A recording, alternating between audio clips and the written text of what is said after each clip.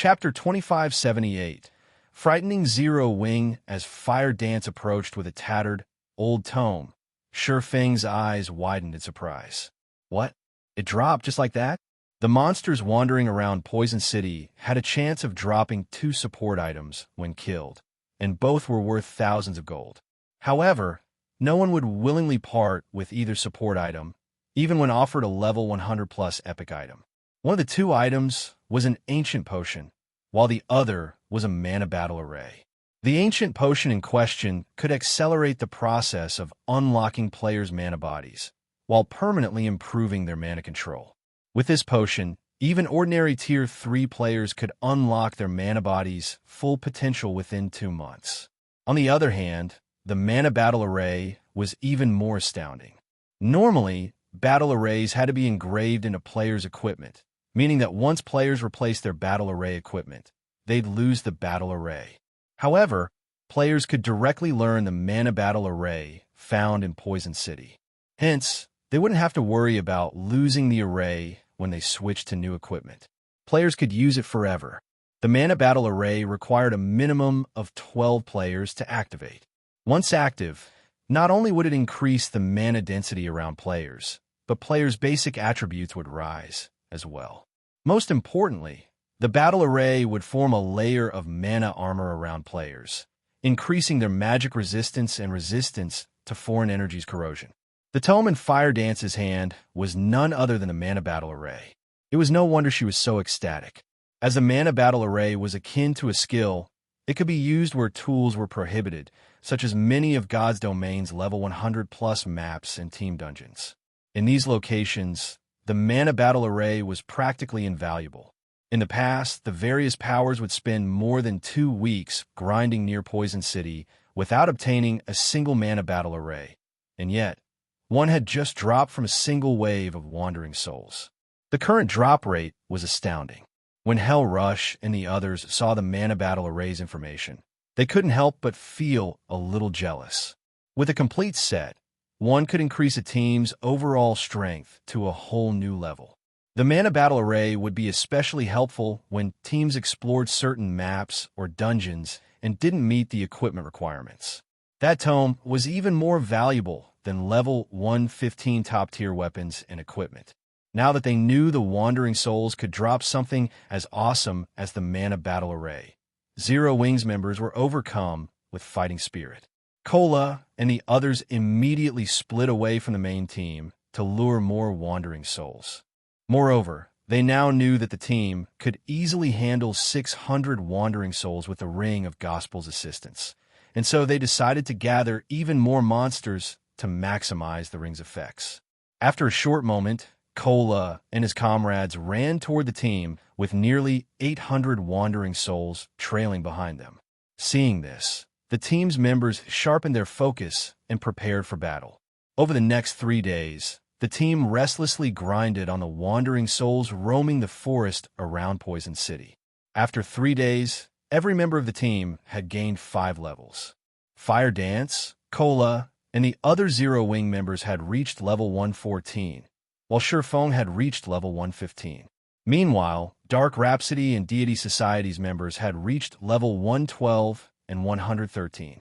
Their levels would even shock the various superpowers. The Dark players on the team wished they could stay in Poison City forever.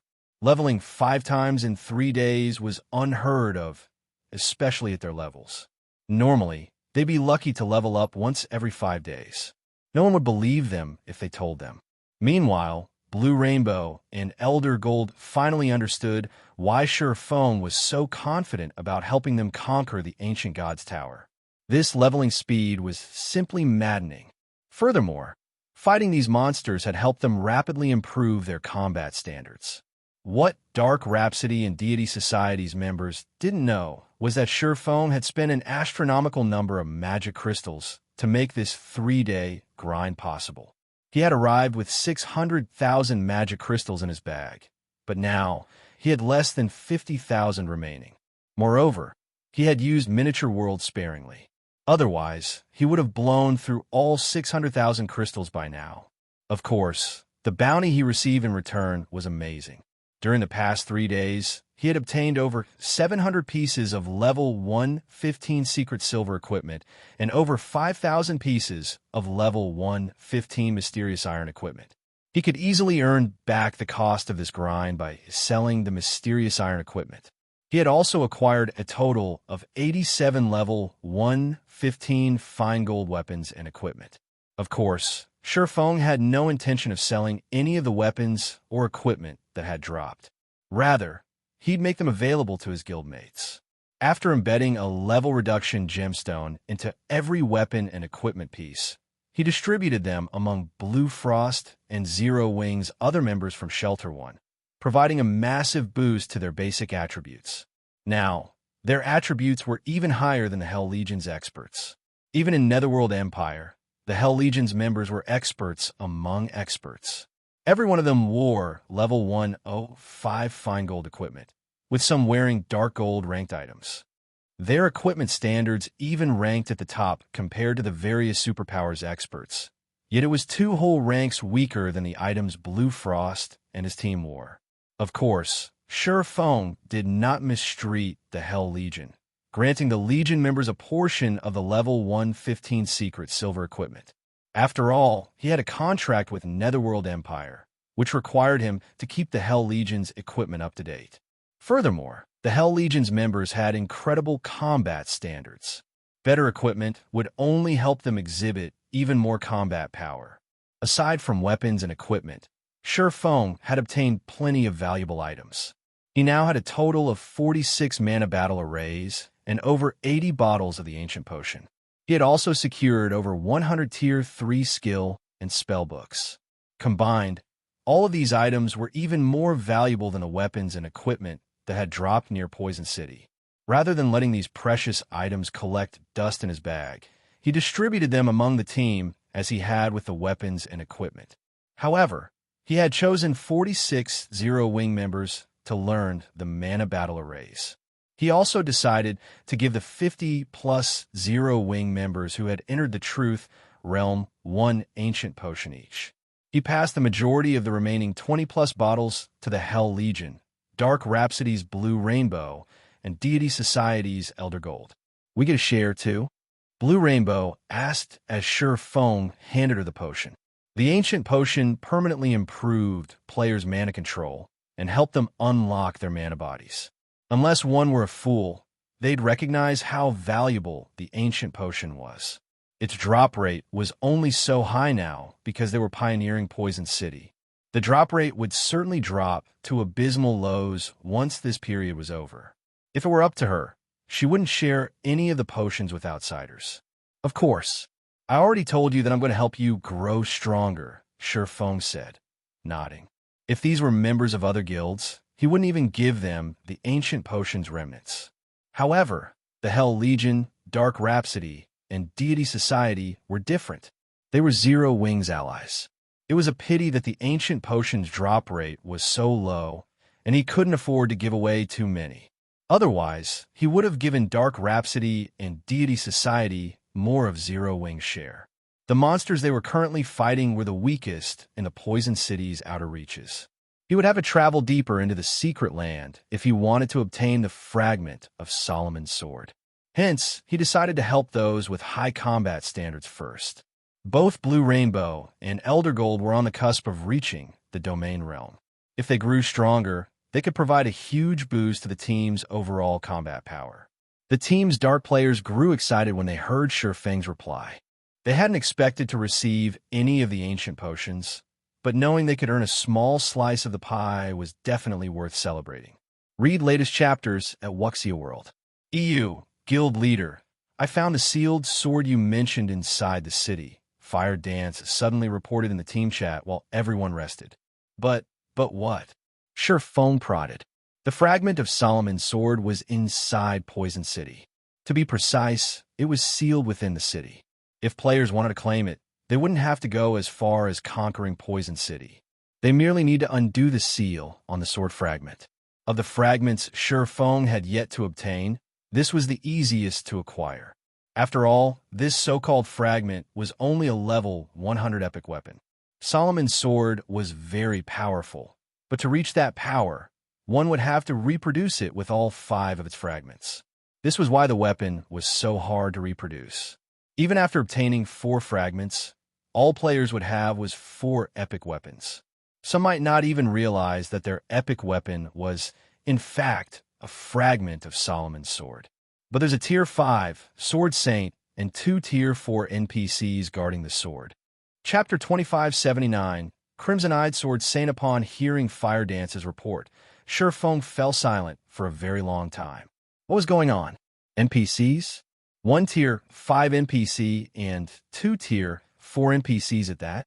According to his information, Poison City had no such NPCs. It was a city of the dead. No living creatures could survive in this secret land. Should we retreat, guild leader? Fire Dance asked.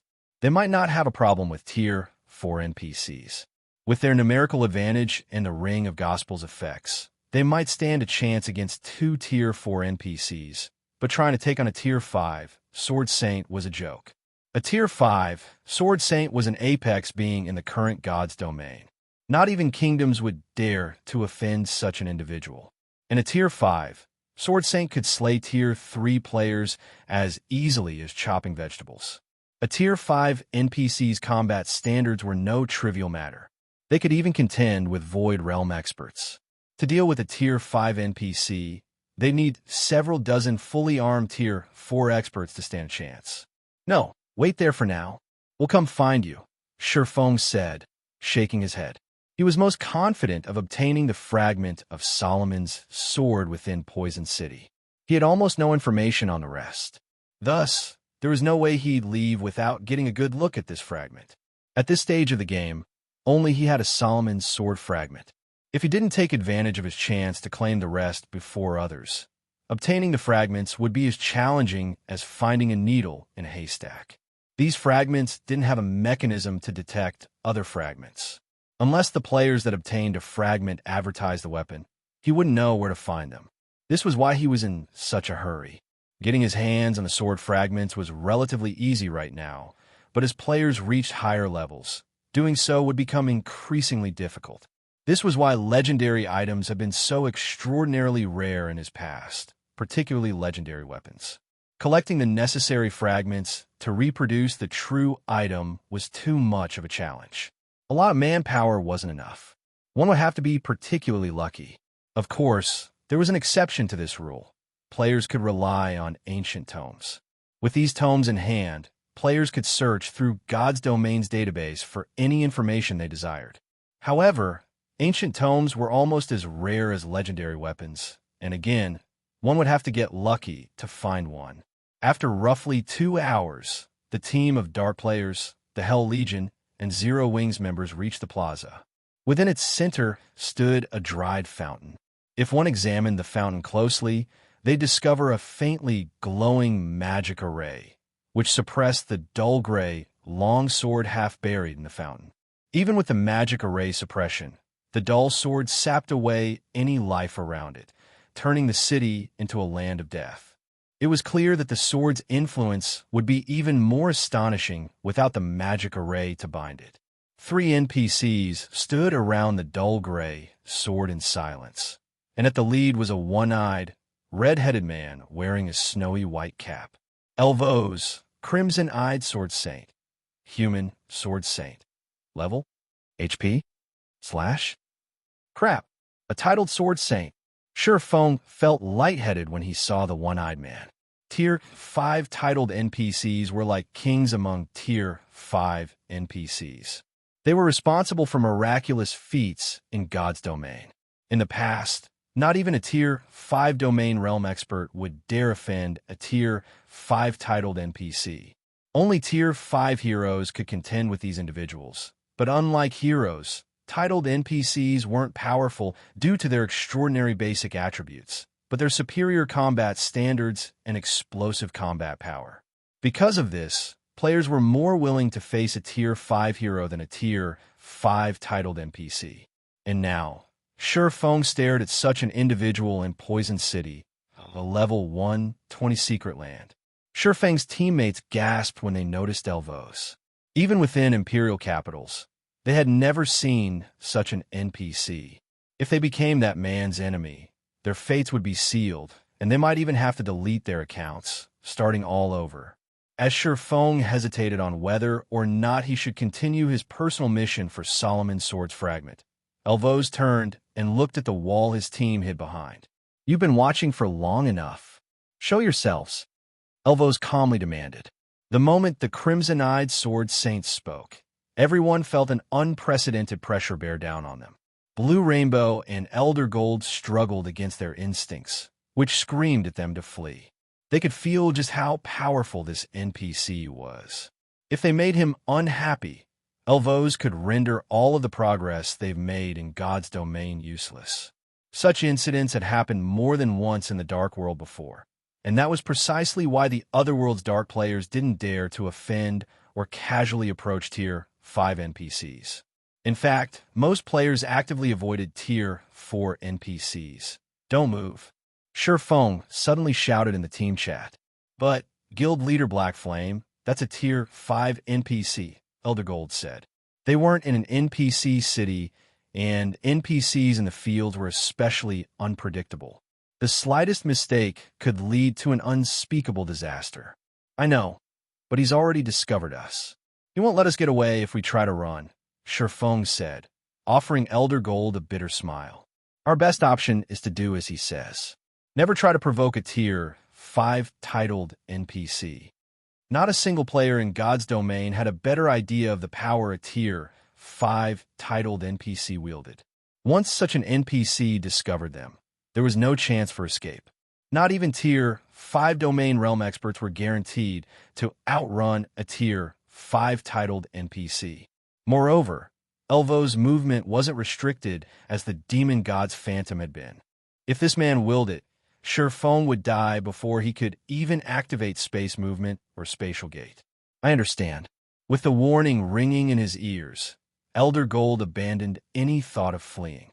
As Surefeng had said, a Tier 5 NPC's movement speed wasn't to be underestimated. Moreover, NPCs gained the ability to fly after reaching Tier 4. How could Tier 3 players like themselves possibly hope to outrun such a being? Moreover, the Tier 5 Sword Saint would view any attempt to flee as a challenge to his authority. The outcome of committing such an offense would be far graver than approaching the NPC directly. Under Surefeng's lead, the team emerged from the small alley that had provided cover and approached the crimson-eyed Sword Saint. "Greetings, esteemed Sword Saint. We are here to explore this secret land and accidentally discover this place. Please forgive us for our trespass." Surefeng respectfully apologized to Elvos, who currently sat before the fountain. "Exploring this secret land." Elvos smiled. The NPC's tone then turned chilly as he continued. "You've come for this sword, right? Well, who commands your force?" "Killing intent." This was the killing intent of a bona fide Tier 5 titled NPC. Read latest chapters at Wuxia World. EU and Elvos' tone had chilled. Surefeng and all of his team felt the pressure on them increase. They all felt as if lead weights had been tied to their limbs, and everyone struggled to breathe. It felt as if they had plunged into an icy hell. At the same time, they heard a series of system notifications. "System warning. Warning. System, you have triggered the epic event, Crimson Wrath. System, you have 30 seconds to make a decision. Kill Elvos, the crimson-eyed Sword Saint, or accept the punishment of death." Chapter 2580, Blade Unsealed. Disaster descends. Everyone on the team, including Surefeng, wore grim expressions when they saw the system notification. How did things turn out like this? This NPC is a lunatic. Magic Flash immediately began to despair.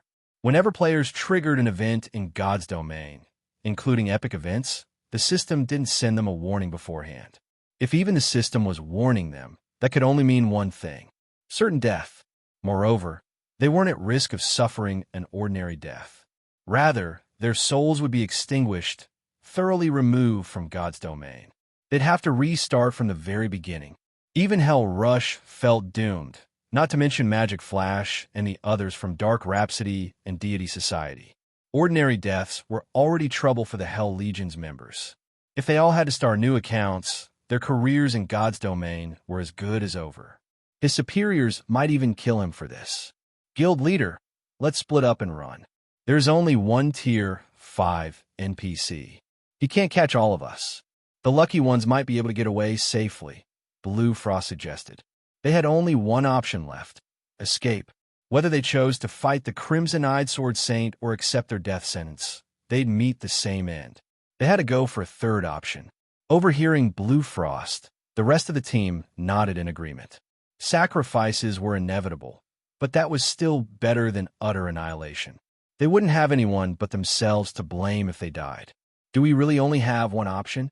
Azure sensed Elvo's killing intent growing stronger. He was flabbergasted. They had only come to a level 120 secret land, yet the main god system had set such an absurd trap. Human NPCs were different from demon gods. They wouldn't set a death trap for players for no good reason. Even if they did, they usually gave players a chance to survive. Did I miss some clue?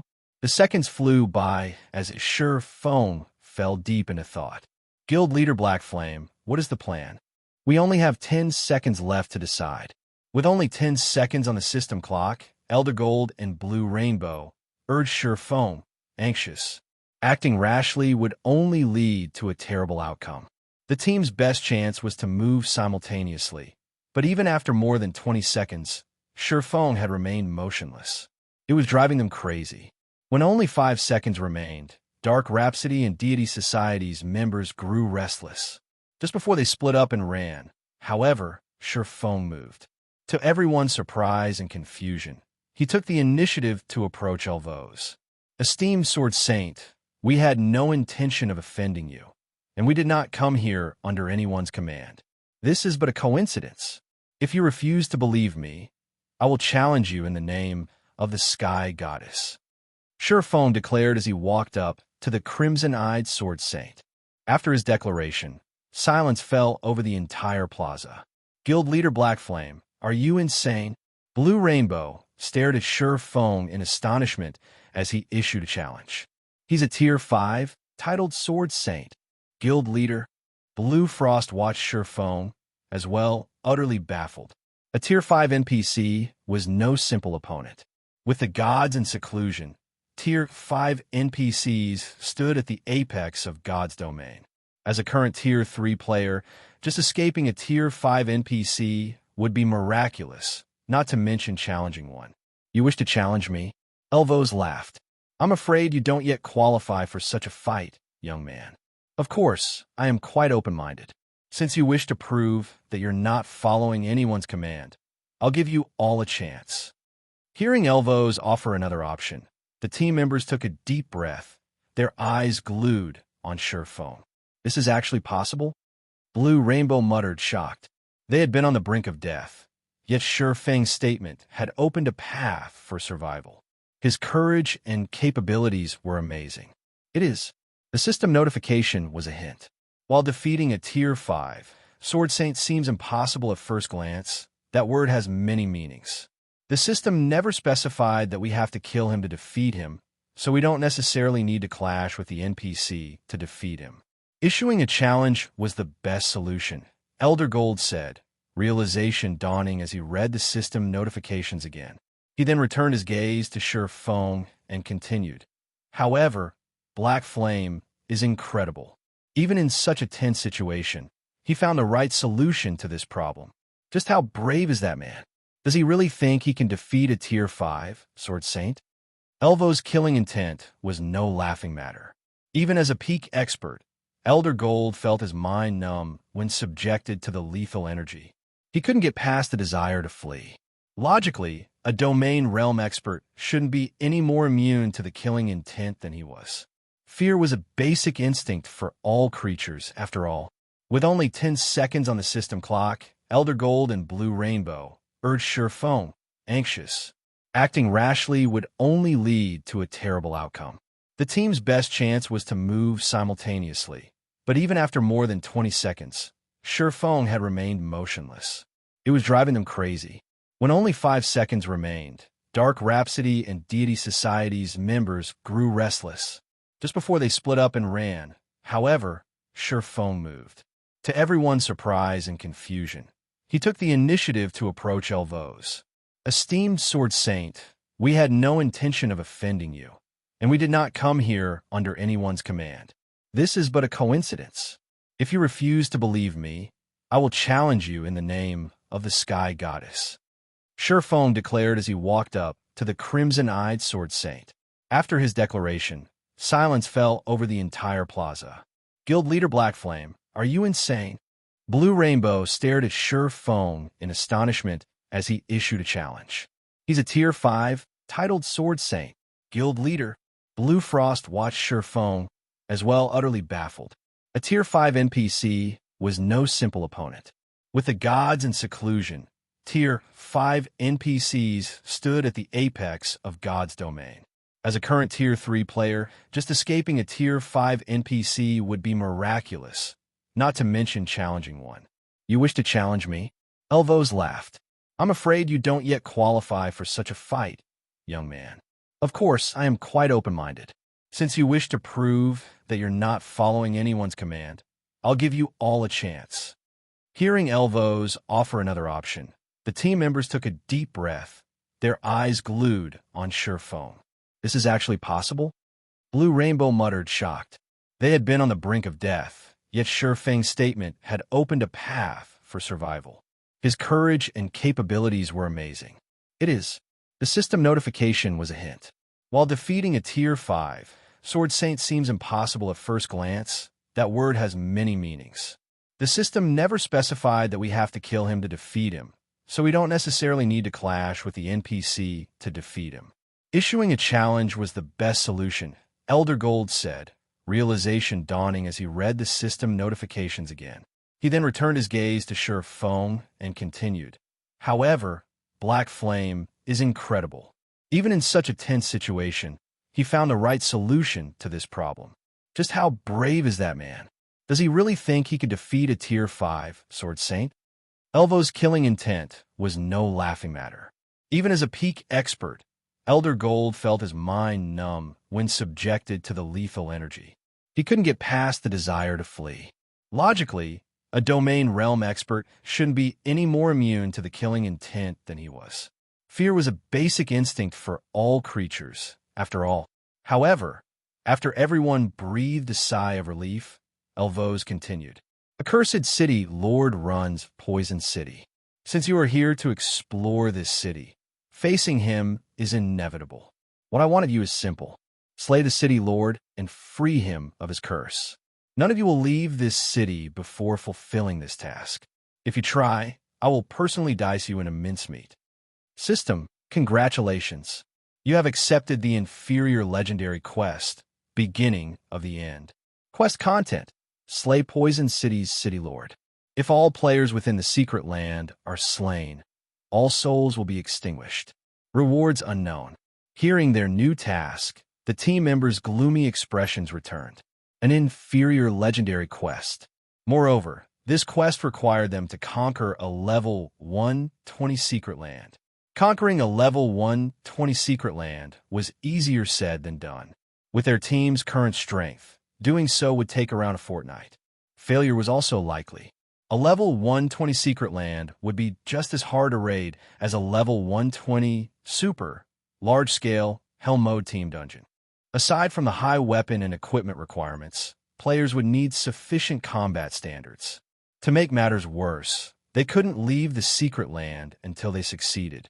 Before they could process this abrupt development, the Crimson-Eyed Sword Saint began to chant an incantation.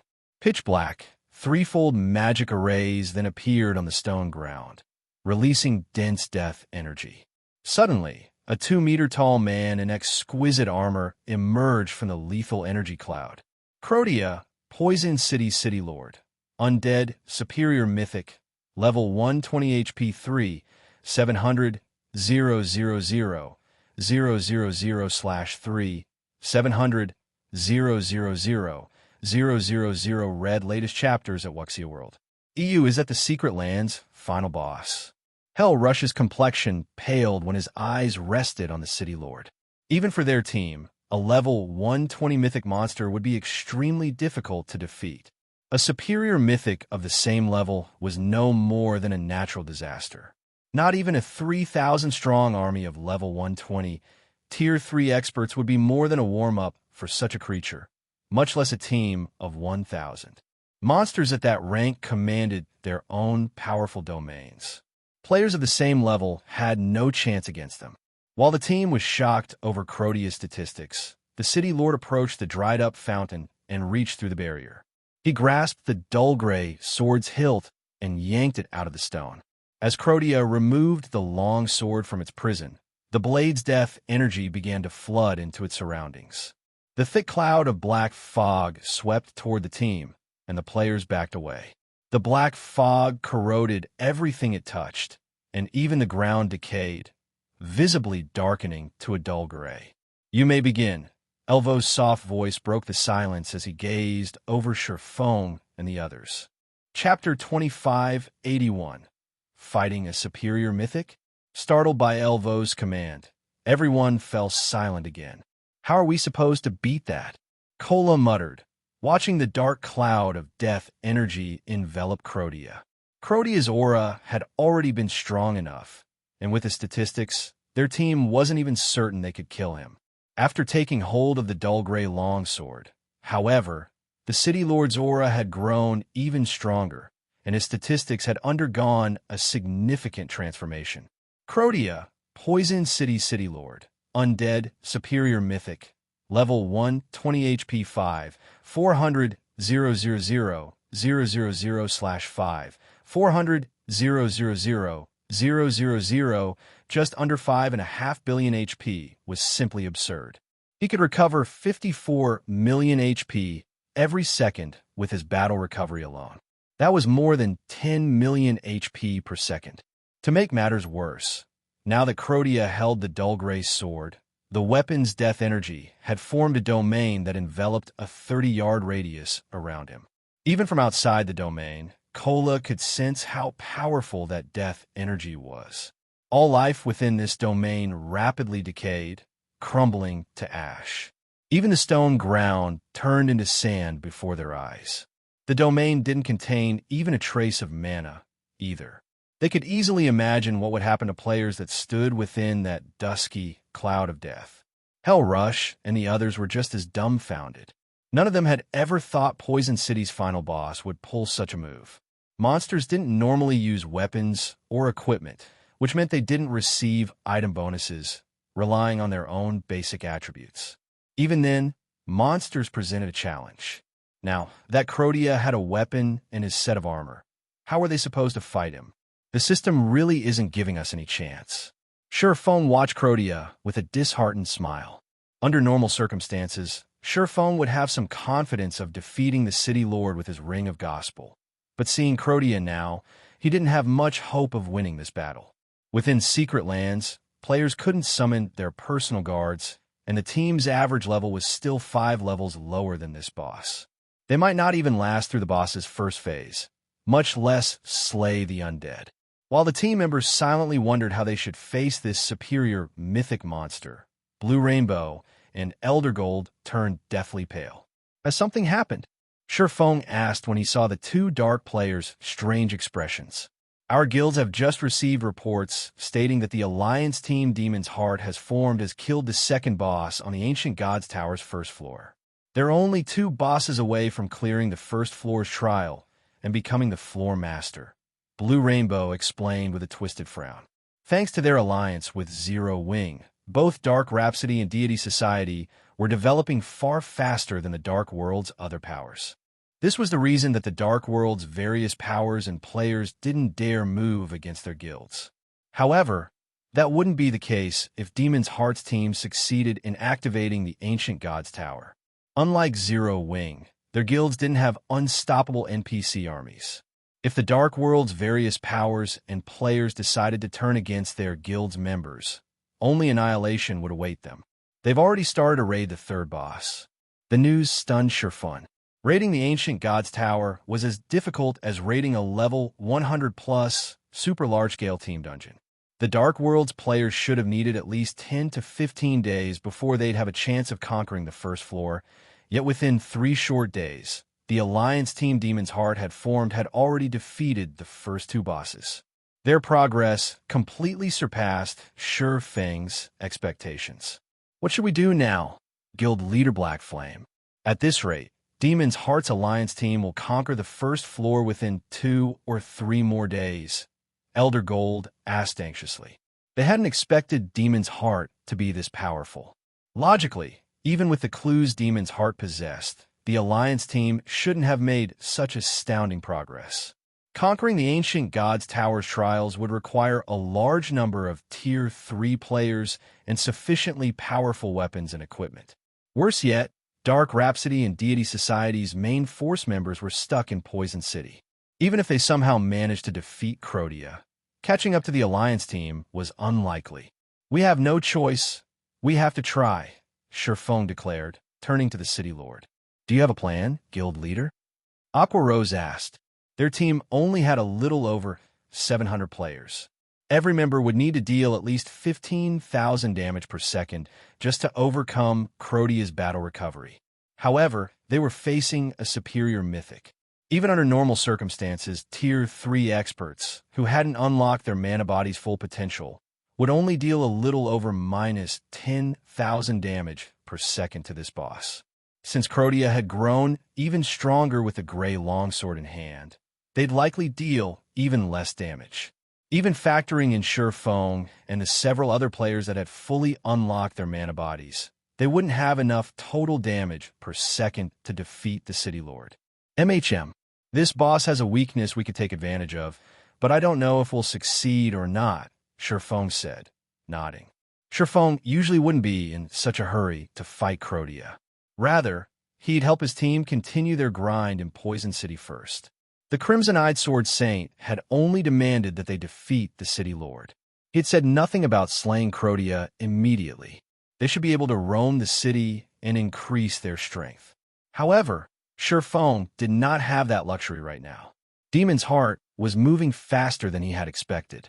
If they couldn't kill Crotia quickly and allowed Demon's Heart to occupy the Ancient Gods Tower, only Dark Rhapsody and Deity Society would be at a disadvantage.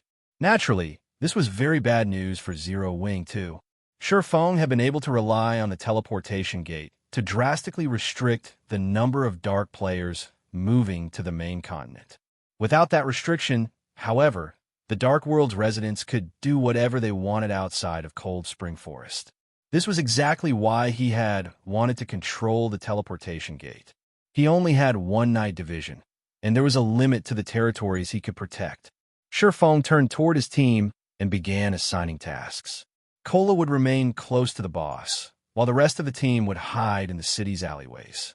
Melee players would set up all kinds of traps, and ranged players would attack from the rooftops of various buildings. Remember, everyone, only 100 players could be within 200 yards of the boss at any point. All melee players must stay away from Crotia. Healers, focus on the MT tanking the boss. Damage dealers just attack at will. MTs, switch positions once you've accumulated 3 stacks of death energy. Sure Feng reminded his team once everyone was in position. If there aren't any problems, let's start the raid. Normally, they need a 1,000-man Tier 3 team to raid Poison City's final boss, but when they had fewer than that, they could take the City Lord on in 100-man teams. By doing so, they'd lower the boss's HP to a minimum. In exchange, the 100-man teams would face more stringent requirements. With most of the team members not being able to fulfill those requirements, they'd have higher chances of success raiding this boss with 100-man teams. Upon hearing Sure Feng's command, Cola charged at Crotia. Everyone on the team was stupefied the instant Cola moved within 200 yards of the City Lord. The boss's maximum HP dropped to just 1 billion, falling by more than half. However, the team now had a different problem. Rather than 700-plus players attacking a boss with 5 billion HP, they had to face a boss with 1 billion HP with no more than 100 players at a time. The raid difficulty had increased, not decreased. Suddenly, Crotia appeared before Cola with so much speed that not even the peak experts had time to react. The City Lord swung his longsword at Cola, the weapon leaving a black spatial tear in its wake. Cola flew backward like a cannonball, crashing into the ground roughly 20 yards away from the final boss. Even after blocking the attack with his shield, Cola still lost 50% of his HP. Fortunately, the attack had put quite a bit of distance between the Guardian Knight and the City Lord. Cola responded by activating Protection Blessing and running to a nearby alley. Meanwhile, 3 healers 50 yards away began to heal Cola in a frenzy, Sacred Lights and Healing Lights landing on the Guardian Knight, one after another, and restoring his HP to 2/3 of his max. 2 seconds later, Cola took another strike, throwing him into a nearby wall and robbing him of another third of his HP. Even after another round of healing spells, the 3 healers only restored his HP to half. After being thrown a few more times, Cola finally lured Crotia into the alleyway. Due to the alley's complex terrain, Crotia had a much harder time landing an attack. Just as the City Lord was about to hit Cola again, he stepped on one of the landmines the team had planted in the alley earlier. Read latest chapters at Wuxia World. EU boom. A loud explosion echoed throughout Poison City, and a damage of over -1 million appeared above the undead's head. After taking a few more steps, Crotia triggered another magic trap and took more than -700,000 damage. Just before Crotia turned to search for the player responsible for the traps, Cola charged forth and used his Tier 3 Justice Roar, causing another -50,000 plus damage and recapturing the boss's aggro. Good. It's doable. Everyone mind your positioning. Range players, attack with everything you have. Melee players, keep setting up traps. Surpassing shouted once Cola had solidified his hold on Crotia's attention. He then activated Miniature World. Chapter 2582, Lightshadow improves. Tough, ferocious beast. When Surpassing activated Miniature World, Crotia's movement speed, reaction speed, and basic attributes decreased as if the boss had stepped into a quagmire, but as a superior mythic, his resistance to the effects was quite high. Even as an intermediate master magician, Surpassing's Miniature World only reduced Crotia's basic attributes by 15% rather than 30%. After activating Miniature World, Surpassing quickly followed up by activating Ring of Brilliance, enhancing every range player's basic attributes. Meanwhile, the 90-plus range players within the City Lord's vicinity began to bombard the boss with skills and spells. Tier 3 spell, Darkness Burn. Tier 3 skill, Solitary Light. Tier 3 spell, Consecutive Earthen Spikes. Spells and arrows tore apart the area, while explosions shook Poison City. Damages exceeding -20,000 appeared above Crotia's head, one after another. Including the damage from the traps, the team dealt more than enough to overcome Crotia's battle recovery. Every member of the team was ecstatic to see this. When they had first seen Crotia, they had despaired. They had known they couldn't overcome the boss's battle recovery with their attacks alone. Killing this City Lord had seemed impossible. Now that they knew they could carrot his battle recovery, however, they knew what to do next.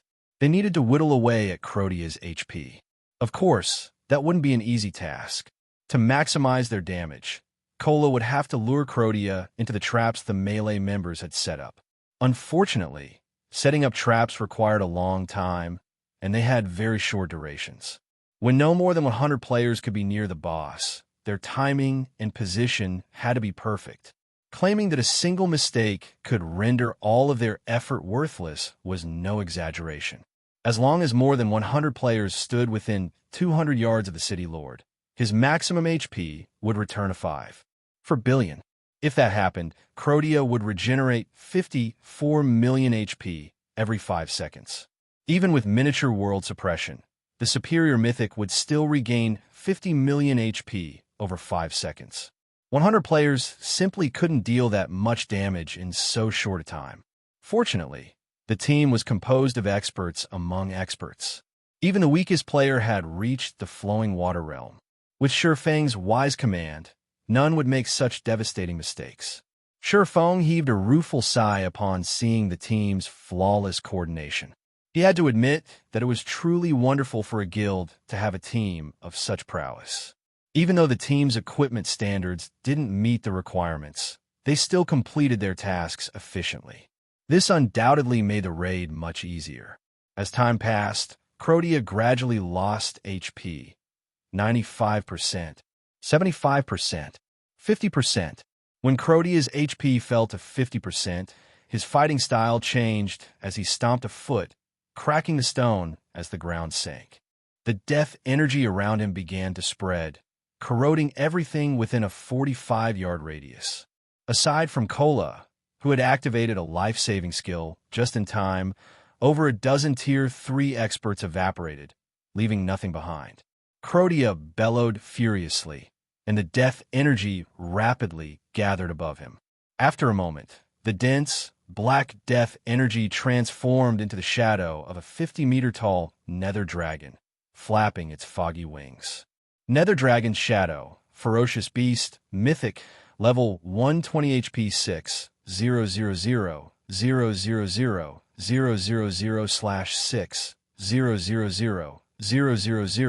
000, 000, 000. How is that possible? Everyone cursed aloud when they saw the Nether Dragon's Shadow. They had never thought that the boss monster could actually summon another boss. Ferocious beasts weren't like wild or demonic beasts. Their very existence was akin to a natural disaster. Some ferocious beasts were even stronger than dragons. While the Nether Dragon's Shadow before them might not be as powerful as a true dragon, it was more than enough to instill despair. Crotia alone was almost too much for them to handle. Now, they had to take on two bosses of Crotia's caliber with just 100 players. This was a joke. Crotia had grown considerably weaker after summoning the Nether Dragon's Shadow, but he still wasn't an easy opponent. The Nether Dragon's Shadow descended and slammed a clawed foot into a nearby building, shattering the structure and leaving a black hole in its place. The Tier 3 Elementalist position on the building had tried to use Blink, but he had still died in the attack. Not good. This boss's attacks have the spatial imprisonment effect. Hell Rush, who saw this from afar, grimly shouted. The spatial imprisonment effect was fatal to magical classes and players with teleportation skills. Once a being sealed the space around them, players could only physically evade an attack. However, magical class players had far less dexterity and speed than melee players. With the spatial imprisonment effect, even an ordinary mythic monster could instantly kill Tier 3 magical class players, let alone a mythic-ranked ferocious beast. Just as the Nether Dragon was about to attack another player, a bolt of blue lightning struck its claw. Boom! With the sound of another explosion, the bolt diverted the Nether Dragon's claw into the street, the impact instantly forming a crater. Enraged over the interruption, the Nether Dragon's crimson eyes turned to glare at the figure that had launched the counterattack. Flapping its wings, the dragon's shadow sent a vortex of death energy at its new target. The vortex had a very large AoE and was basically impossible for players to avoid quickly. Wherever the vortex passed, even space shattered. Just as the death vortex was about to reach its target, the player in question raised his pitch-black longsword and swung it down in a vertical arc. The phantom of a gigantic greatsword appeared in the sky, slicing space and the death vortex in half, which then vanished into the void. Guild leader? Stunned, Aqua Rose turned to Surpassing, the player responsible for the interrupting lightning bolt. The Nether Dragon's death vortex had definitely been more powerful than an ordinary Tier 4 spell, yet Surpassing had bisected it with a single swing. It was unbelievable. Aside from Aqua Rose, Hell Rush, Blue Rainbow, and everyone else watching from afar were similarly astonished. They were talking about a full-powered attack from a Tier 4 ferocious beast. Even an MT like Kola would die instantly if he tried to block such an attack, yet Surpassing had countered it. Just how high was the swordsman's strength? Don't panic, everyone. Continue attacking Crotia.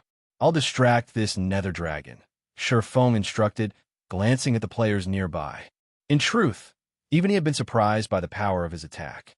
He had thought he'd be lucky just to block the death vortex, yet his Lightshadow had shattered it. He had to admit that his upgraded Abyssal Blade was perfectly suited for the mana technique. Surpassing's command rekindled everyone's confidence, and they resumed their responsibilities. Although the Nether Dragon had killed a few players, team members quickly filled the vacant spots. They still had several hundred Tier 3 players on standby outside of Crodia's influence, so they had no worries about lacking manpower. For a time, one man and one dragon fought in the air, repeated shattering space around them. This looked nothing like a fight between a player and a monster, but a decisive battle between two heaven-defying monsters. Meanwhile, it was business as usual as the rest of the team kite Crodia around the city, steadily chipping away at his HP. Of course, they weren't careless in their attacks. After all was said and done, Surpassing was only a player. Even with healer support, there was a limit to his stamina and concentration. His fight with the Nether Dragon was insanely intense, and neither his stamina nor his concentration would last long at this pace. The team was in a race against time. Fortunately, the density of the death energy surrounding Crodia had decreased significantly after he had summoned the Nether Dragon's shadow, which, in turn, lowered the City Lord's magic resistance. This considerably increased the team's total DPS. However, Crodia had begun to launch even fiercer attacks. Every hit shattered a building and killed anyone caught unprepared. As a result, the team steadily lost members. Even as players died, however, Crodia's HP gradually decreased. 40%, 20%, 10%. Finally, when Crodia's HP fell to 1%, the Nether Dragon's shadow roared and transformed into over a dozen streams of death energy that returned to the final boss. Don't you dare think you can heal him. The sudden development didn't surprise Surpassing in the least. This was Crodia's trump card, which he would use when he was on the brink of death. Each stream of death energy could restore 3% of the superior Mythic's HP. To make matters worse, Crodia would summon the Nether Dragon's shadow once more after the healing process ended. This move had abruptly ended many superpowers raids in the past. Surpassing quickly activated the Abyssal Blade's Darkness Domain and executed Sword's Orbit, using the 36 streams of Power of Darkness to prevent the death energy from approaching the City Lord. Quick, attack with everything you've got. I can't hold them back for long. Surpassing shouted as the streams of death energy began to move faster. Players didn't have the power to destroy this death energy. They could only do their best to stop the energy from reaching the boss. But as more time passed, not only would the death energy move faster, but these streams would also multiply. Read latest chapters at Wuxia World. EU attack. Zhao Yuuru and the others shouted as they desperately bombarded Crodia with whatever spells they had available. They only had a small amount of mana remaining, and they had exhausted all of their powerful moves. All they could do was manipulate their mana to increase their spell's power and accuracy. 0, 5%, 0, 3%, 0, 1%. Boom! With one last explosion, Crodia transformed into a thick cloud of death energy, rapidly dispersing from the alley and spreading throughout Poison City. The team survivors then heard the sounds of multiple system notifications. Chapter 2583. Clear Reward, S-Rank Rating System. Congratulations.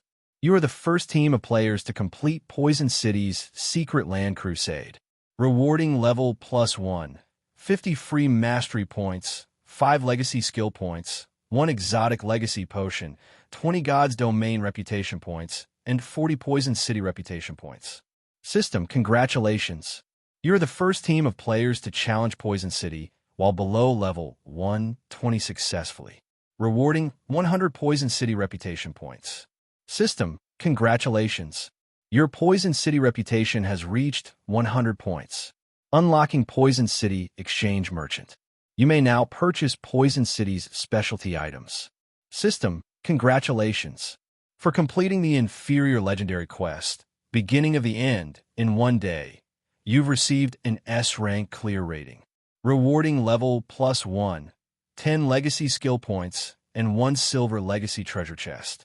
The series of system notifications momentarily stunned every survivor on the team. These rewards were simply too abundant.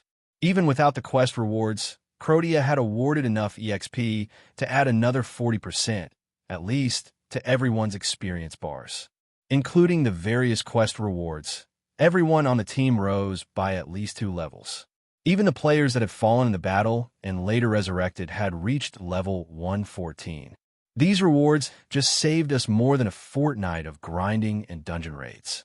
If the others back in the guild find out about this, they'll likely die from envy, one of Dark Rhapsody's main force members said as he looked at his own level and available legacy skill points. Even the various superpowers peak experts would be lucky to reach level 110 by this stage of the game. Yet the lowest level player among Dark Rhapsody's main force members had reached level 114, with many already at 115. In other words, they were one minor threshold ahead of the various superpowers peak experts. While a gap of 5 levels might not seem like much, it was massive after factoring in the difference in equipment and weapons. Furthermore, level 115 players could equip level 120 items. Aside from the significant increase in levels, the team members were elated when they saw how many legacy skill points they had earned. With 15 legacy skill points, they could learn a new Tier 3 legacy skill, which would elevate their combat power to a whole new level. That's nothing. Take a look at the exotic legacy potion and silver legacy treasure chest. Now, those are truly amazing.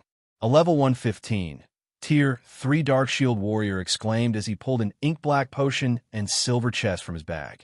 When the rest of the team examined the 2 items' descriptions, an uproar swept through the team. Exotic Legacy Potion, Grandmaster Potion, Consumable, grants user guidance for 1 hour in unlocking the mana body or gaining mana control. Limit 1 per player. Silver Legacy Treasure Chest. Players have a high chance of obtaining a top-tier weapon or equipment piece catered to their class and level, a small chance of obtaining a Tier 3 skill or spell book catered to their class, a very small chance of obtaining a piece of epic equipment, and a minute chance of obtaining a unique legacy or legacy weapon catered to their class upon opening this chest. Time limit, 1 natural day. All of God's Domain's Tier 3 players dreamed of unlocking their mana bodies at full potential and gaining more mana control. But accomplishing either of these tasks was incredibly difficult. Even now, the various superpowers hadn't found a reliable method to accelerate the process and had to rely on their members' talent and skills. And yet, these players had just received a potion that offered an opportunity to make significant progress in both challenges. This was an astoundingly rare opportunity.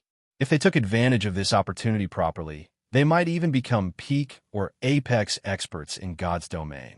The Silver Legacy Treasure Chest was just as astronomically valuable.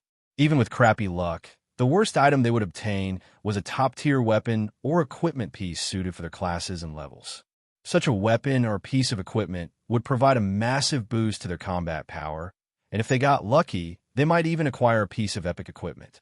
When the guild leader finds out about our rewards after working with Zero Wing, he'll likely laugh himself mad. Blue Rainbow said, sighing ruefully as she gazed at the open treasure chest before her. Her Silver Legacy treasure chest had granted a piece of level 115 Dark Gold equipment. Yet this was the worst possible outcome. Dark Rhapsody had sent over 100 members to participate in Zero Wing's expedition, which meant that their team would return with more than 100 pieces of level 115 Dark Gold equipment, and that was if everyone had bad luck. To secure such a haul, they'd have to repeatedly raid level 115 team dungeons for more than 20 days. After all, only 100-man Hell Mode team dungeons and above had a chance of dropping Dark Gold equipment, and the drop rate wasn't even 100%. Yet, they had only tagged along with Zero Wing for a little over 3 days and gained such a bountiful harvest. When she reported this to her guild leader, he'd assumed she was delusional or was acting as a spy for Zero Wing. The situation even dumbfounded Surpassing. The rewards are so abundant. Surpassing could not believe his eyes as he read the system notifications. Unlike everyone else, however, Surpassing wasn't focused on the exotic legacy potion or silver legacy treasure chests. Instead, the amount of Poison City reputation points awarded and the fact that they had unlocked the city's exchange merchant had caught his attention. Normally, earning Poison City reputation points was an incredible challenge.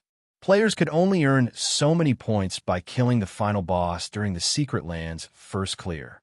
Subsequent kills yielded far less. Hence, players would need a very long time to gain enough points to get access to the exchange merchant. However, once the merchant had activated, players could purchase Poison City's specialty potions, potion recipes, and forging designs for weapons and equipment with magic crystals. The most famous of Poison City's specialty potions had to be the Misfortune Potion. Each bottle cost 1,000 magic crystals. When consumed, players had a 30% chance to gain a 12-hour mana boost, a 60% chance for no effect at all, and a 10% chance to suffer 3 hours of mana deficiency. Unlike the exotic Legacy Potion, players could consume as many Misfortune Potions as they wished. Read latest chapters at Wuxia World. EU once players had activated Poison City's exchange merchant and had enough magic crystals. Quickly unlocking their mana body's full potential was entirely possible. Unfortunately, the Misfortune Potion was bound on purchase. In other words, only the players that had earned enough Poison City reputation points would have the privilege of using the potion. This was why the various superpowers of Sure Feng's previous life had desperately raided Poison City again and again. Now, however, Sure Feng's entire team had access to this highly sought-after privilege after clearing the city once. Once he suppressed his excitement over activating the exchange merchant, Sure Feng glanced at the last system notification, which only he had received. System, congratulations. For completing the inferior legendary quest, Beginning of the End, with an S-rank clear rating, you have been awarded the Disaster Blade. You may seek out the Crimson-Eyed Sword Saint for legacy guidance once, or request the Sword Saint strengthen the Disaster Blade. You have 5 minutes to decide. Chapter 2584, Final Decision. Road to Tier 4. Sure Feng could not help but hesitate when he saw the system notification. Both the legacy guidance and the Disaster Blade strengthening were incredibly rare opportunities. Not only would the legacy guidance help players unlock their mana body's full potential, but it would also help them reach beyond the 100% threshold. The knowledge a titled Sword Saint like Elvos had was especially valuable. With the Tier 6 gods in seclusion, a titled Sword Saint stood at the very apex of God's domain's powerhouses. Of course, the chance to strengthen the awarded weapon was just as precious. This opportunity involved imbuing one's mana in a weapon, granting the weapon a portion of their abilities. This wouldn't change any of the weapon's attributes, but the weapon's power and skill effects would receive a considerable boost. This could even grant the weapon hidden effects. If a titled Sword Saint imbued an epic weapon like the Disaster Blade with his mana, the weapon would be able to rival fragmented legendary weapons. Even the various superpowers experts would consider such a weapon godly. They'd essentially be able to use it for their entire careers in God's domain. The weapon's level limitation wouldn't be a concern, either. It was possible to raise a level 100+ epic weapon or equipment piece's maximum level through certain means, although it would be more costly with a level 100+ epic weapon. However, if one could continue to use an epic weapon that rivaled fragmented legendary rank, the cost would be worthwhile. While Sure Feng hesitated, he heard the sound of another system notification. System, you have 1 minute remaining. If you fail to make a decision before the time limit has ended, both options will be considered abandoned. With so little time remaining, Sure Feng gritted his teeth and approached Elvos. Esteemed Sword Saint, I hope to obtain your legacy guidance, Sure Feng earnestly declared. Are you certain? You have already unlocked your mana body, and based on how you accomplished that feat, you must have received legacy guidance from another powerhouse. I doubt my guidance will be of any significant help to you. In contrast, strengthening the Disaster Blade will certainly increase your strength, Elvos calmly informed Sure Feng. I am certain, my lord, Sure Feng replied, nodding. While he had unlocked his mana body's full potential, 100% wasn't enough for his future goals. He'd only reach greater heights by surpassing that threshold. Every powerhouse trod a different path, and obtaining more legacy guidance would definitely help him break past the 100% threshold. Most importantly, opportunities to receive legacy guidance were incredibly rare. If he missed this chance, he might never find another. Even after learning from the Heavenly Blue Saint's legacy guidance, he had only unlocked his mana body's full potential after combining what he had learned with a God's Heart's effects. Naturally, crossing the 100% threshold was far more difficult than reaching it. If he had to do so on his own, it would take ages before he made a breakthrough. He might never actually succeed. He had an epic ranked mana body, and going beyond 100% at that rank would be much harder than it would be with lower ranks.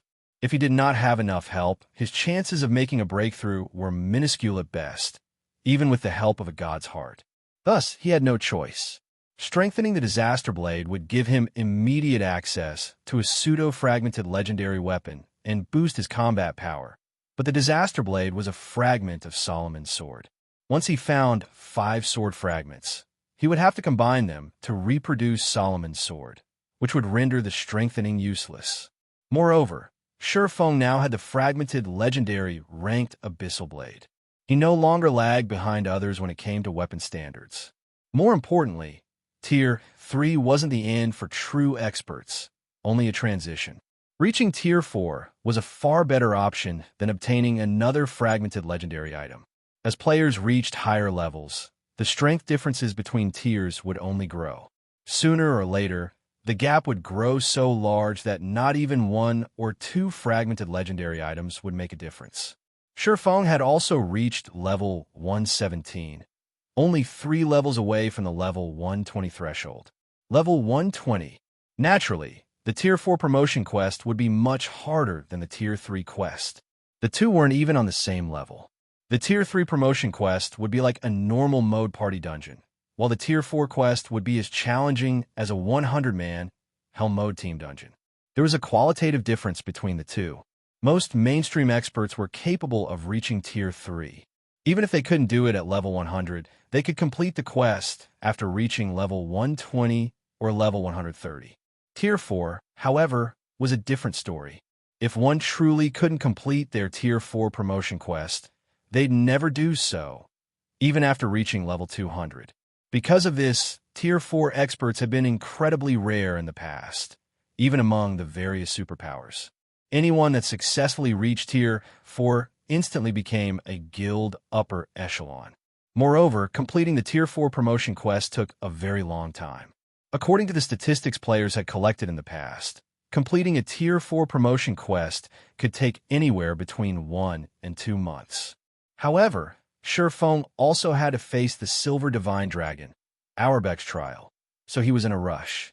If he couldn't reach Tier 4 before he had to undertake the Divine Dragon's trial, his chances of clearing the trial would be all but 0. Unfortunately, he couldn't afford to lose Auerbach due to the many benefits the Divine Dragon's companion enjoyed. It had also helped him secure a foothold on the Western continent. In his current state, Shurfeng estimated that his chances of completing the Tier 4 promotion quest were only around 10% or 20%.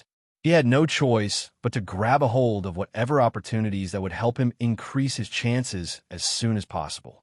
"It seems you have already decided on your path," Elvos said, and he seemed to look at the swordsman before him in a different way.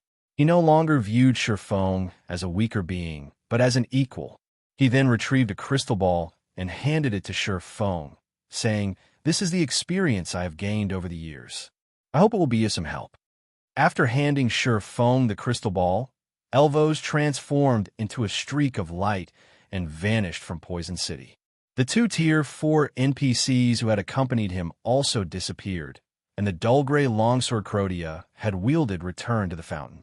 Removing the Disaster Blade from the fountain, Shurfeng stored it in his bag. He had no intention of using the weapon at all. Unlike ordinary weapons, the Disaster Blade would convert its user's mana into dense death energy, which would affect everyone that came into contact with it, aside from the user. Just having the weapon passively equipped would influence the carrier's surroundings. The weapon's properties made it utterly unsuitable for ordinary players. Only dark players that preferred to work solo could wield the blade properly. This was another reason that Shurfeng had declined the chance to strengthen the Disaster Blade. Read latest chapters at Wuxia World. EU, Guild Leader, we've finished collecting the boss's loot, Aqua Rose excitedly reported once Shurfeng had finished his conversation with Elvos. We've gained quite a harvest this time. Aside from the fragmented legendary ranked mage robes, Undead's will, we've acquired 2 epic weapons, a staff and a dagger. The complete nether set, a tier 3 set equipment for magical classes, also dropped, as well as a bunch of materials and recipes. According to your instructions, we held an internal auction for the epic weapons. Blue Frost won the staff, while Flying Shadow won the dagger. What should we do with the Undead's will and tier 3 set equipment? Give the Undead's will to Blue Frost. He still has to command the situation in the Dark Denver. It'll make things easier for him when he has to stand up against the various superpowers, Shurfeng said, after giving the matter some thought. Before Shurfeng and Aqua Rose could continue their conversation, though, Dark Rhapsody's Blue Rainbow approached Shurfeng. Worried, she informed him, Guild Leader Black Flame, I've just received a report stating that Demon's Heart's Alliance team has reached the first floor's 3rd boss and begun the raid. By the looks of it, they have a very high chance of taking it down. The Ancient Gods Tower's 1st floor had 4 bosses in total. If Demon's Heart's Alliance managed to defeat the 3rd boss, they were almost guaranteed to defeat the final boss as well. Their raiding speed is astonishing. Shurfeng was similarly surprised to hear this. Each of the Ancient Gods Tower's floors was as large as a small resource map. Finding the bosses wasn't easy. However, Shurfeng chuckled and assured her, Fortunately, we've completed our task here. It's time we return. Chapter 2585, Small Problem, Raid begins. Cold Spring Forest, Stone Forest City. After acquiring the Disaster Blade, Shurfeng decided to leave Poison City immediately, using a return scroll to teleport back to Stone Forest City's Freedom Hotel. As he and his team appeared in the hotel lobby, they attracted a lot of attention from the hotel's guests. Although most of the team members had hidden their statistics and auras under black cloaks, some hadn't. As a result, a heavy pressure bore down on the players in the lobby when the team returned. It was even stronger than that of level 110 Great Lords, with some players radiating even more pressure than level 110 Grand Lords. Crap, aren't these players' auras a little too strong? They feel even stronger than superpowers teams I've met before. Who are these people? Look, those NPCs are acting so respectfully before the swordsman in the lead. Could that be the grinding Team Black Flame led out of the city earlier? You might be right. Usually, those NPCs are even indifferent toward gold members. I suspect they'd only show respect to someone of Black Flame's standing. The players in the lobby fell into a heated discussion about Shurfeng's team, and many independent players watched on in envy. Now that Zero Wing controlled the Dark World's teleportation gate, Stone Forest City was officially a sacred leveling ground for regular players. Countless players from various kingdoms and empires swarmed toward the city. Just entering the city had become a problem, not to mention renting a room in the Freedom Hotel. Zero Wing's members, however, did not have these problems. They didn't have to stand in line to enter the city or fight for a room in the Freedom Hotel. Their guild had already reserved rooms for its members. Moreover, Zero Wing's normal members received a 40% discount if paid for their rooms with GCPs, while core members received a 50% discount. These are the reasons that more players constantly sought to join the guild. And to ensure that the guild could continue its normal operations while providing the same benefits, Zero Wing had further increased the recruitment requirements. Countless players regretted not joining sooner. Meanwhile, it wasn't long after Shurfeng's team had returned that the various powers within the city heard about it. Black Flame's finally back. Dawn Dominance, who had concealed himself with a black cloak and rested in one of the Freedom Hotel's rooms, sneered as he read the latest report from his subordinate. It seems he's increased the combat power Dark Rhapsody and Deity Society's members by quite a bit. It's a pity that he's too late. Demon's Heart's team has almost pinpointed the 3rd boss's weaknesses. It's only a matter of time before they defeat it and move on to the final boss. Guild Leader Flaming Light has reported that those people are now in Cold Spring Forest. Should we leave? A level 109, Tier 3 Elementalist asked from beside Dawn Dominance. Good. Yes, we'll head over immediately. I want to see just what kind of powerful individuals Flaming Light has invited to declare that he can help world domination take control of the Dark World, Dawn Dominance said, nodding. Following which, Dawn Dominance left Stone Forest City with his subordinates, making his way to Cold Spring Forest's outer region. At the same time, the various superpowers operating secretly in Stone Forest City only snickered at Sure Feng's return. So what if Zero Wing controlled the Dark World's teleportation gate? In the end, the Dark World's players would still reach the main continent in droves, and now that Zero Wing was their enemy, the guild would suffer once they arrived. Nowhere would be safe for Zero Wing's members outside of Cold Spring Forest. Upon his return, Sure Feng instructed the NPC manager to arrange an advanced lounge for the team to rest. Guild leader Black Flame, Demon's Heart, has already begun to raid the third boss. "You want to rest here?" Blue Rainbow anxiously complained. Although they were fatigued from their trip to Poison City, players would recover a significant fraction of their stamina and concentration when they leveled up. After that final boss, they had all leveled twice, so the team was in relatively good condition. They were more than capable of starting their raid in the Ancient God's Tower. Yet, Sure Feng had told them to rest for now, almost as if he were afraid that Demon's Heart didn't have a strong enough lead. "No, your stamina and concentration might be fine, but the secret land's death energy is still corroding your bodies. The Ancient God's Tower also has powerful foreign energy. On the off chance that these energies cause too much damage before you clear the trial, all of your efforts will go to waste. It'd be better to rest here for a while, rather than take such a risk. You can use the time to drink the exotic legacy potions you've obtained as well," Sure Feng said, shaking his head. But the time, Sure Feng's insistence did nothing to calm Blue Rainbow's worries. The future of their two guilds was at risk. If Demon's Heart's alliance captured the first floor before they could, their guilds wouldn't survive in the Dark World for long. "I doubt there will be any issues if you take full advantage of that potion," Sure Feng said, chuckling. Neither the dropped weapons and equipment nor the awarded legacy skill points were the team's greatest reward. Instead, it was the exotic legacy potions. When players normally slew Poison City's bosses, each boss only dropped 1 or 2 exotic legacy potions. Furthermore, those bosses only respawned after 3 days. Knowing this, it was easy to imagine how valuable the potions were. However, because the team had completed the inferior legendary quest, every member had been awarded 1 bottle. Although a single exotic legacy potion might not help someone fully unlock their mana body, in combination with the Freedom Hotel's astounding environment, it would help these players unlock a sizable percentage. That percentage alone would grant a massive boost to their combat power, since it tremendously improved their skills and spells power. However, Sure Feng's advice confused Blue Rainbow and Elder Gold. What did he mean by take full advantage? Of course, he had a point.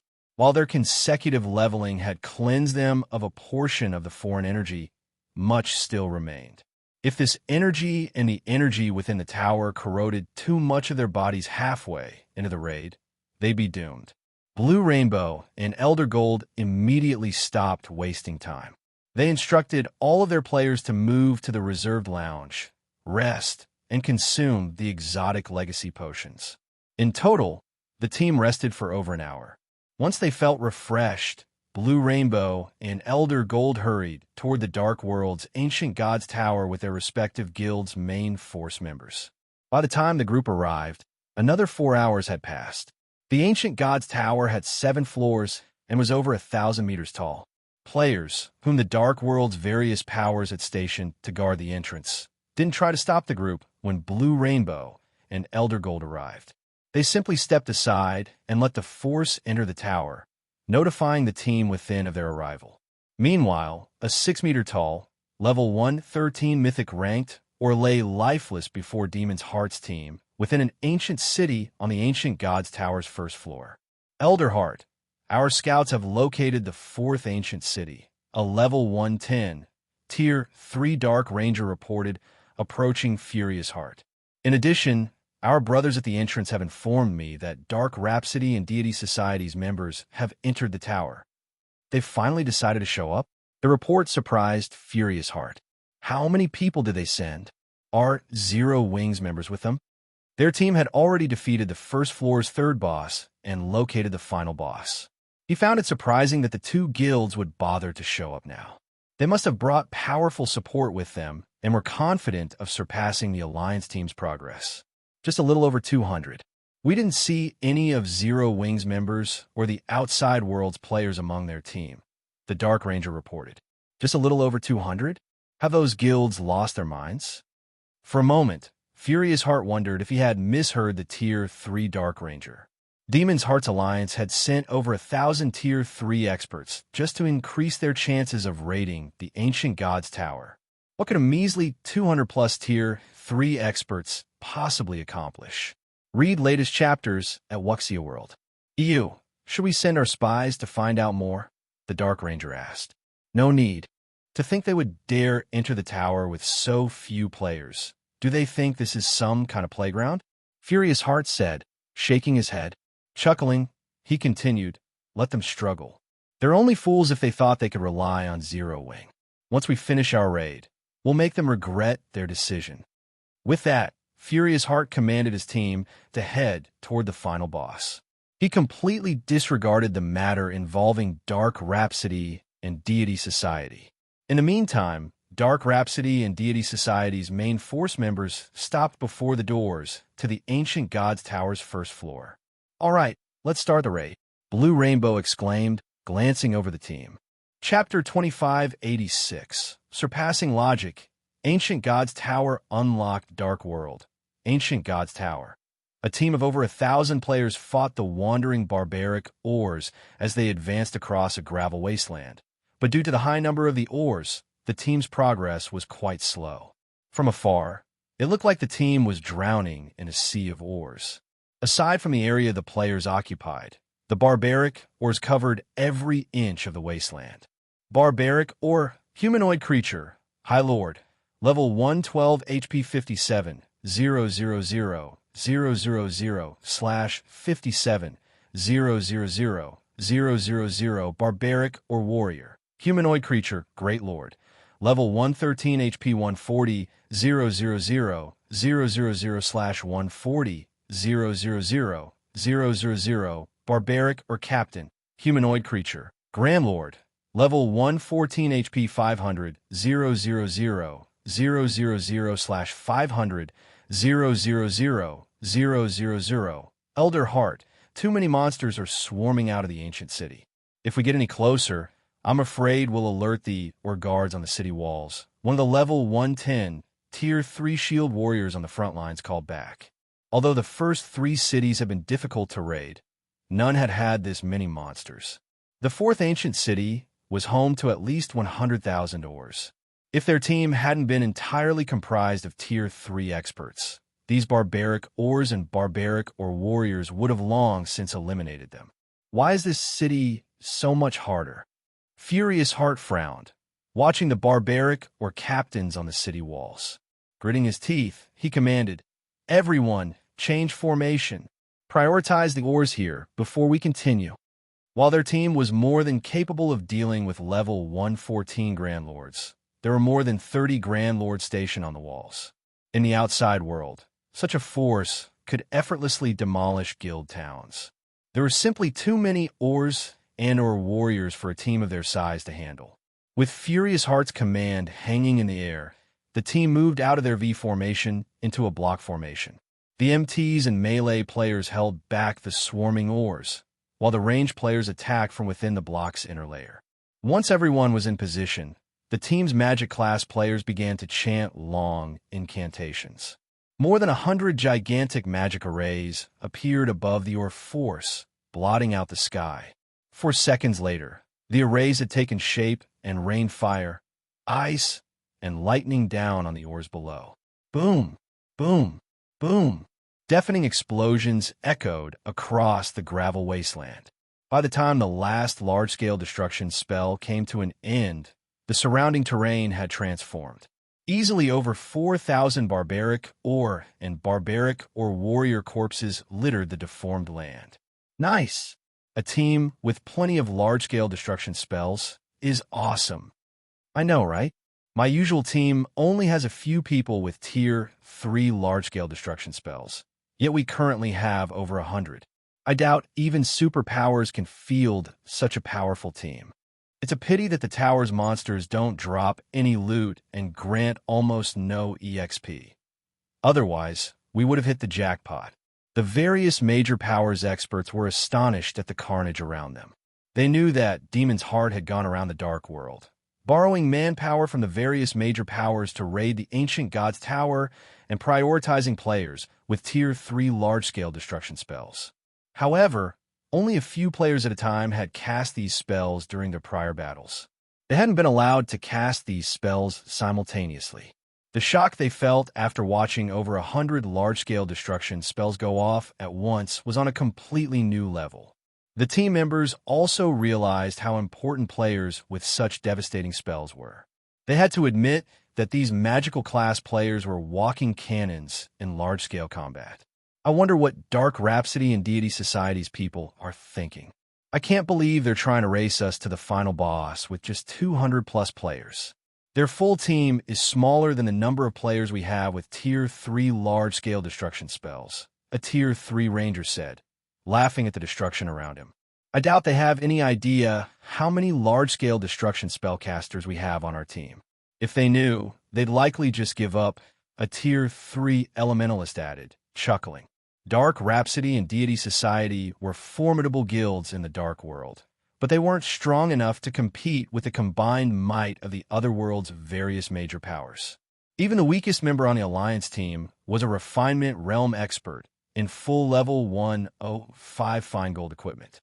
Even the various superpowers only had a few experts with such high equipment standards. Yet every member of the Alliance team wore such equipment. How exactly did Dark Rhapsody and Deity Society plan to compete with them?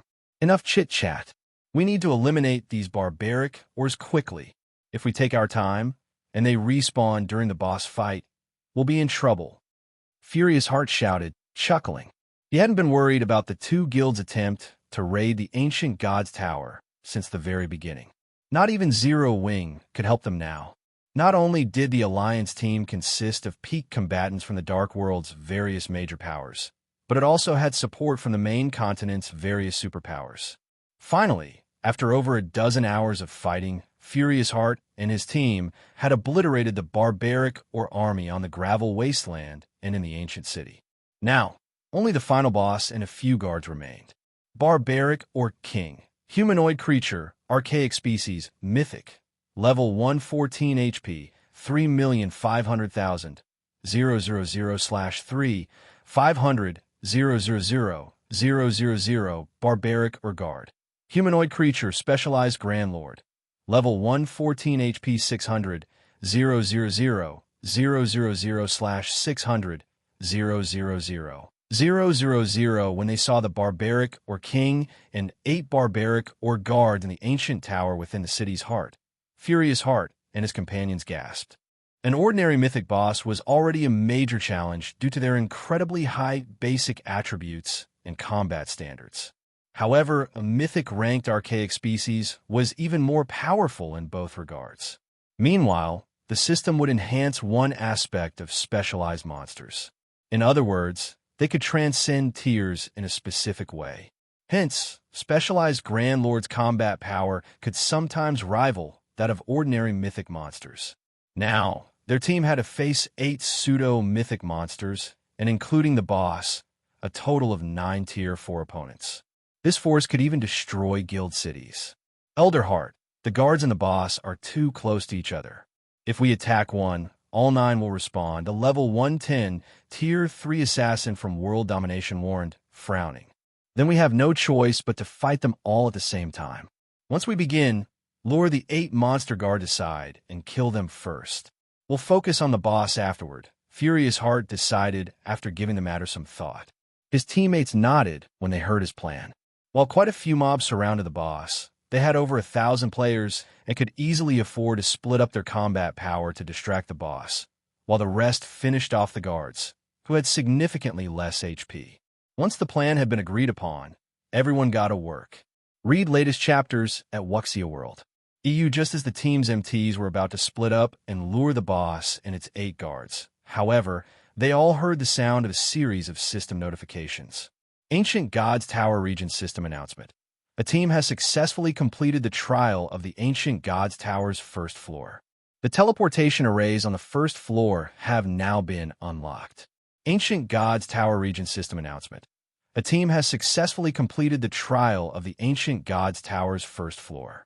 All players on the first floor will be automatically teleported to the first floor's inner sanctum in 3 minutes. Please make the necessary preparations. How is this possible? After hearing the system announcements, the central tower went quiet. Chapter 2587. One step ahead. Frightening levels. We haven't even started on the boss, yet the trial's been cleared? Did another team get ahead of us? Did some power send a team into the tower in secret before we got here? Impossible. No one can field a team powerful enough to clear the tower without anyone noticing. No one on the Alliance team could believe their ears when they heard the system announcement. At the same time, they all wondered which team had just conquered the Ancient Gods Tower's first floor. But even after racking their brains for a long moment, they couldn't think of anyone who could pull it off. They had first-hand experience with the first floor trial, so they knew just how challenging it was. Not only would a team need at least 1,000 Tier 3 Refinement Realm experts, but they'd also have to be fully armed with top-tier equipment. Their Alliance team had even been forced to borrow their top-tier weapons and equipment from the main continent's various superpowers. Procuring enough of these items was simply impossible for the Dark World's various major powers. Could it be Dark Rhapsody and Deity Society's team? Elderheart, the level 110, Tier 3 assassin from World Domination, wondered. Impossible. Furious Heart's reply was instinctive. They only entered the tower less than half a day ago. With just 200-plus players, they won't even be able to handle the outer area's monsters, much less the monsters within the 4 ancient cities. I guess you're right. Even with top-tier equipment, they need a lot of time to figure out the boss's patterns and weaknesses. They'll be lucky to raid the first boss so quickly, not to mention all 4, the assassin said.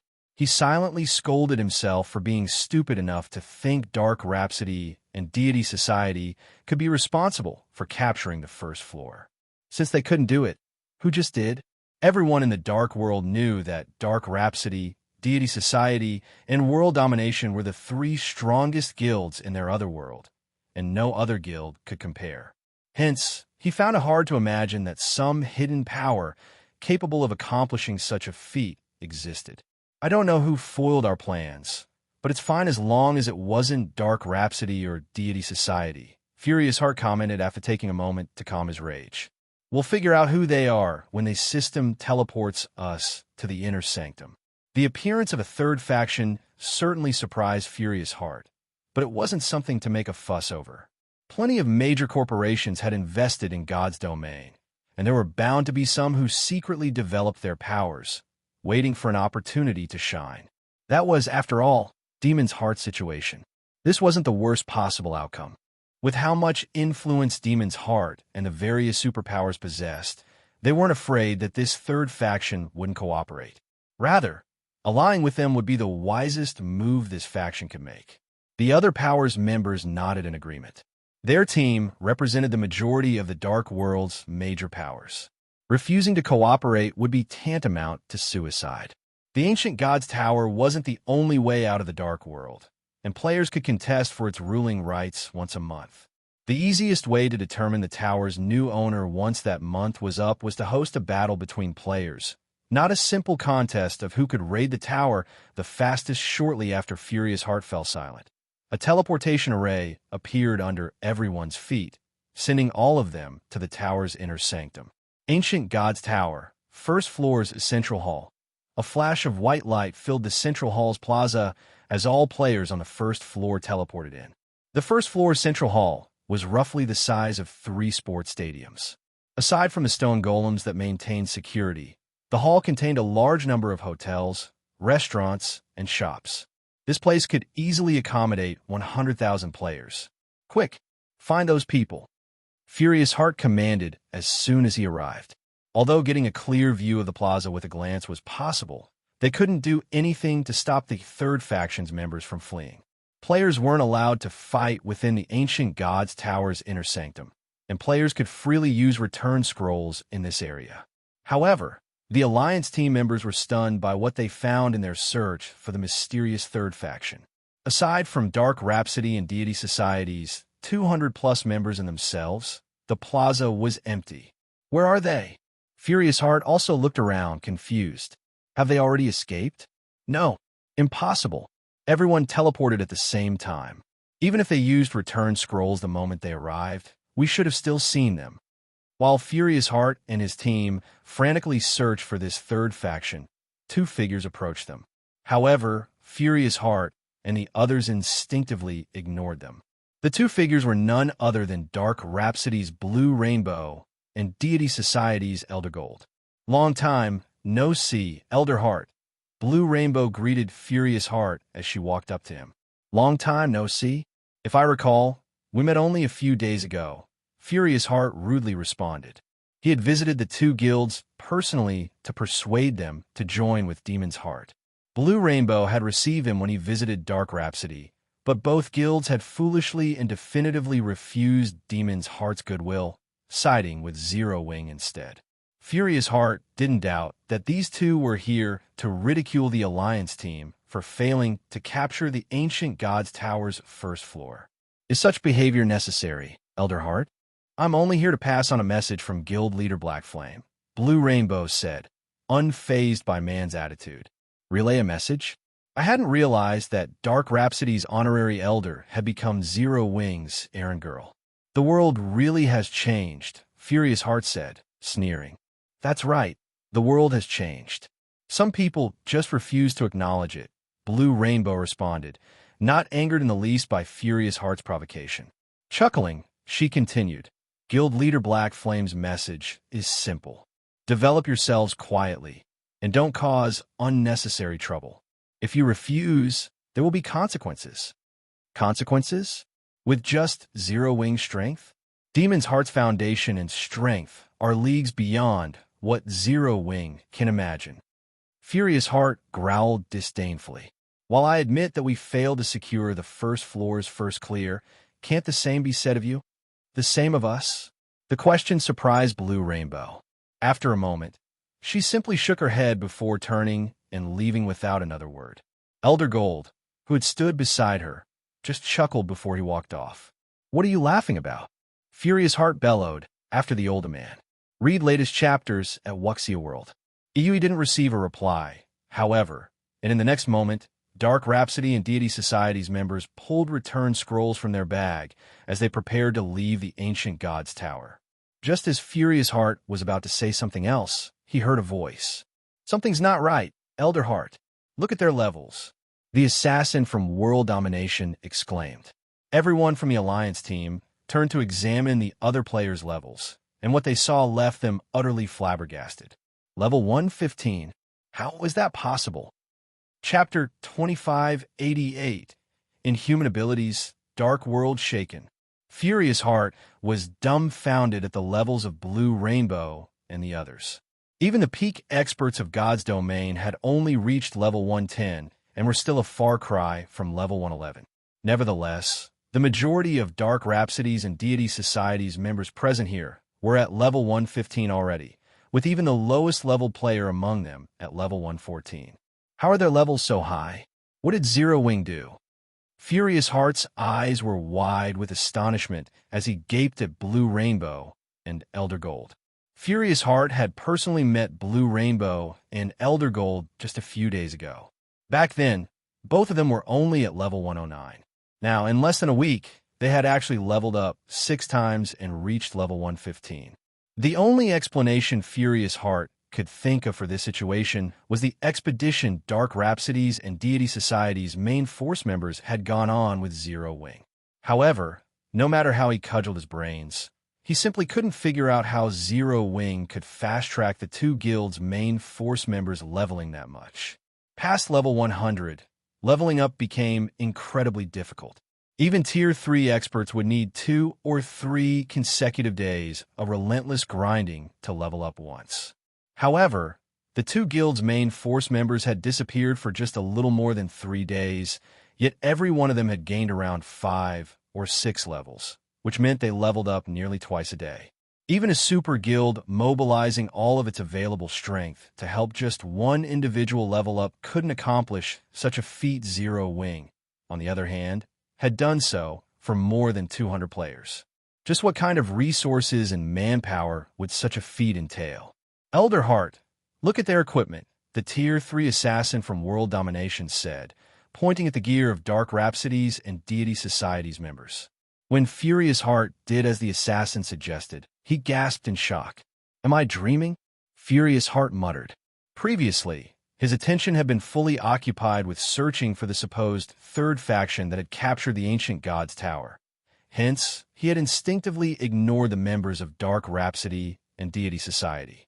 However, after scrutinizing the two guilds members, he noticed that the majority of them wore secret silver equipment mixed in with some fine gold and dark gold equipment.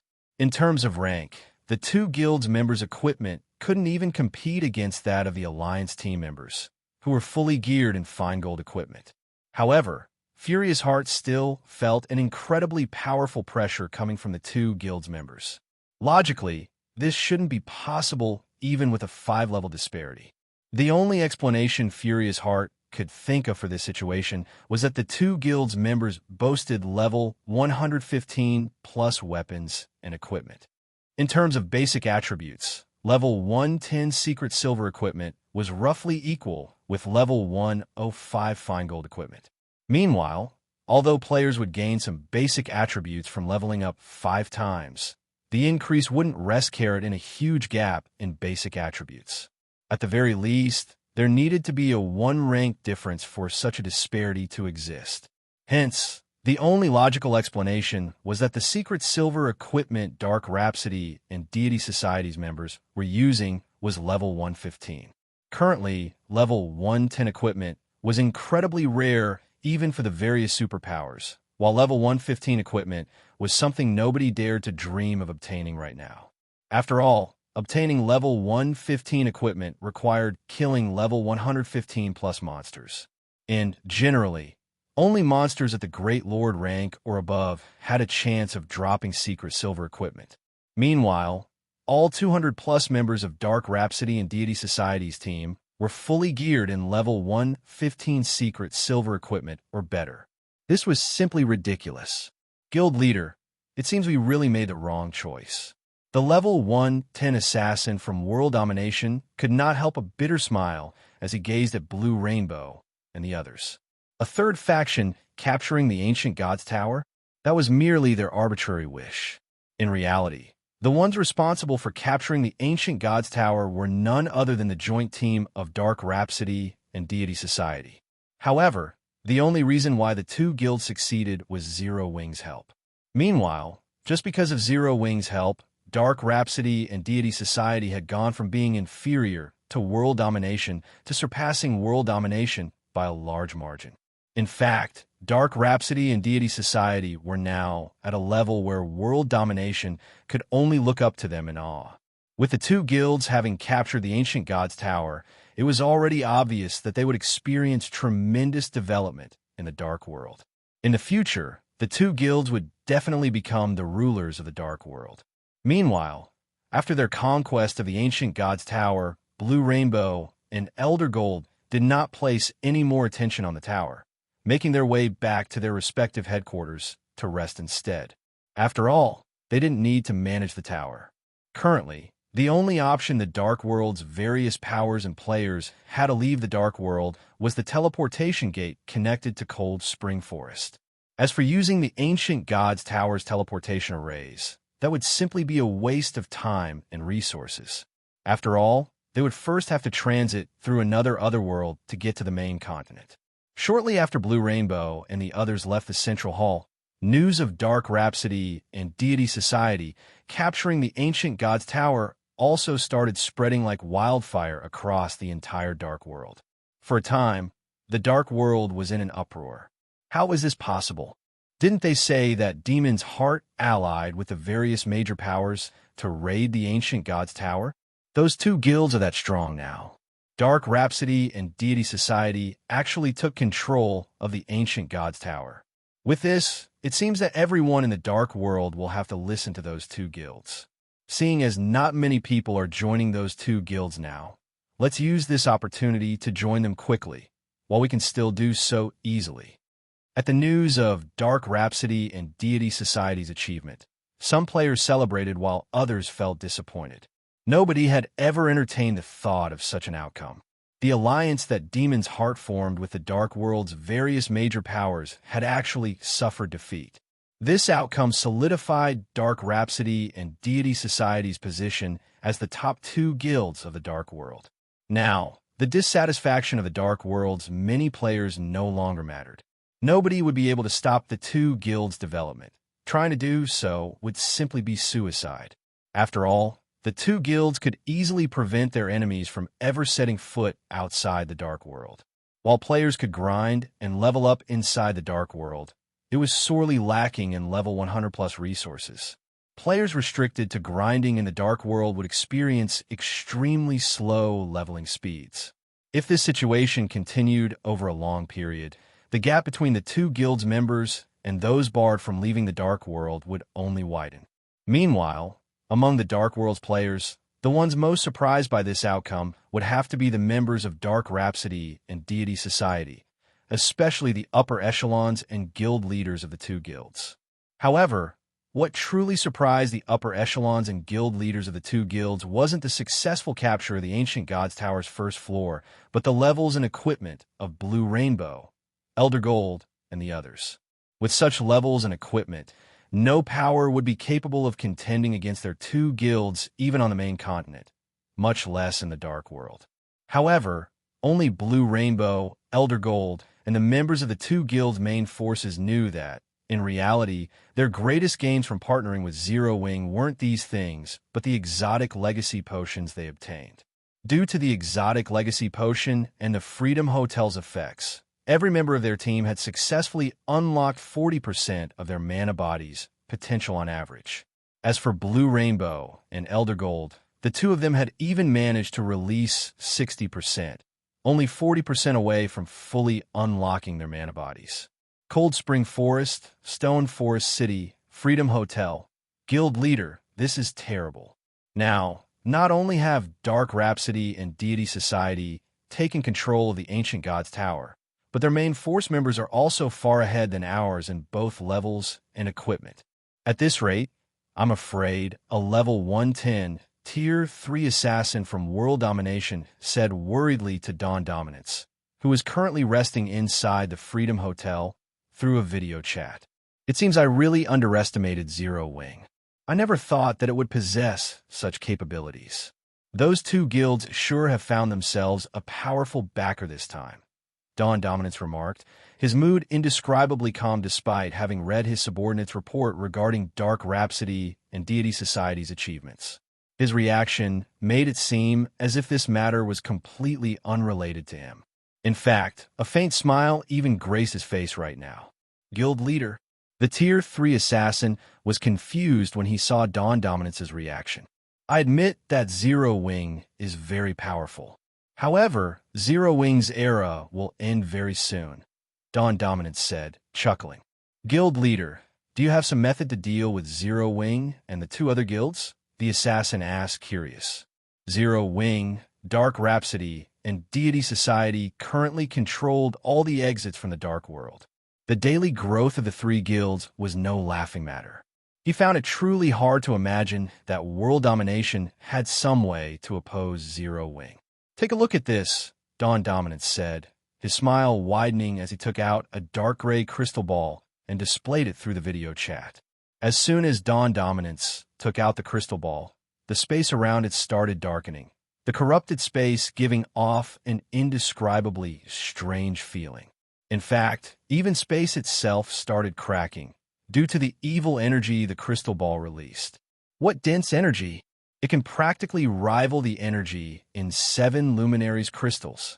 The assassin exclaimed in shock. I need you to do something for me. Take this crystal and harvest the lives of the Dark World's players. Harvest as many as you can. Once this crystal has collected enough energy, it'll be the end of Zero Wing and those two other guilds. Dawn Dominance said. Understood. I'll get it done right away. The assassin nodded before disconnecting the call. Read latest chapters at Wuxia World. EU. In the meantime, when the main continent's various superpowers found out that Dark Rhapsody and Deity Society had taken control of the Ancient God's Tower, they could not help feeling surprised at Zero Wing's capabilities. As for Sure Feng, after resting sufficiently, he returned to Starmoon Kingdom's White River City. White River City, Adventurers Association, second floor VIP reception room. Lord Bronze Legatee, how may I be of service? Senior Administrator Lorraine asked, smiling as she entered the room. I wish to transfer the Lost Town under my name to the Ten Saints Empire's Demon Wolf Mountain Range. May I know if that is possible? Sure Feng asked her. The loot from raiding Poison City included not only excellent equipment and materials, but also a town transfer order for level 100+ maps. Now that Stone Forest City had already taken root in Cold Spring Forest, it should not be moved casually. However, to ensure that he could travel between the two main continents consistently, he needed to establish a stronghold in the Demon Wolf Mountain Range as well. Moreover, this stronghold had to remain a secret. After giving the matter some thought, he felt that the Lost Town was the best option. Chapter 2589, Medium Teleportation Point. The Lost Town served as Zero Wing's secret stronghold for nurturing talents. Even now, very few guild members knew of its existence. Generally, only core members with great potential had the qualifications to set foot into the town. Moreover, these core experts needed to undergo multiple inspections before receiving the approval to enter the Lost Town. After all, the Extraordinary Tower's function was simply crucial. Now that Sure Feng wished to establish a stable teleportation point inside the Demon Wolf Mountain Range, the Lost Town was his best option. Firstly, the teleportation point linking the two main continents could not be disclosed to too many people.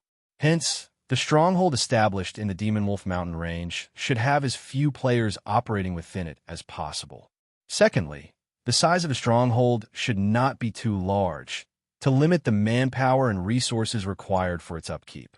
Otherwise, concealing it would be very difficult.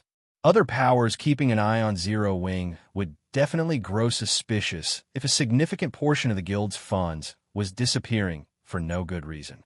The Lost Town fulfilled both conditions perfectly. Of course, the act of transferring a guild town to a level 100+ neutral map was also incredibly insane. After all, the dangers lurking in level 100+ neutral maps were no laughing matter. If the guild town in question lacked sufficient defenses, it might not survive the first monster tide that assaulted it.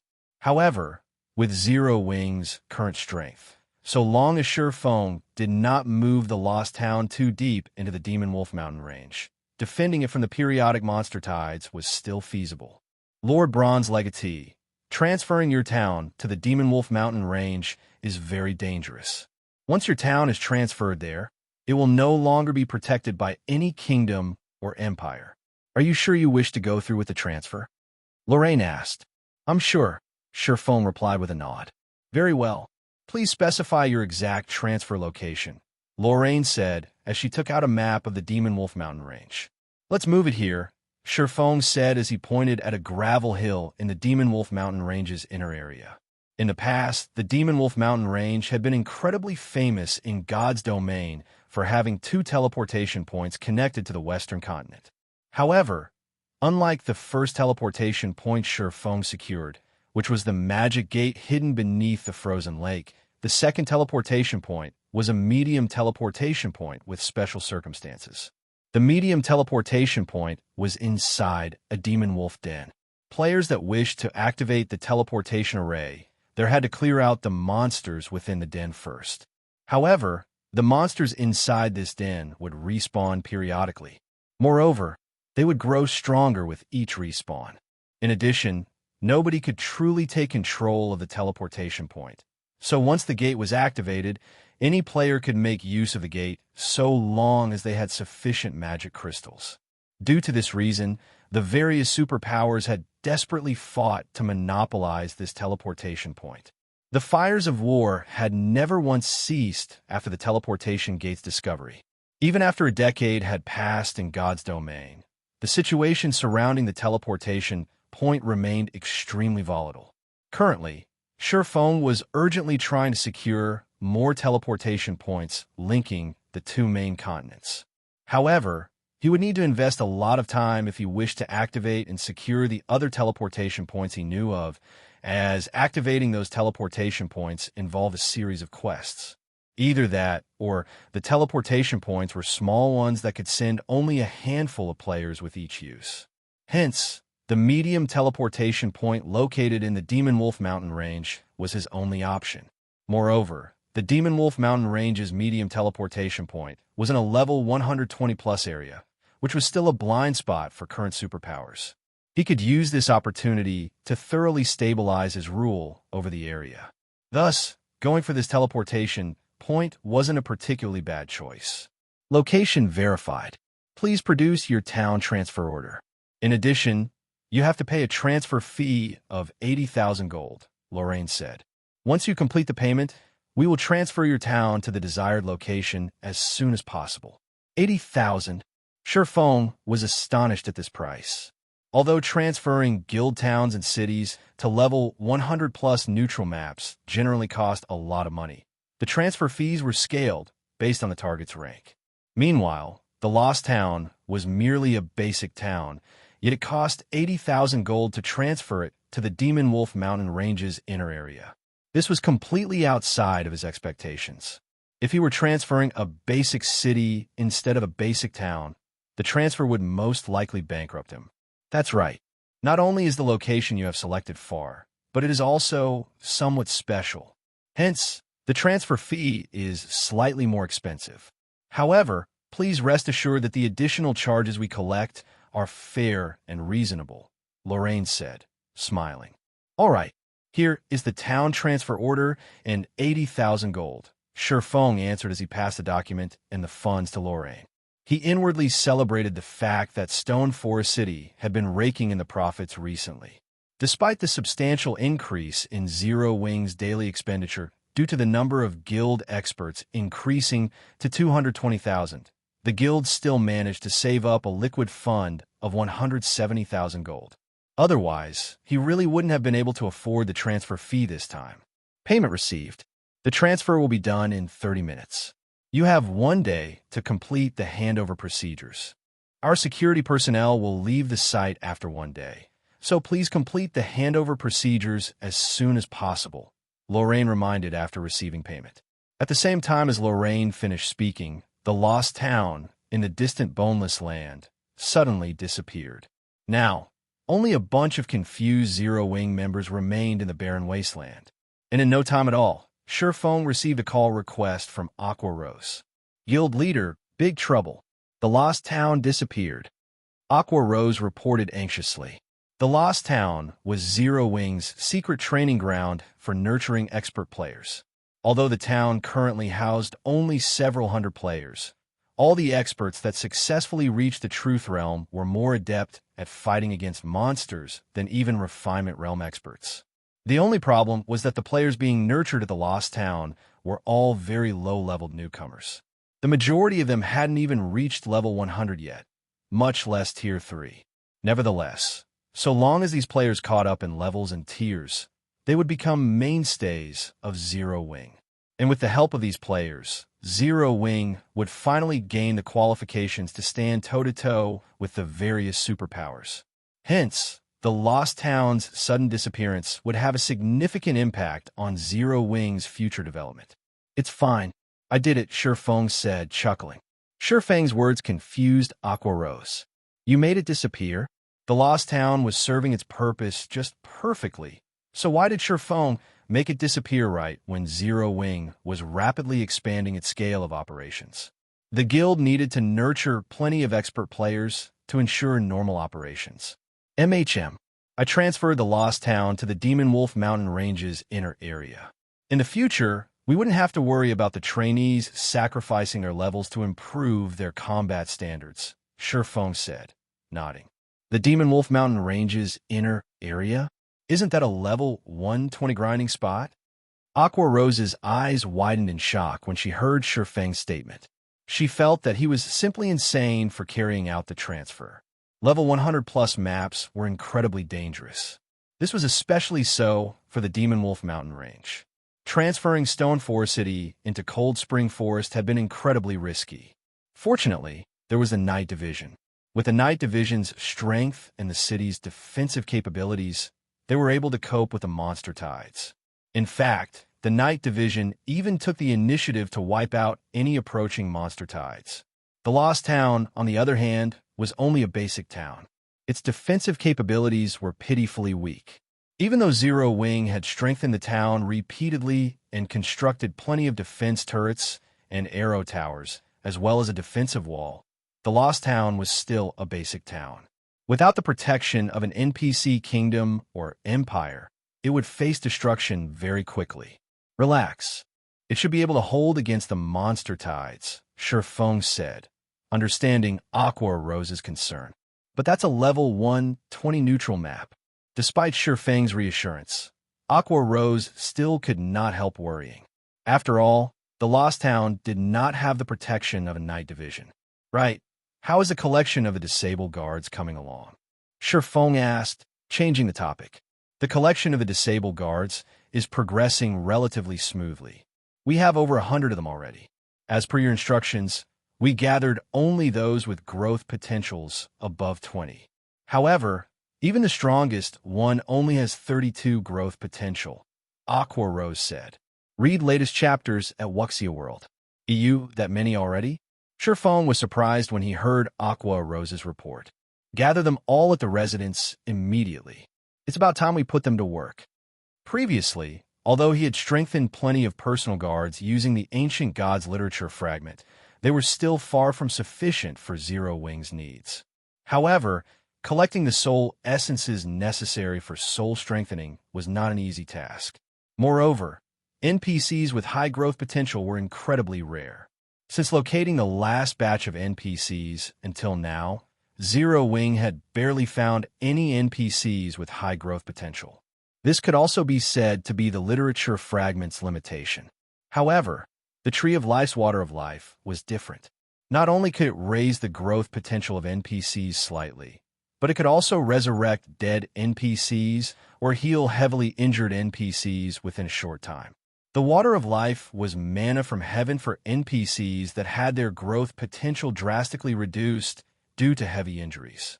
After Shurfeng finished speaking, he took out a guild transfer scroll and immediately teleported back to Stone Forest City. Chapter 2590, Water of Life's Effects, Stone Forest City. Zero Wing's residence. Inside the residence's large conference room, over 100 NPCs exuding despondent and listless auras currently stood in line. These NPCs were either crippled or civilians with extremely weak life auras. As for clothing, they wore either battered armor or tattered linen clothes. And even the highest level person among them was just a little over level 50, with the lowest level person being level 20.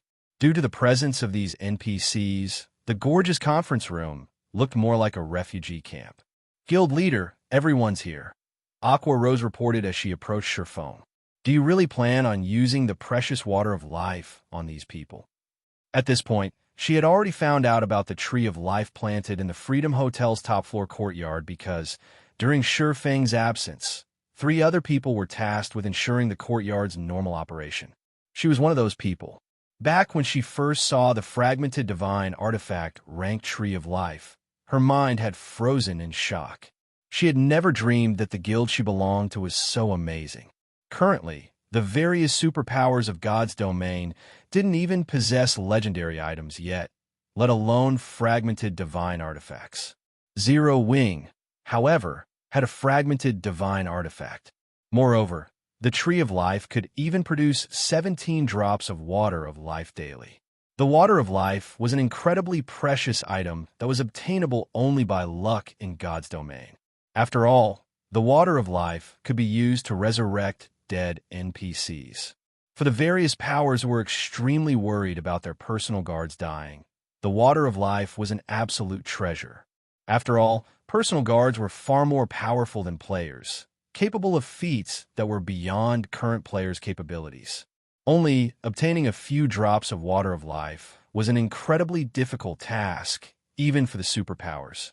As a result, the superpowers did not dare to casually field their personal guards on risky operations. Zero Wing, however, produced 17 drops of water of life each day. Hence, they wouldn't have to worry about losing their powerful personal guards at all and could freely deploy these NPCs on all kinds of quests and expeditions. However, even for the current Zero Wing, the daily production of 17 drops of water of life was still a little too low for the guild's needs. If they needed to heal these 100-plus NPCs, they would have to expend the entire stockpile they had accumulated thus far. It might be fine if they were spending all their water of life on healing NPCs with high growth potential, but the NPCs gathered here were all NPCs with very poor growth potential. Even if they recovered to peak condition, their growth potential wouldn't increase by much. Using the water of life on these NPCs would simply be a waste. MHM, I want to test my luck, Surpassing said, smiling when he saw the reluctance on Aqua Rose's face. Test your luck. Surpassing's answer exasperated Aqua Rose. While testing one's luck was fine, doing so at the cost of water of life was simply an extravagance. If God's domain's various powers heard about this, they would definitely go crazy and try to choke Surpassing to death. You never know what we'll get, Surpassing retorted, chuckling. In any case, it's a waste to let the water of life simply sit in storage doing nothing. Spending water of life to heal these crippled NPCs was indeed prodigal. However, nobody could guarantee that these NPCs would remain mediocre after they recovered to their peak. Moreover, he didn't have Aqua Rose randomly gather injured NPCs either. Instead, he had her select injured NPCs that were at Tier 3 or above. At the same time, these NPCs also needed to have a growth potential of 20 or higher. In God's domain, any NPC capable of reaching Tier 3 would not possess a low growth potential. Meanwhile, the 20-point mark for growth potential was a major turning point for Tier 3 NPCs. In the past, the various superpowers had experimented with using water of life on crippled Tier 3 NPCs. The result they obtained was that all crippled Tier 3 NPCs with a growth potential lower than 20 had failed to reach a secret Silver Guard rank even after recovering from their injuries. Of course, this did not mean that all crippled Tier 3 NPCs with a growth potential of 20 or higher would reach the secret Silver Guard standard once they recovered. The chances of success were just much greater. Fortunately, aside from Zero Wing, no other power was currently searching for such NPCs. As a result, Zero Wing managed to locate quite a number of these NPCs. And with the growth potentials of the gathered NPCs, the odds of there being excellent NPC guards among them were quite high. In fact, so long as 2 or 3 fine gold guards emerge among these 100-plus NPCs, Zero Wing would have hit the jackpot. After all, NPCs capable of reaching the Dark Gold Guard standard were incredibly rare in God's domain. Although Surpassing had known about quite a few Dark Gold Guards during his previous life, he didn't know where to find them, as the superpowers had kept a tight lid on all information about those NPCs. He had only known about Kite's whereabouts and circumstances because Kite had originated from Starmoon Kingdom, and his owner was a merchant player with loose lips. Following which, Surpassing provided 1 drop of water of life to every NPC present, his actions giving Aqua Rose a heartache. Every drop of water of life was equivalent to the life of an NPC with high growth potential. The water of life could also drastically increase the leveling speed of their guild members. The guild could raid mythic field bosses without worrying about the price necessary to do so.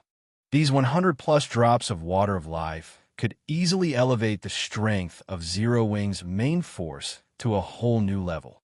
Upon receiving the water of life from Surpassing, the despondent NPCs immediately brightened up as if they had just seen the light of hope. Once all the NPCs gathered had received their share of water of life, they took one last look at Surpassing before consuming the water of life without hesitation. A dense life aura immediately filled the room. It was so dense that the cells in Aqua Rose's body felt invigorated, her mind gaining greater clarity. After this phenomenon continued for 3 seconds, a powerful aura swept the entire room as if a dragon had awoken from its slumber. Aqua Rose could not help stumbling a few steps back. How is this possible? Aqua Rose's eyes filled with shock as she gazed at the NPCs, who still looked like a throng of beggars, standing in front of her. At this moment, however, the feeling she got from the NPCs was nothing like the aura of a beggar at all. Instead, they felt like battle-hardened warriors that had fought on innumerable battlefields. Even though they were still wearing battered armor and tattered linen clothes, their tempered auras and overflowing mana deterred ordinary people from approaching them casually. It seems we really hit the jackpot this time. Surfeng also grew a little excited when he sensed the aura of the NPCs before him. Originally, he thought that he would be lucky to get even 2 or 3 fine gold guards out of these 100-plus NPCs.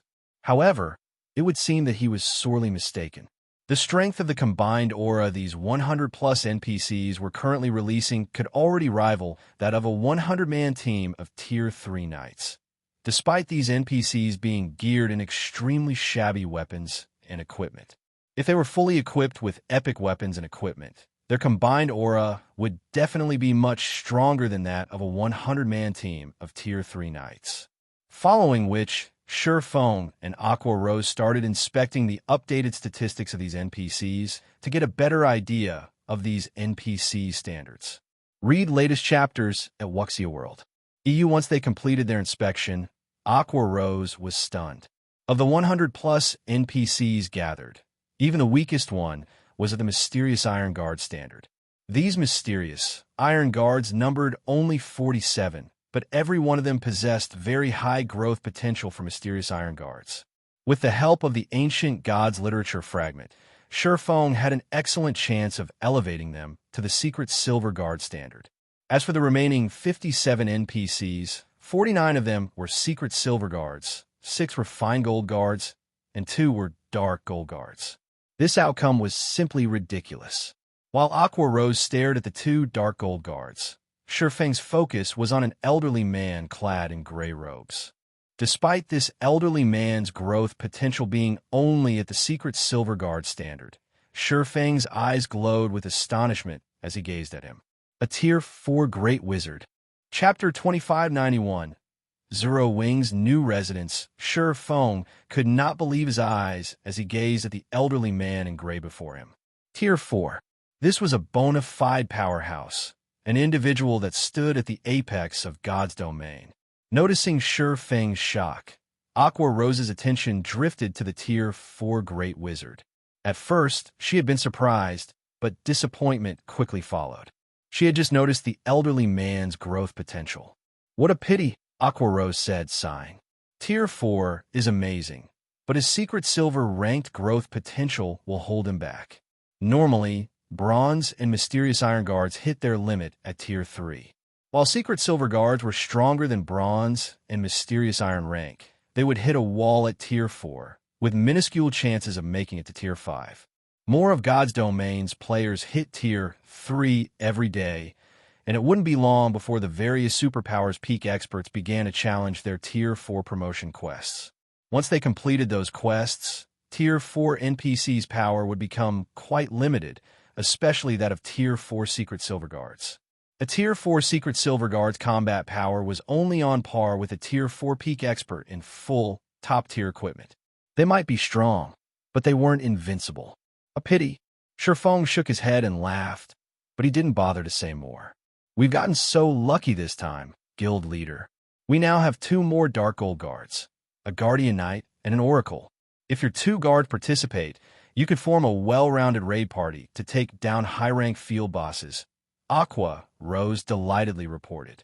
Surfeng was one of White River City's counts, so he had the authority to recruit 4 personal guards. If he accepted these new Dark Gold Guards, he could use his 4 guard slots to their maximum efficiency. Dark Gold Guards were incredibly rare. Most, if not all, superpowers didn't even have one. I'll pass on these 2 Dark Gold Guards. You and Snow will each nurture one. Both of you are counts, too, so you should have some extra slots, Surfeng said, shaking his head. I'll take this gray-clad elder. Dark Gold Guards were extremely useful, especially when players wouldn't have to worry about dying. Forming a standard, 4-man raiding party with only dark gold or better guards would be a dream. However, he almost always operated alone. Rather than take the 2 dark gold guards for himself, Gentle Snow and Aqua Rose could make better use of them. The 2 women frequently led grinding teams and dungeon raids. A dark gold guard would greatly enhance their respective team's strength. But guild leader, that elder is only a secret silver guard. Shurfeng's decision surprised Aqua Rose. Shurfeng was Zero Wing's guild leader, role model, and face. Even if he didn't want the 2 dark gold guards, he should, at least, take a fine gold guard. Picking a secret silver guard, even a tier 4 great wizard, would make him a laughingstock. A secret silver guard is quite powerful, Shurfeng said, chuckling. He is also a tier 4 great wizard. He could serve as a magistrate in a major city in any kingdom or empire. He is a true powerhouse in God's domain. Aqua Rose only saw secret silver guards as worthless due to the fact that Zero Wing had more than 30 fine gold guards. But even the various superpowers wouldn't have more than 2 or 3 fine gold guards at this stage of the game. Some had even fewer than that. Normally, the various superpowers treated secret silver guards like their own children, not to mention a guard that had already reached tier 4. It should be known that secret silver guards only had a chance of reaching tier 4. Their success wasn't guaranteed. Tier 4 wasn't just a major turning point for players, but for NPCs as well. Reaching tier 4 was an incredible feat for all in God's domain. Not even fine gold guards were guaranteed to reach tier 4. They merely had a higher chance. Based on past players' collected statistics, fine gold guards only had a 30% chance of completing their tier 4 promotion quest. Dark gold guards' chances were roughly around 40%. Of course, even if a personal guard failed their tier 4 promotion quest, they could challenge it again. Players would only have to invest more resources to boost their strength. However, challenging the tier 4 promotion quests was a time-consuming process for both players and NPCs. Personal guard would have to wait a full month before they could challenge the quest after failing it. Hence, it was easy to imagine how much time it would take to nurture a tier 4 NPC. As for recruiting a tier 4 NPC as one's personal guard, that was simply unheard of. Shurfeng hadn't heard of a single player recruiting a tier 4 NPC. At best, some had recruited tier 3 NPCs. If he revealed this elderly man's information, the various superpowers would likely die with envy. While the gray-clothed wizard's growth potential was somewhat lacking compared to dark gold guards, Shurfeng wasn't concerned. He had plenty of items that could raise an NPC's growth potential, and this old man's was on the high end for secret silver guards. With a little effort, upgrading him to fine gold rank was entirely possible. Following which, Shurfeng recruited the elderly man as one of his personal guards. Versailles, Yifeng's personal guard, gender, male age, 76 loyalty, 75 growth potential, 74 level 112 class. Tier 4 Great Wizard. When she saw Versailles statistics, Aqua Rose was speechless. After recovering, the other Tier 3 NPCs had climbed to, on average, level 120. The Dark Gold ranked Guardian Knight she had recruited was even level 121, yet Versailles was only 112? Versailles hadn't even reached the level required to challenge the Tier 4 promotion quest. He was also a much lower level than mainstream personal guards. It's almost time. The Lost Town's transfer should be complete by now. Gather the main force members immediately, as well as all of the potential newcomers and core members who have signed our confidentiality contract. From now on, the Lost Town will be our developmental headquarters, Shurfeng said as he glanced at the time. Is that all, guild leader? What about the Lost Town security? Aqua Rose asked worriedly. The Demon Wolf Mountain Range was a far more dangerous place than Cold Spring Forest, so defending a stronghold there would be a much greater challenge. Moreover, the Lost Town wasn't a basic city, only a basic town. Yet, Shurfeng only wanted to station the guild's contracted recruits and core members. Even with the guild's main force, the town would only have around 5,000 players. It was far more than what they had stationed in the Lost Town before this, but the town had only occupied a pre-level 100 neutral map. The small number of high-level NPCs and players had been more than enough to deal with the occasional monster tide. However, they wouldn't have a level advantage in the Demon Wolf Mountain range. Normally, security might have been a problem with so few members, but we have time now. Surpassing consoled his companion as he gestured to Versailles. With him there, we won't have to worry about security. But he's only level 112 and a secret silver guard, Aqua Rose argued. Relax. He'll be more than enough, Surpassing said, not bothering to explain. Definitively, he continued, just relay the message. All right then, I'll go notify them, Aqua Rose despondently agreed, leaving to notify the guild members Surpassing had requested, since he was so confident, insisting would be inappropriate. Before half an hour had passed, all of Zero Wing's contracted recruits and core members used the guild transfer scroll Surpassing had provided and arrived in the Lost Town, which had transformed into a wintry Wonderland Chapter 2592, natural training ground as Zero Wing's members teleported to the Lost Town's residence. The residence's plaza quickly became crowded. What is this place? Why do I feel like a foreign energy is trying to invade my body? My senses feel so dull, and I'm suddenly starving. Didn't the higher-ups say they were bringing us to a sacred training and leveling ground? What's going on here? My friends were still jealous that I got chosen to join the guild's special training, and they didn't, but why does this place feel lesser than Stone Forest City? Upon their arrival to the Lost Town, Zero Wing's new recruits and core members, all of whom had high potential, were curious about the situation, falling into heated discussions. The recruits were especially confused. They knew nothing about the Lost Town, and now they had been thrown into such a harsh environment. They couldn't bring themselves to believe this was a sacred training ground. Just surviving in this town long-term would be a problem. The situation began to worry Aqua Rosen. The town's new location was nothing like what she had imagined. Even Tier 3 players like herself would struggle to survive here, much less the guild's latest trainees, who hadn't yet reached Tier 3. Needless to say, training and fighting the random monster tides would be nearly impossible. Players would be fortunate to exhibit their normal combat standards in such a severe area, much less improve their combat standards. During her previous visit to the Demon Wolf Mountain range, she had stayed in the neutral map's outer region, where the environment hadn't been particularly harsh, but now that she stood in the inner region, she felt sluggish, and her senses had considerably dulled. The constant hunger assaulting her mind and body was also quite uncomfortable. Most importantly, the mana here felt like an icy hell. Violent, ice-type mana filled the area, and Aqua Rose could sense scant amounts of other elements. Manipulating mana in this zone would be almost impossible. When players couldn't manipulate mana, how were they supposed to improve? Guild leader, you don't intend these Tier 2 members to remain here for their training, do you? Blue Frost anxiously asked Surpassing. Blue Frost recognized the area as the Demon Wolf Mountain Range's inner region and knew that the lowest level monster was level 120. This would be an amazing area to level and train for players of his tier and level, but Zero Wing's new recruits and Tier 2 members would only waste their time here. These members were Zero Wing's future. Sending them to such a place to waste their time would cost the guild. Remain here for their training? Shaking his head, Surpassing said, such a wonderful thing isn't possible. Surpassing's reply confused Blue Frost.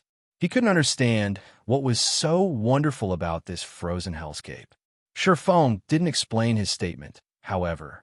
Instead, he met with the Adventurers Association's NPCs to complete the handover procedures. Once complete, the NPCs promptly left the Lost Town, making the already desolate town even more lonely. At that point, the sound of a system announcement rang in everyone's ears. Lost Town Region System Announcement. The town's new location is subject to a mysterious curse. Wraiths will absorb the excess mana players radiate, transforming into monsters. Please be wary of these monsters' attacks. Shortly after the system announcement ended and before Zero Wing's members could digest the information, translucent, humanoid ghosts started to manifest around some of Zero Wing's members. These humanoid ghosts appeared to be clones of the players they stood by. They even had the same levels as their human counterparts. The moment their forms were complete, these ghosts attacked the players. Not understanding what was happening, everyone was stunned. Fortunately, they were all zero-wing experts, and although their levels and tiers weren't up to standard, they commanded expert combat standards. Even the weakest player there could reach the trial tower's 5th floor. They had no trouble responding to the ghosts' attacks appropriately. Meanwhile, the players who hadn't been attacked joined the fray, targeting the ghosts near them. After a moment, however, something else surprising occurred. The ghostly clones had the same combat standards as their human counterparts. Moreover, other players' attacks proved utterly ineffective. Your official training begins now. Be careful of the ghosts that will appear beside you. No one, other than the player the ghosts copy, can do anything to them. If these ghosts kill you, not only will you lose a level, but you won't be able to log in for a day. Surpassing warned as he watched Zero Wings members fight these phantom monsters. The Demon Wolf Mountain Range was no ordinary location. The map's inner region was actually considered a forbidden land.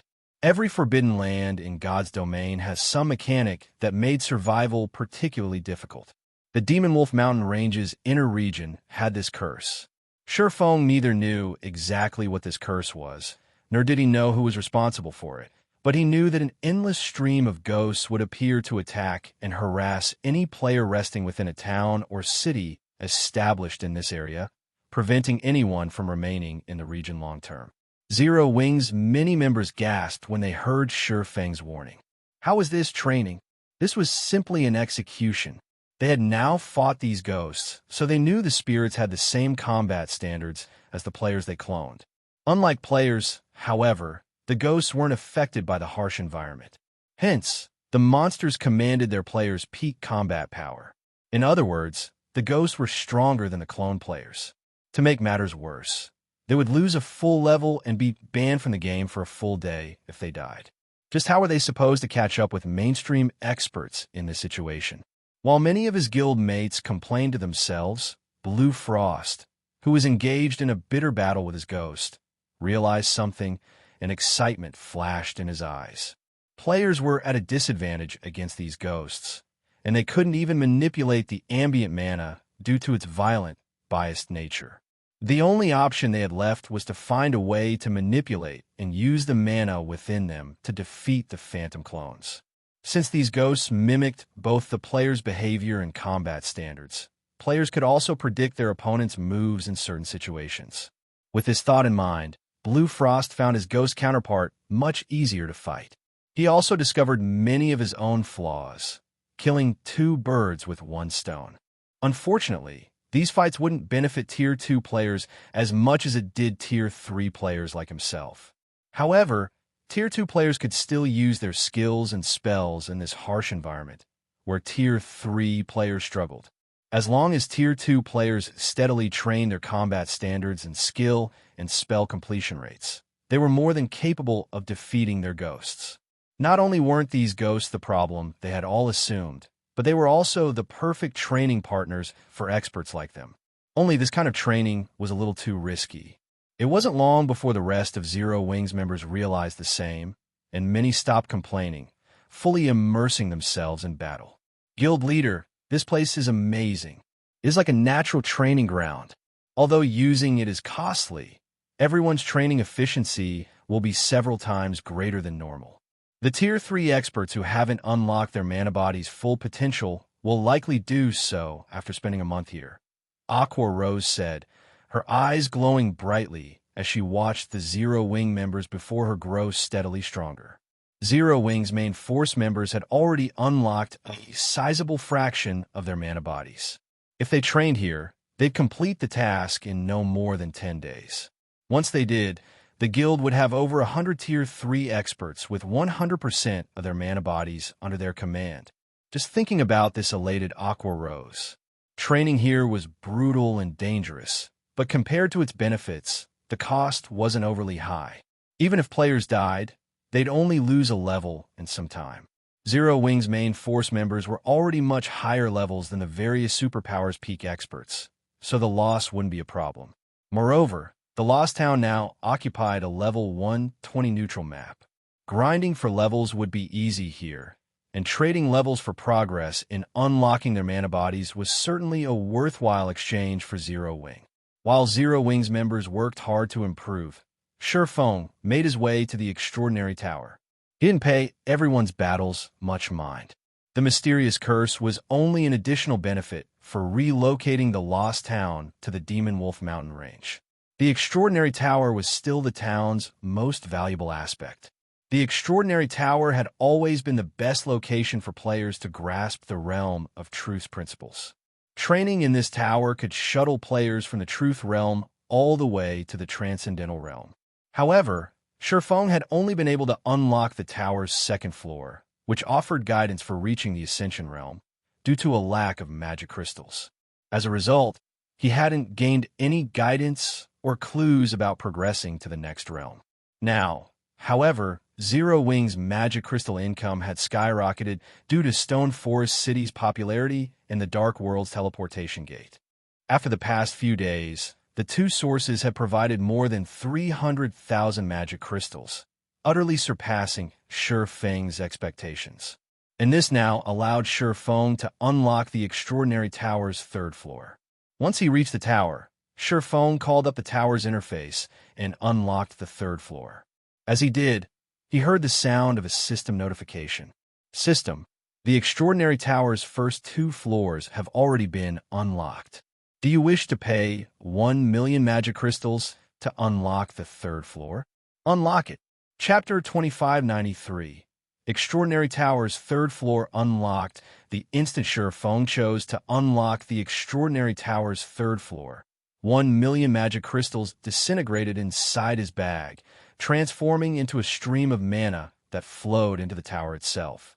As the torrent of mana flowed into the Extraordinary Tower, the carved divine runes on the inner walls lit up and repaired themselves. While the divine runes became more complete, the tower's exterior changed significantly. With the Extraordinary Tower in the center, the violent mana that filled the Lost Town began to obey. The mana around the tower became denser, and the tower itself released an old, sacred aura that spread throughout the town, instilling anyone it touched with serenity. What an amazing aura! My hungers even disappeared. That's not all. My mind feels much clearer, and my stamina and concentration have begun to recover as well. I feel like I can fight these ghosts for an entire day without rest. As the sacred aura filled the town, Zero Wing's fighting members rejoiced. They had been at an absolute disadvantage against their ghost counterparts, and they had known death was only a matter of time. The foreign energy was corroding their bodies too quickly. However, the situation had changed. Although their surroundings still lacked any elemental mana other than ice, this sacred aura had cleansed the area of foreign energy. As a result, their minds had cleared during their fight, which would prolong their survival. Meanwhile, every ghost had spawned with a mana life buff, which indicated their remaining lifespan and only had a 6-hour duration. If they could last against these phantoms for more than 6 hours, the ghosts would automatically disappear, even if they couldn't defeat them. In addition, Surpassing had informed them that these ghosts only appeared for each player once a day. If they held on for the full 6 hours, they could spend the rest of their day resting easy in the Lost Town. Of course, players who wanted to dedicate themselves to growing stronger, especially those with high combat standards, wouldn't be satisfied with 6 hours of training. As a result, these players cherished their 6-hour combat session even more than the rest. Moreover, ghosts wouldn't appear for everyone. At the end of the day, these ghosts' appearances were the result of a curse. The stronger a player was, the less effective the curse would be. Ghosts might not even appear for the stronger players and would almost never appear for players who had already unlocked their mana body's full potential. While everyone was surprised and elated about the new changes to the Lost Town, the Extraordinary Tower's sacred aura had finally filled the town. At the same time, a translucent barrier formed around the Lost Town, isolating it completely. This barrier also calmed the violent, ice-type mana in the town, creating a stable mana environment. The mana wasn't very dense, but it was enough to clear the players' minds of unhelpful thoughts. What did the guild leader do? Aqua Rose was shocked when she sensed the changes. She had felt this strange sensation before. To be precise, she had experimented with it during her travels within the Starlight Fortress's Legacy Gate. The only difference was the town's much lower mana density, which resulted in a much smaller boost to her mental capacity.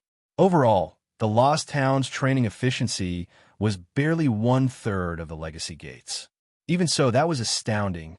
The Lost Town could accommodate far more players than the Legacy Gate, and while it wouldn't be quite as helpful, it was an ideal training ground for Tier 3 players as they try to unlock their mana bodies. Moreover, the magic barrier substantially increased the town's defenses. With the barrier in place, defeating the monster tides would be far easier. While Aqua Rose and Zero Wing's other members fortunate enough to enter the Legacy Gate were shocked over the Lost Town's transformation, something else within the Extraordinary Tower had shocked Surpassing. This is the result of unlocking the Extraordinary Tower's 3rd floor.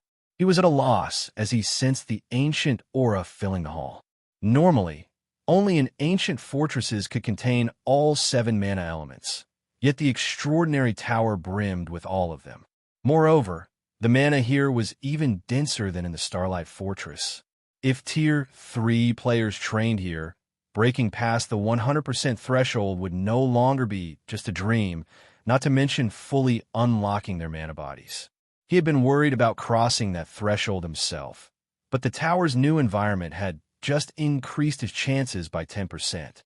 If his chances had only increased by 10%, others would have an even greater boost. If players who hadn't yet unlocked their mana bodies' full potential trained in the Extraordinary Tower, they could definitely accomplish the task in a short time. In fact, their training efficiency here might be twice as high as it was against the humanoid ghosts. Fighting in an area with all 7 mana elements would yield completely different results than fighting in an area with almost none of them. Players would have a much easier time recognizing and controlling the flow of mana in the former. Unfortunately, while this environment was idyllic, there was a limit to the number of players who could take advantage of it. This mana was contained in the Extraordinary Tower's training grounds. The 1st floor could only accommodate 100 people at a time, while 50 could fit on the 2nd floor and only 10 would fit on the 3rd. In total, only 160 people could use the Extraordinary Tower at the same time. That was only under ideal circumstances. In reality, far fewer players could train in the Extraordinary Tower at a time. If players wanted to use the 2nd or 3rd floors, they'd have to clear the previous floors first. Surpassing didn't give the matter much thought before he instructed Zero Wing's main force members to train in the tower during their free time and to ignore level grinding and raiding monster dens. Unlocking their mana bodies was far more important than raiding monster dens and level grinding. Furthermore, they had unlocked a considerable percentage of their mana bodies after consuming the exotic legacy potions they had obtained from Poison City. Normally, unlocking their mana bodies would require at most 2 full weeks, but with the tower's 3rd floor unlocked, they could accomplish the feat in even less time. Once all of Zero Wing's main force members unlocked their mana bodies' full potential, the team's grinding efficiency would improve. Securing the Demon Wolf Den that housed the medium teleportation point would also become easier. With his guild mates desperately training, Surpassing made his way to the tower's 2nd floor to begin his ascent. He had reached his limit during his last visit to the Extraordinary Tower's 2nd floor, unable to improve further regardless of how hard he had tried. Even after creating Sword's transmigration, he hadn't been able to reach the top of the 2nd floor staircase and had been thrown after reaching the 30th step. Now, however, he had fully unlocked his mana body and gained a newfound understanding of mana. He had even learned a mana technique, and he was ready to challenge the 2nd floor again to push himself through that final barrier. Neither his Tier 4 promotion quest nor the Divine Dragon's trial would be easy to complete. If he failed, he would suffer unimaginable consequences.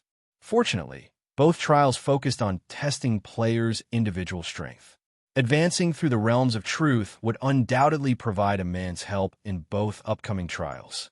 This was why he had decided to activate the Extraordinary Tower's 3rd floor now.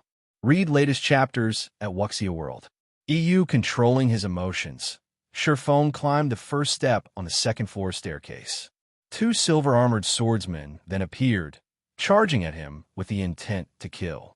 As Surpassing made his way to the extraordinary tower's third floor, a group of level 110 experts arrived before Stone Forest City's gates, causing a commotion at the city's main entrance. "So, this is Zero Wing's Stone Forest City?" An elegant, middle-aged man amidst the group commented as he gazed at the magnificent city before him. With a surprised tone, he continued, "It is truly extraordinary. With such dense mana and natural terrain advantage, wonder should have grown much stronger here. Don't forget our orders, Elder Hermit. We are not here to sightsee." A bald, middle-aged man in black robes scolded, rolling his eyes. "No matter how much stronger she's grown, wonder must return with us. The time for her willful rebellion has come to an end." "I know. Isn't that why I tagged along in the first place?" Hermit replied. Instead of getting upset at the bald man's comment, he breathed a deep sigh as he led his team into Stone Forest City. Chapter 2592, Natural Training Ground. As Zero Wings members teleported to the Lost Town's residence, the residence's plaza quickly became crowded. "What is this place? Why do I feel like a foreign energy is trying to invade my body? My senses feel so dull, and I'm suddenly starving. Didn't the higher-ups say they were bringing us to a sacred training and leveling ground? What's going on here? My friends were still jealous that I got chosen to join the guild's special training, and they didn't, but why does this place feel lesser than Stone Forest City?" Upon their arrival to the Lost Town, Zero Wing's new recruits and core members, all of whom had high potential, were curious about the situation, falling into heated discussions. The recruits were especially confused. They knew nothing about the Lost Town, and now they had been thrown into such a harsh environment. They couldn't bring themselves to believe this was a sacred training ground. Just surviving in this town long-term would be a problem. The situation began to worry Aqua Rosen. The town's new location was nothing like what she had imagined. Even Tier 3 players like herself would struggle to survive here, much less the guild's latest trainees who hadn't yet reached Tier 3. Needless to say, training and fighting the random monster tides would be nearly impossible. Players would be fortunate to exhibit their normal combat standards in such a severe area, much less improve their combat standards. During her previous visit to the Demon Wolf Mountain Range, she had stayed in the neutral map's outer region, where the environment hadn't been particularly harsh, but now that she stood in the inner region, she felt sluggish, and her senses had considerably dulled. The constant hunger assaulting her mind and body was also quite uncomfortable. Most importantly, the mana here felt like an icy hell. Violent, ice-type mana filled the area, and Aqua Rose could sense scant amounts of other elements. Manipulating mana in this zone would be almost impossible. When players couldn't manipulate mana, how were they supposed to improve? Guild leader, you don't intend these Tier 2 members to remain here for their training, do you? Blue Frost anxiously asked Surpassing. Blue Frost recognized the area as the Demon Wolf Mountain Range's inner region and knew that the lowest level monster was level 120. This would be an amazing area to level and train for players of his tier and level. But Zero Wing's new recruits and Tier 2 members would only waste their time here. These members were Zero Wing's future. Sending them to such a place to waste their time would cost the guild. Remain here for their training? Shaking his head, Surpassing said, "Such a wonderful thing isn't possible." Surpassing's reply confused Blue Frost. He couldn't understand what was so wonderful about this frozen hellscape. Surpassing didn't explain his statement, however. Instead, he met with the Adventurers Association's NPCs to complete the handover procedures. Once complete, the NPCs promptly left the Lost Town, making the already desolate town even more lonely. At that point, the sound of a system announcement rang in everyone's ears. Lost Town Region System Announcement. The town's new location is subject to a mysterious curse. Wraiths will absorb the excess mana players radiate, transforming into monsters. Please be wary of these monsters' attacks. Shortly after the system announcement ended and before Zero Wings members could digest the information, translucent, humanoid ghosts started to manifest around some of Zero Wing's members. These humanoid ghosts appeared to be clones of the players they stood by. They even had the same levels as their human counterparts. The moment their forms were complete, these ghosts attacked the players. Not understanding what was happening, everyone was stunned. Fortunately, they were all Zero Wing experts, and although their levels and tiers weren't up to standard, they commanded expert combat standards. Even the weakest player there could reach the Trial Tower's 5th floor. They had no trouble responding to the ghosts' attacks appropriately. Meanwhile, the players who hadn't been attacked joined the fray, targeting the ghosts near them. After a moment, however, something else surprising occurred. The ghostly clones had the same combat standards as their human counterparts. Moreover, other players' attacks proved utterly ineffective. Your official training begins now. Be careful of the ghosts that will appear beside you. No one, other than the player the ghosts copy, can do anything to them. If these ghosts kill you, not only will you lose a level, but you won't be able to log in for a day. Surpassing warned as he watched Zero Wing's members fight these phantom monsters. The Demon Wolf Mountain Range was no ordinary location. The map's inner region was actually considered a forbidden land. Every forbidden land in God's domain has some mechanic that made survival particularly difficult. The Demon Wolf Mountain Range's inner region had this curse. Surpassing neither knew exactly what this curse was, nor did he know who was responsible for it. But he knew that an endless stream of ghosts would appear to attack and harass any player resting within a town or city established in this area, preventing anyone from remaining in the region long term. Zero Wing's many members gasped when they heard Surpassing's warning. How was this training? This was simply an execution. They had now fought these ghosts, so they knew the spirits had the same combat standards as the players they cloned. Unlike players, however, the ghosts weren't affected by the harsh environment. Hence, the monsters commanded their players' peak combat power. In other words, the ghosts were stronger than the clone players. To make matters worse, they would lose a full level and be banned from the game for a full day if they died. Just how were they supposed to catch up with mainstream experts in this situation?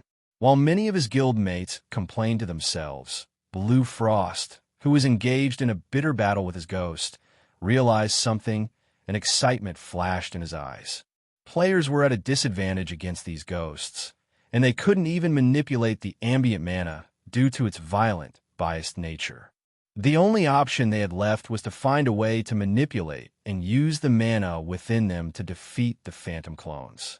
Since these ghosts mimicked both the player's behavior and combat standards, players could also predict their opponent's moves in certain situations. With this thought in mind, Blue Frost found his ghost counterpart much easier to fight.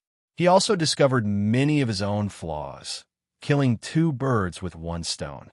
Unfortunately, these fights wouldn't benefit Tier 2 players as much as it did Tier 3 players like himself. However, Tier 2 players could still use their skills and spells in this harsh environment, where Tier 3 players struggled. As long as Tier 2 players steadily trained their combat standards and skill and spell completion rates, they were more than capable of defeating their ghosts. Not only weren't these ghosts the problem they had all assumed, but they were also the perfect training partners for experts like them. Only this kind of training was a little too risky. It wasn't long before the rest of Zero Wing's members realized the same, and many stopped complaining, fully immersing themselves in battle. Guild leader, this place is amazing. It is like a natural training ground. Although using it is costly, everyone's training efficiency will be several times greater than normal.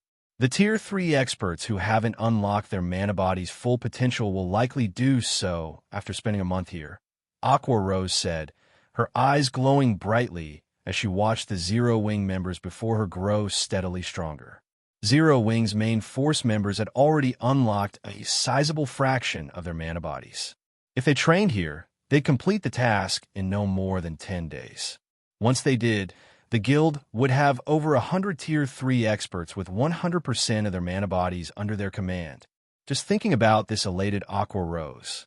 Training here was brutal and dangerous, but compared to its benefits, the cost wasn't overly high.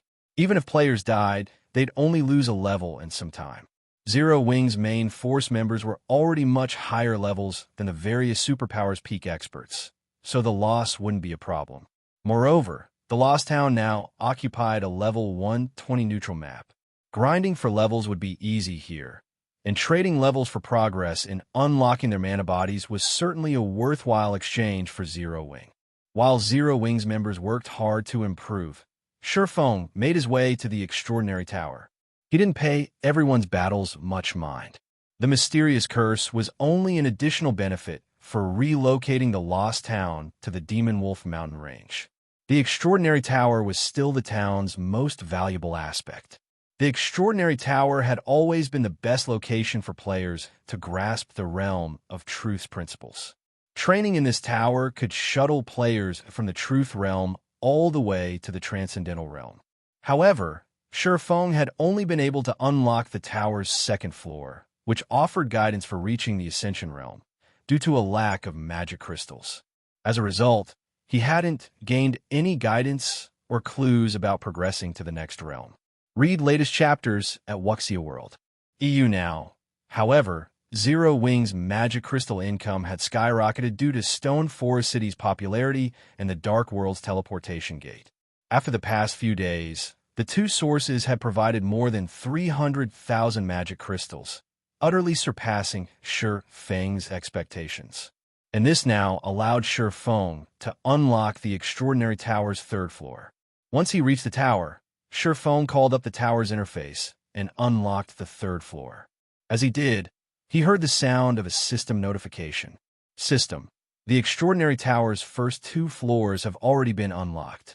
Do you wish to pay 1 million magic crystals to unlock the third floor? Unlock it.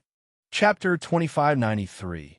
Extraordinary Tower's third floor unlocked. The instant Surpassing chose to unlock the Extraordinary Tower's third floor, 1 million magic crystals disintegrated inside his bag, transforming into a stream of mana that flowed into the tower itself.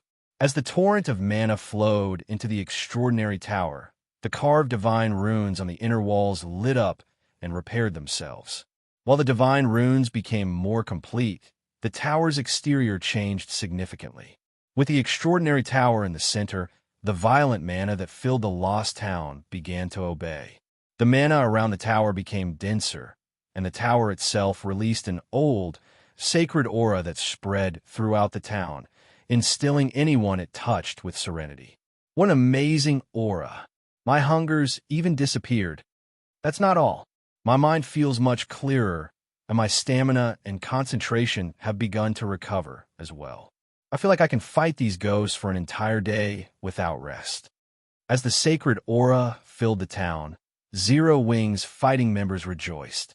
They had been at an absolute disadvantage against their ghost counterparts, and they had known death was only a matter of time. The foreign energy was corroding their bodies too quickly. However, the situation had changed. Although their surroundings still lacked any elemental mana other than ice, this sacred aura had cleansed the area of foreign energy. As a result, their minds had cleared during their fight, which would prolong their survival. Meanwhile, every ghost had spawned with a mana life buff, which indicated their remaining lifespan and only had a 6-hour duration. If they could last against these phantoms for more than 6 hours, the ghosts would automatically disappear, even if they couldn't defeat them. In addition, Surpassing had informed them that these ghosts only appeared for each player once a day. If they held on for the full 6 hours, they could spend the rest of their day resting easy in the Lost Town. Of course, players who wanted to dedicate themselves to growing stronger, especially those with high combat standards, wouldn't be satisfied with 6 hours of training. As a result, these players cherished their 6-hour combat session even more than the rest. Moreover, ghosts wouldn't appear for everyone.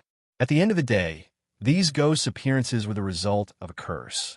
The stronger a player was, the less effective the curse would be. Ghosts might not even appear for the stronger players, and would almost never appear for players who had already unlocked their mana body's full potential.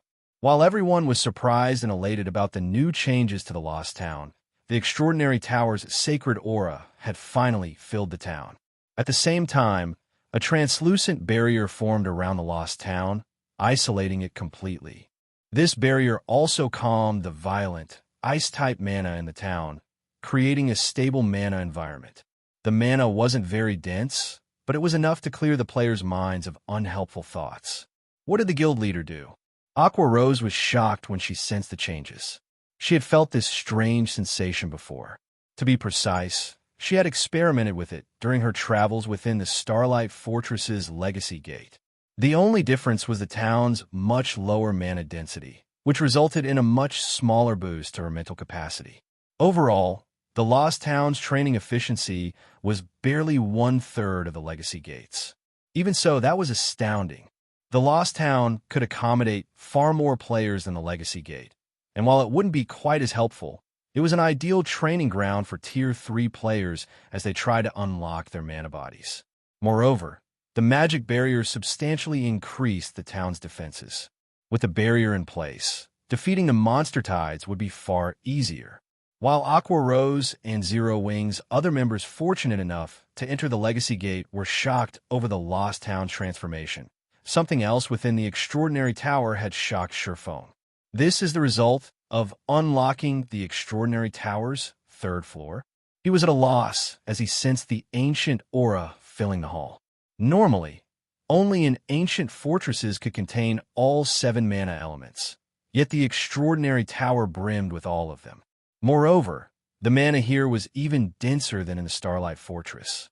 If Tier 3 players trained here, breaking past the 100% threshold would no longer be just a dream, not to mention fully unlocking their mana bodies. He had been worried about crossing that threshold himself, but the tower's new environment had just increased his chances by 10%. If his chances had only increased by 10%, others would have an even greater boost. If players who hadn't yet unlocked their mana bodies' full potential trained in the Extraordinary Tower, they could definitely accomplish the task in a short time. In fact, their training efficiency here might be twice as high as it was against the humanoid ghosts. Fighting in an area with all 7 mana elements would yield completely different results than fighting in an area with almost none of them. Players would have a much easier time recognizing and controlling the flow of mana in the former. Unfortunately, while this environment was idyllic, there was a limit to the number of players who could take advantage of it. This mana was contained in the Extraordinary Tower's training grounds. The 1st floor could only accommodate 100 people at a time, while 50 could fit on the 2nd floor, and only 10 would fit on the 3rd. In total, only 160 people could use the Extraordinary Tower at the same time. That was only under ideal circumstances. In reality, far fewer players could train in the Extraordinary Tower at a time. If players wanted to use the 2nd or 3rd floors, they have to clear the previous floors first. Surpassing didn't give the matter much thought before he instructed Zero Wing's main force members to train in the tower during their free time and to ignore level grinding and raiding monster dens. Unlocking their mana bodies was far more important than raiding monster dens and level grinding. Furthermore, they had unlocked a considerable percentage of their mana bodies after consuming the exotic legacy potions they had obtained from Poison City. Normally, unlocking their mana bodies would require, at most, 2 full weeks, but with the tower's 3rd floor unlocked, they could accomplish the feat in even less time. Once all of Zero Wing's main force members unlocked their mana bodies' full potential, the team's grinding efficiency would improve. Securing the Demon Wolf Den that housed the medium teleportation point would also become easier.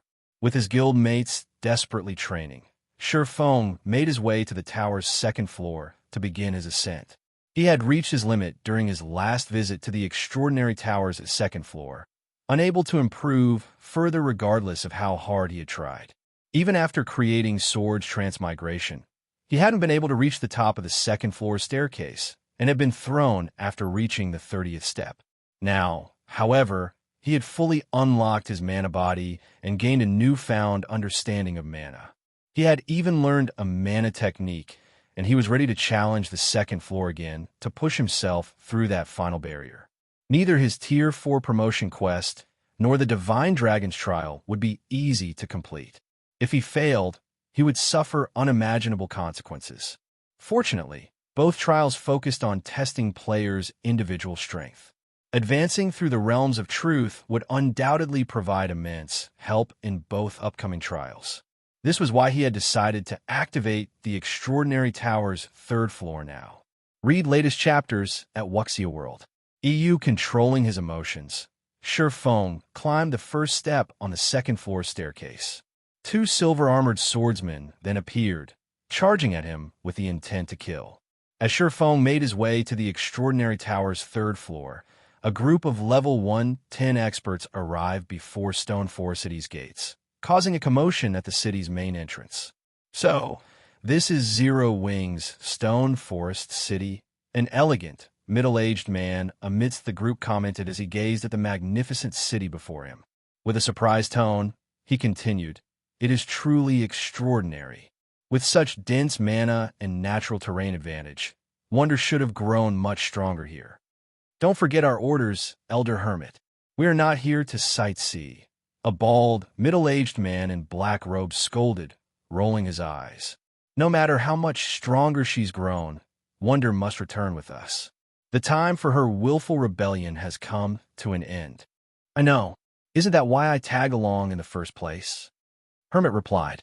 Instead of getting upset at the bald man's comment, he breathed a deep sigh as he led his team into Stone Forest City. Chapter 2594, Half-Step Grandmaster Stone Forest City, Candlelight Trading Firm. Following the NPC, Hermit and the bald man arrived at one of the basic meditation rooms on the trading firm's top floor. They were greeted by the sight of a woman in luxurious, dark blue robes and enveloped in a faint layer of mana. The woman was steadfastly focused on brewing a potion, her every action smooth and dexterous. A short moment later, the woman lifted her hand, holding a potion that radiated dense mana. She can brew the master-ranked advanced magic resistance potion so easily. She must not be far from becoming a Grandmaster alchemist. The scene had astonished Hermit and his companion. Master-ranked magic resistance potions were quite rare and costly on the market. They could, after all, enable Tier 3 players to roam level 100+ maps with harsh environments. However, Master-ranked advanced magic resistance potions were even stronger. Not only could they help Tier 2 players survive in the severe environments in level 100+ maps, but the potion's effects would also last 24 full hours. Level 100+ maps had abundant resources, particularly those level 110 and above, but their environments were severe and dangerous. Only Tier 3 players could survive in these maps without aid. Unfortunately, the various powers had too few Tier 3 experts at this stage of the game, and they had to rely on their Tier 2 members to gather resources for their development. Hence, the demand for master-ranked advanced magic resistance potions was incredibly high. However, crafting master-ranked advanced magic resistance potions wasn't easy. Even master alchemists wouldn't have more than a 30% success rate, and the potions took a long time to brew. Including the current rarity of master alchemists, there wasn't enough supply of these potions to meet demand. Silent Wonder, on the other hand, could effortlessly brew these potions. Moreover, she had completed her last potion with astounding speed. She was efficient enough to take on the work of 3 or 4 master alchemists. With those skills, she was likely on the brink of becoming a Grandmaster alchemist. Rather than Silent Wonder's alchemy standards, Hermit and the bald man were far more surprised to see that she had reached level 111. She was actually 1 level higher than they were. It seems the rumors calling Stone Forest City a sacred leveling ground were true. After all, Hermit muttered, staring at the level displayed above Silent Wonder's head in shock. Silent Wonder wasn't a pure combat player. Although players could gain EXP through their subclasses, they didn't earn nearly as much as combat players, who relentlessly grinded monsters in the fields. Despite that, Silent Wonder had still surpassed both of them.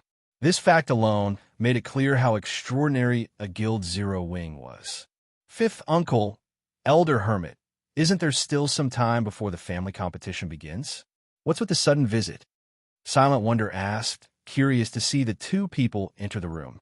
The Azure Chamber of Commerce held a competition between its main shareholder families once a year on the same date. The next competition would begin in 6 days. Even if her family intended to escort her to the Western continent, she had expected they'd only show up the day before. She had no clue why they'd show up so early without prior notice. Moreover, Hermit, the man responsible for Demonstone Town's safety, had come to see her. These two didn't seem like they were simply here to escort her. There's indeed still some time before the competition, but that's not the only reason we've come, the middle-aged man informed her. I'm sure you are aware that the Zeus Corporation support is a large part of the reason Azure enjoys its current success.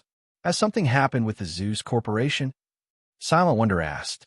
The Zeus Corporation was one of the top 10 corporations in the world.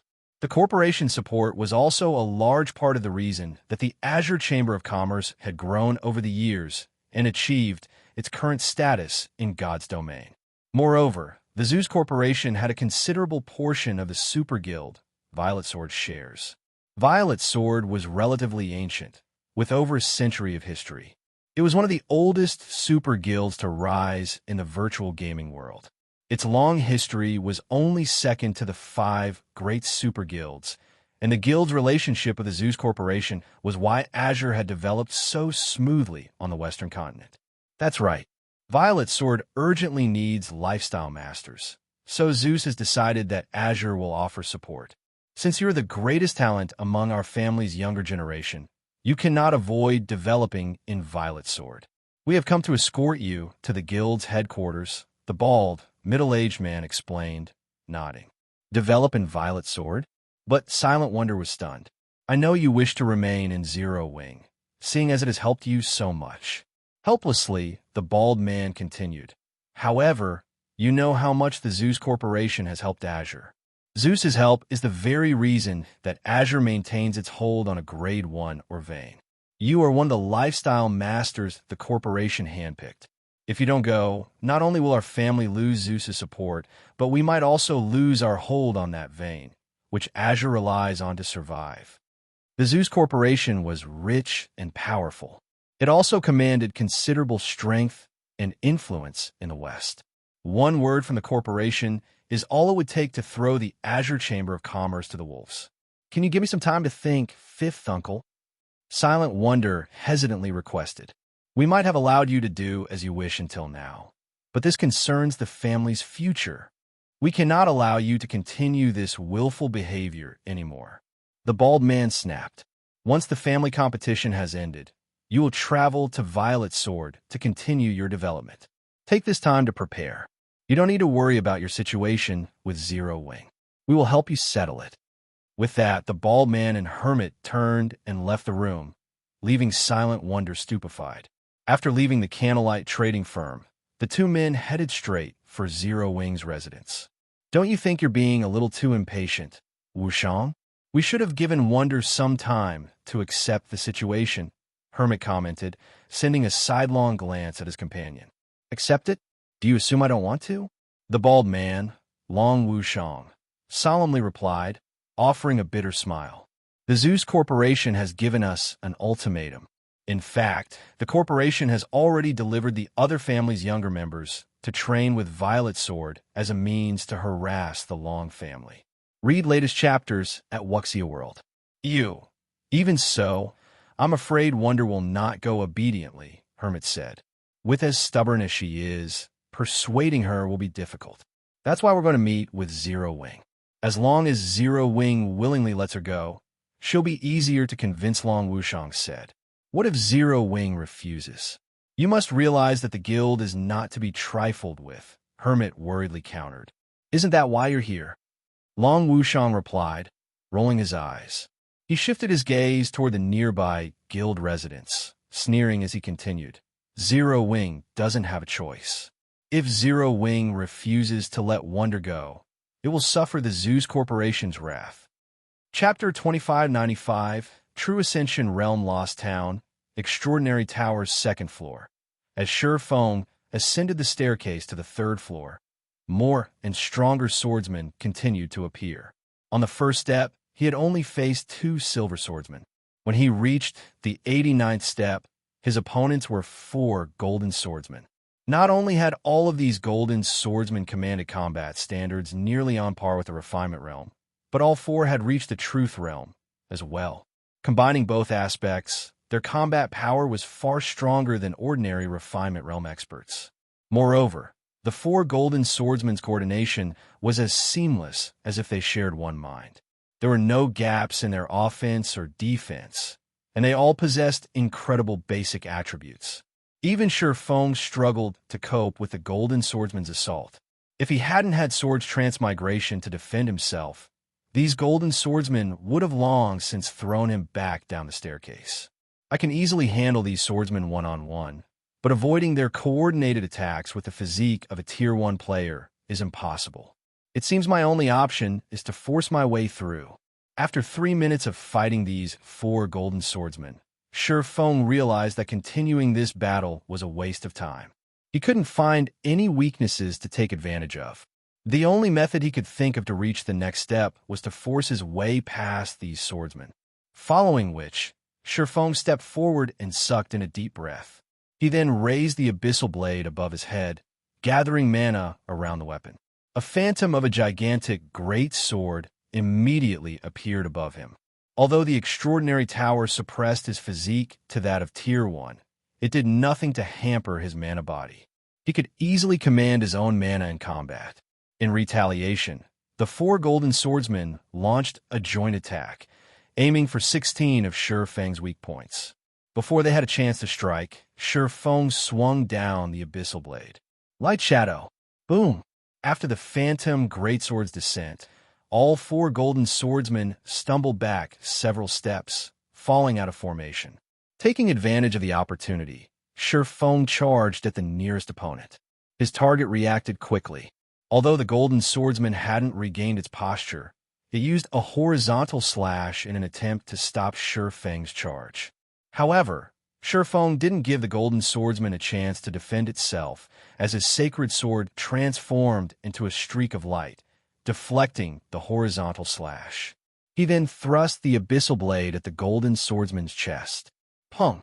Sparks flew as the fragmented legendary weapon collided with the golden swordsman's armor, shoving it back a few more steps before it fell. Finally, Surpassing tore a hole in the four golden swordsmen's formation. Now, with his target on the ground, Surpassing used void steps to confuse the three remaining golden swordsmen and escape their encirclement. He then leaped onto the 90th step. The moment Surpassing landed on the 90th step, a swordsman in black robes appeared before him. This black swordsman then thrust his weapon at Surpassing. The thrust was surprisingly powerful, and the instant the black swordsman's blade shot forward, it transformed into numerous particles of light that shot toward Surpassing. It was impossible to tell which attack was real and which was fake. An advanced combat technique? Surpassing's expression darkened when he recognized the move as a combat technique. This black swordsman's basic attributes and combat standards were even higher than the golden swordsman Surpassing had just faced. In fact, the black swordsman was on the cusp of reaching the flowing water realm. Combined with its advanced combat technique, Surpassing was no match for this opponent with just a Tier 1 physique. Of course, this disadvantage wasn't enough to make Surpassing give up. Instead, he brandished Killing Ray in response. Sword's transmigration. The instant the two weapons met, a deafening boom echoed throughout the second floor. The impact was so powerful that Surpassing stumbled back down to the 89th step. He hadn't had time to readjust his posture, and the four golden swordsmen he had left behind subsequently threw him back down to the base of the second floor staircase. The 90th step's black swordsman is amazing. I saw no excess movements, and it perfectly integrated an advanced combat technique. Not even domain realm experts could find any opening to take advantage of and would be forced to face its attacks head-on. Surpassing wasn't disappointed about returning to square one. Actually, he seemed rather excited. The black swordsman had highlighted some of his own flaws. He had reached the realm of Truth's Ascension realm, and his every action resembled a combat technique, but they weren't. His movements lacked the power of combat techniques. They only possessed the deception of true combat techniques. To put it simply, he hadn't made much progress in the Ascension realm, and his foundations were unsteady. He had only grasped the vague concept of the realm, lacking its crucial concepts. The black swordsman, on the other hand, stood firmly in the Ascension realm. Because of this, Surpassing couldn't yet ascend to the extraordinary tower's third floor, despite having reached the Ascension realm. If he could gain even a portion of the Black Swordsman's mastery over the Ascension realm and perfectly integrate basic combat techniques with his every action, his combat power would definitely rise by a large margin. Meanwhile, during the time Surpassing was reflecting on his own flaws, a few other Zero Wing members were sent flying down the second-floor staircase as well. "I did it! I finally did it!" Shadow Sword shouted ecstatically as he looked at the dense mana his body radiated. Turtle Dove, Alluring Summer, and the others who had fallen down the stairs similarly radiated dense mana.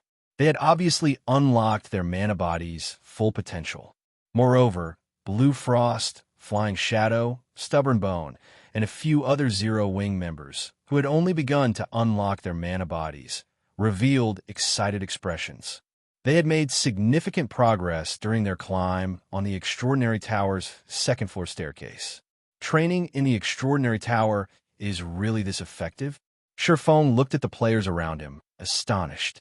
While the Extraordinary Tower's mana provided quite a bit of help to players developing their mana control, Surpassing didn't think it'd be such an effective tool in helping them unlock their mana bodies.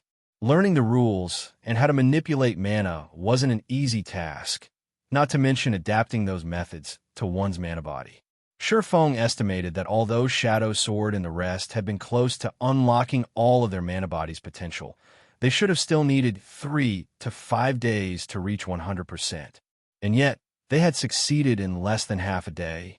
If every one of Zero Wing's main force members could make this much progress, every one of them would fully unlock their mana bodies in less than 10 days, becoming true powerhouses in God's domain. Read latest chapters at Wuxia World. EU. Just as Surpassing turned his attention back to the second-floor staircase. However, he received a call from Melancholic Smile. "Guild leader, Azure's representatives have come to our residence. They wish to speak with you about taking Wonder to develop in the West Violet Sword. They're hoping we won't hinder her future and just let her go. They visited Wonder before coming here, too, but it seems Wonder's reaction wasn't positive," Melancholic Smile reported. "Violet Sword, huh?" Surpassing could not contain his smile. "Azure is certainly crafty. Will you meet with them?" Melancholic Smile asked. "That won't be necessary. Have Hell Rush send them away. Also, have him convey a message. I'll personally take Wonder to visit Violet Sword after the family competition to have a proper conversation with the Super Guild's people, so they don't need to bother," Surpassing calmly stated. Chapter 2596, Mighty Zero Wing. Times have changed. Stone Forest City, Zero Wing's residence. Long Wushang and Hermit sat by the French window, clearly unhappy, in Zero Wing's large, luxurious reception room. "So you're saying that Guild Leader Black Flame has no intention of meeting us, Commander Rush?" Long Wushang demanded, glaring at Hell Rush, who had just notified them of Surpassing's reply. "That's right. He knows what you wish to discuss and requested that I relay a message. Once the family competition is over, he will personally take Silent Wonder to visit Violet Sword. So you don't have to bother," Hell Rush coolly informed the two men, nodding. The message stunned both of them, particularly Long Wushang. Long Wushang had considered many possible outcomes before visiting Zero Wing's residence, and had prepared a variety of arguments to persuade Surpassing to let Silent Wonder go. However, he never considered that Surpassing would simply refuse to meet with them, turning them away. However, what truly surprised the bald man was the fact that Hell Rush had followed Surpassing's instructions, conveying the message personally. The alliance between Netherworld Empire and Zero Wing was no longer a secret among the various superpowers, especially after the battle at the Dark World's Teleportation Gate. That battle had exposed the relationship between the two guilds. Hell Rush, however, was a famous slaughtering god on the Western continent. He even commanded Netherworld Empire's strongest Trump Legion. Even Violet Sword's guild leader would have to take him seriously, yet he obediently played the role of Surpassing's messenger. "Good. Since Guild Leader Black Flame understands the situation, we won't overstay our welcome," Long Wushang decided after calming himself. He then stood to leave the room with Hermit. After they left Zero Wing's residence, the air around Long Wushang dropped a few degrees, becoming so cold that nearby players shivered. Even the Azure experts that had tagged along shuddered as Long Wushang's frosty aura swept over them. To think that even the famous Hell Rush would obey Black Flame. I hadn't expected Zero Wing to have such a close relationship with Netherworld Empire. Violet Sword might make concessions if they find out about this, Hermit surmised, glancing at the twisted expression his comrade was making. Concessions? Long Wushang laughed.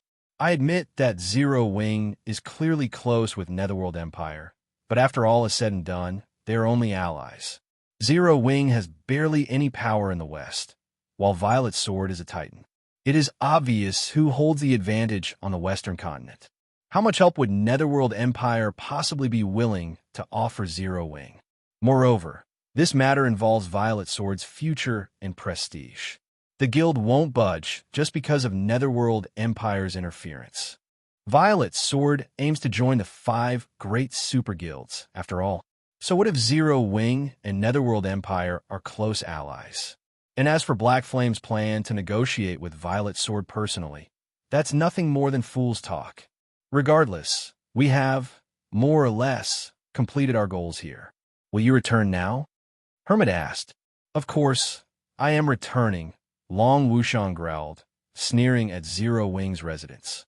Violet Sword has already warned the Long family. Since Black Flame wants to be stubborn, he can't blame me for passing his message on to Violet Sword. I can't wait to see his confidence vanish. Long Wushang then left Stone Forest City and promptly returned to the Western continent. He planned to inform the rest of his family and Violet Sword of everything that had happened. Shortly after Long Wushang's group left, Silent Wonder received news of Shi Feng's reply. You're not really planning to visit Violet Sword, are you, guild leader? Silent Wonder asked as she watched Shi Feng's image on the screen before her.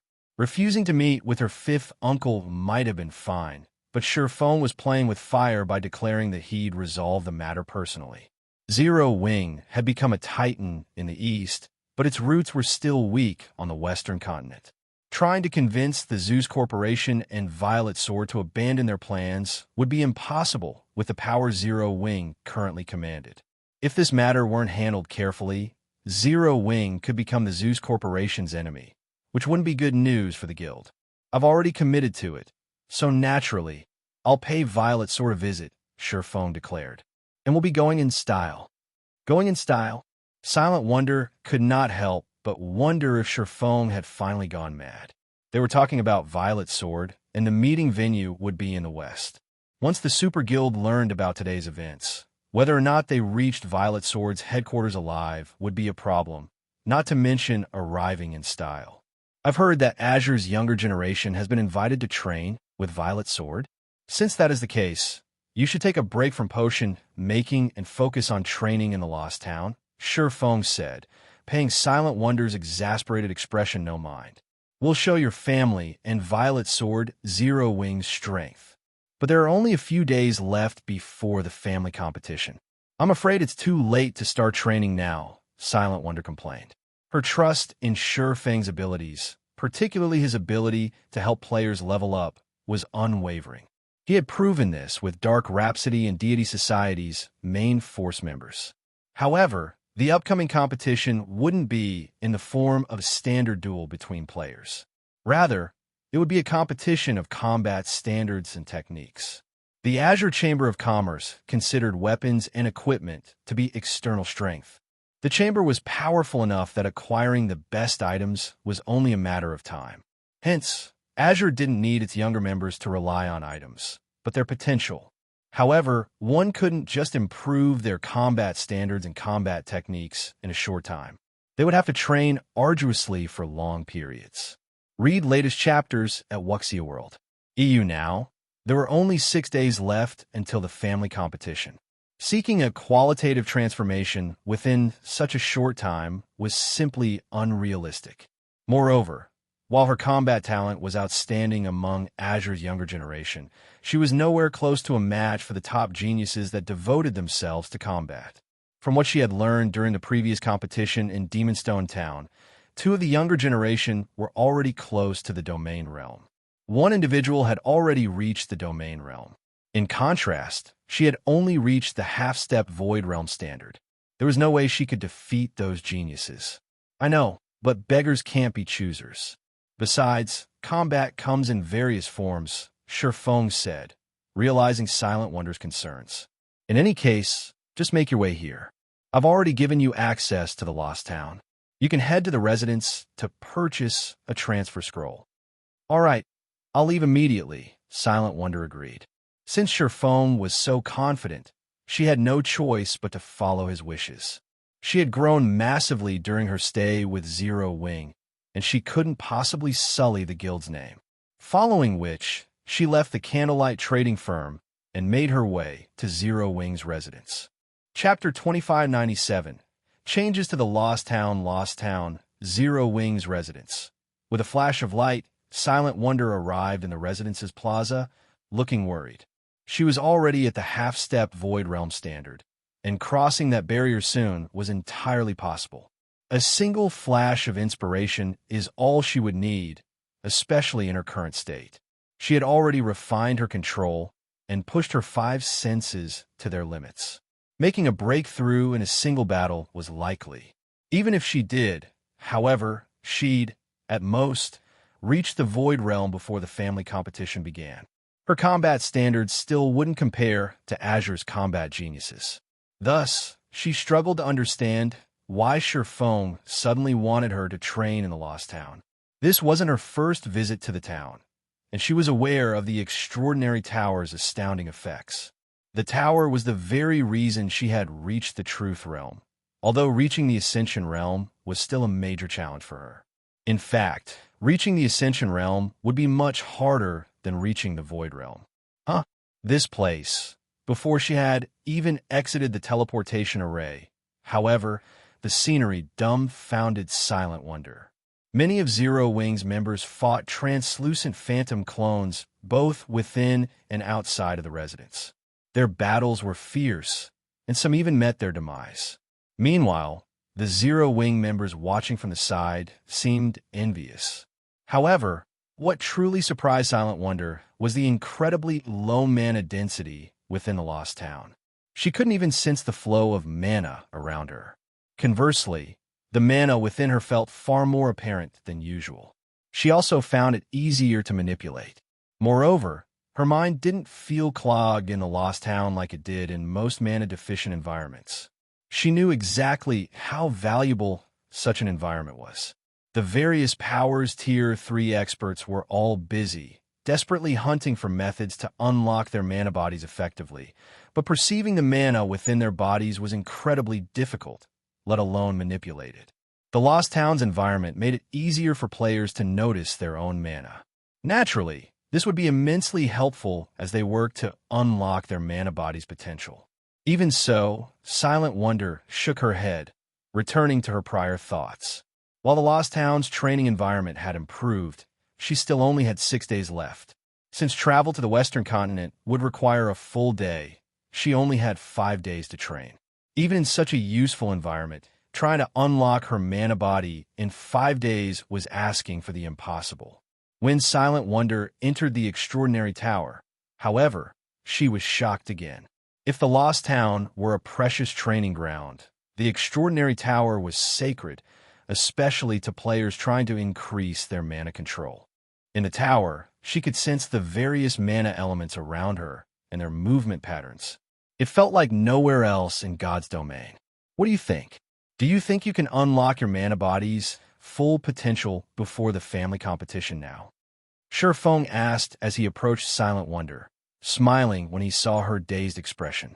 God's domain offer a variety of ways to increase one's combat power, particularly after players reach Tier 3. The benefits Tier 3 players could gain by improving their mana control were in no way lesser than what they could gain by training their combat standards. I can train here regularly? Silent Wonder asked. This wasn't the first time she had stood in the tower, but it had changed drastically. She found it truly hard to believe that she could spend all her time training in such a sacred place. This environment was astonishing, and it had to come at a high price. Of course, Shurfeng confirmed, nodding. He understood Silent Wonder's concerns, and maintaining the Extraordinary Tower was costly. After activating the Extraordinary Tower's 3rd floor, He had to spend 20,000 magic crystals per day to keep the third floor's divine runes active. No first-rate guild could afford the expense, but it wouldn't be a problem for Zero Wing. Zero Wing was more than capable of keeping the extraordinary tower running at full power every day. Although I can't make any promises, I should have a high chance of succeeding before the competition, Silent Wonder said after giving the matter some thought. However, are you sure you won't reconsider visiting Violet Sword, guild leader?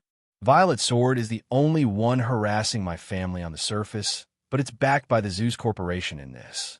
If the situation isn't handled carefully, our guild might not be allowed on the Western continent anymore. Thanks to her experiments and the ancient potion Sherfong had given her, she had unlocked over 30% of her mana body. If she focused on training in the Extraordinary Tower, reaching 100% within 5 days was definitely plausible. However, the family competition was a small matter. The Zeus Corporation was the real problem. The West guilds under the Zeus Corporation's control weren't limited to the Azure Chamber of Commerce and Violet Sword. The corporation had significant shares in a few adventurer alliances as well. Even without Violet Sword's strength, Zeus could easily destroy a superpower in the West by simply issuing a bounty. Meanwhile, most of Zero Wing's power lay in Cold Spring Forest. The guild had far less influence outside of the neutral map. There were also quite a few superpowers targeting Zero Wing in the east, not to mention the west. As long as you can do it, it's fine. Don't worry about the Zeus Corporation. If they really want to fight in the end, I don't mind giving them one, Sherfong said, brimming with confidence in his guild. That's right. If the Zeus Corporation goes too far, we'll prove that Zero Wing isn't to be trifled with. Aqua Rose commented as she approached. That's why you don't have to worry about anything, Wonder. Just focus on unlocking your mana body.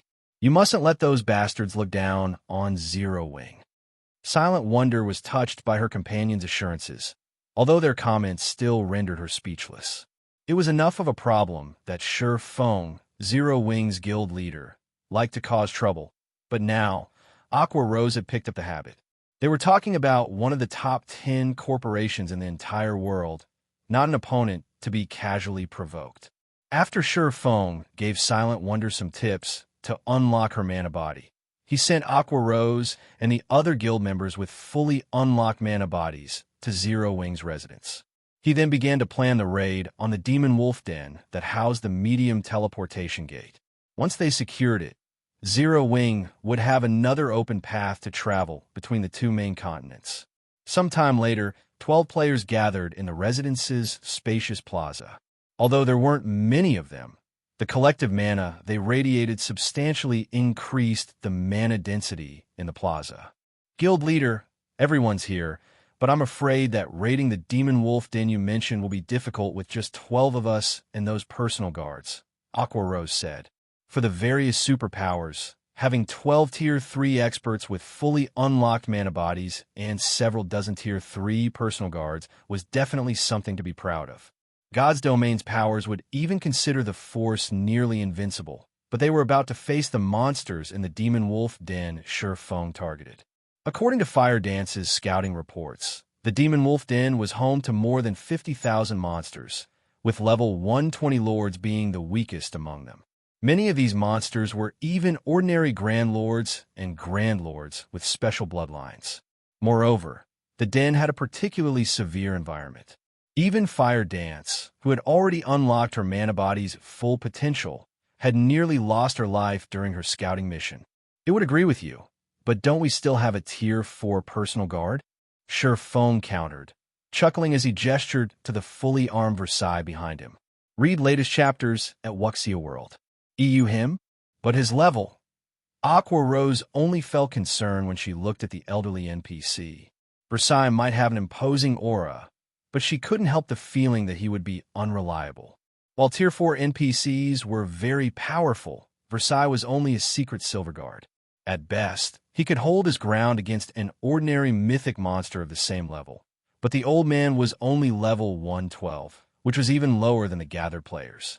How was he supposed to help them fight level 120-plus mythic monsters or Grand Lord-ranked mutated demon wolves that rivaled mythic monsters? The rest of the team worried as well. They could now afford to risk their personal guards' lives, but resurrecting a fallen guard would still require the precious water of life. It wouldn't be a laughing matter if all of these personal guards fell in battle. Let's go. You'll understand when the time comes. Shurfeng dismissed the matter, still chuckling. He then led the team to the Demon Wolf Denver. Meanwhile, on the Western continent, Long Wushang had returned to the Azure Chamber of Commerce's residence and relayed Shurfeng's message to his family's elders and grand elders. Chapter 2598. Clever Use of Personal Guards? Winter Empire, Winter City, Azure Chamber of Commerce's residence. The Long family's elders and grand elders sat within a luxurious, top-floor meeting room, all wearing solemn expressions. If a Tier 3 player entered the room, they'd shudder with fear upon sensing these individuals' chilly auras. What arrogance! Zero Wing is too full of itself. That's right. It is simply responsible for a few achievements in the East, yet it assumes it can stand on the same level as Violet Sword in the West. It's ridiculous. Zero Wing wants to negotiate with Violet Sword. Does the guild think it rules the Western continent? The Long family's elders and grand elders were furious when they heard Long Wushang's report. They might have understood if Zero Wing had only refused to let Silent Wonder go. They all knew that the guild must have invested a lot of resources in the girl's development, and according to Long Wushang's report, she was very close to becoming a Grandmaster alchemist. The importance of a Grandmaster alchemist to a guild went without saying. A single Grandmaster could be responsible for an entire guild's prosperity. The best potions currently on the market were Master rank. Obtaining a Grandmaster potion was unthinkable at this stage of the game. Any random Grandmaster potion would be immensely useful, and if a guild could mass-produce such potions, that guild would have an unimaginable advantage. Hence, they would have understood if Zero Wing had tried to fight for her. However, Shurfeng hadn't stopped with a refusal to hand Silent Wonder over. He had also declared that Zero Wing would handle the situation, cutting Azure out. It was no more than calling them all incompetent. Since Zero Wing had made the promise, we'll wash our hands of this matter for now. Once Zero Wing embarrasses itself, it will learn when to take a step back, the keen-witted, middle-aged man in the seat of honor said. But what are Wonder's thoughts on this, Old Five? Wonder is quite hesitant, big bro, but once Zero Wing embarrasses itself, I doubt she'll sit by and watch her guild and family fall into ruin. I am sure she'll head to Violet Sword to continue her development. Long Wushang surmised after giving the matter some thought. That makes things simple. All we need to do is let things progress. While Zero Wing might be powerful enough to cause waves on the Eastern continent, it can do nothing in the West. I realize that we don't wish to tie our family's elites to the Zeus Corporation. The company has chosen to use us as an example to unify the powers under its command. We have no way out of this mess, the clever man said, sighing. The elders and grand elders in the room fell silent. The Long family had become Azure's leading family and enjoyed untold glory on the surface. But in truth, it faced increasing pressure. If the Long family could not continue to grow stronger, only an endless abyss would await them in the end. After all, the Zeus Corporation only supported the Azure Chamber of Commerce. It didn't care who was in charge. As the clever man had said, Zero Wing couldn't accomplish anything on the Western continent. All the Long family needed to do was sit back and watch the show. While the Long family's elders met, Shurfeng and his party finally reached the dangerous canyon within the East Demon Wolf mountain range after some time traveling on their flying mounts. The canyon was full of level 120-plus demon wolves. Quite a few Grand Lord-ranked mutated Crimson Demon Wolves and three-headed Demon Wolves rested on the canyon's broken cliffs, and two 20-meter-tall, Mythic-ranked three-eyed Ice Demon Wolves rested before a cave entrance, both radiating powerful, frosty auras. Ice Demon Wolf, Demonic Creature, High Lord, Level 123 HP 63,000, 000/63, 000, Three-Headed Demon Wolf. Demonic Creature, Grand Lord.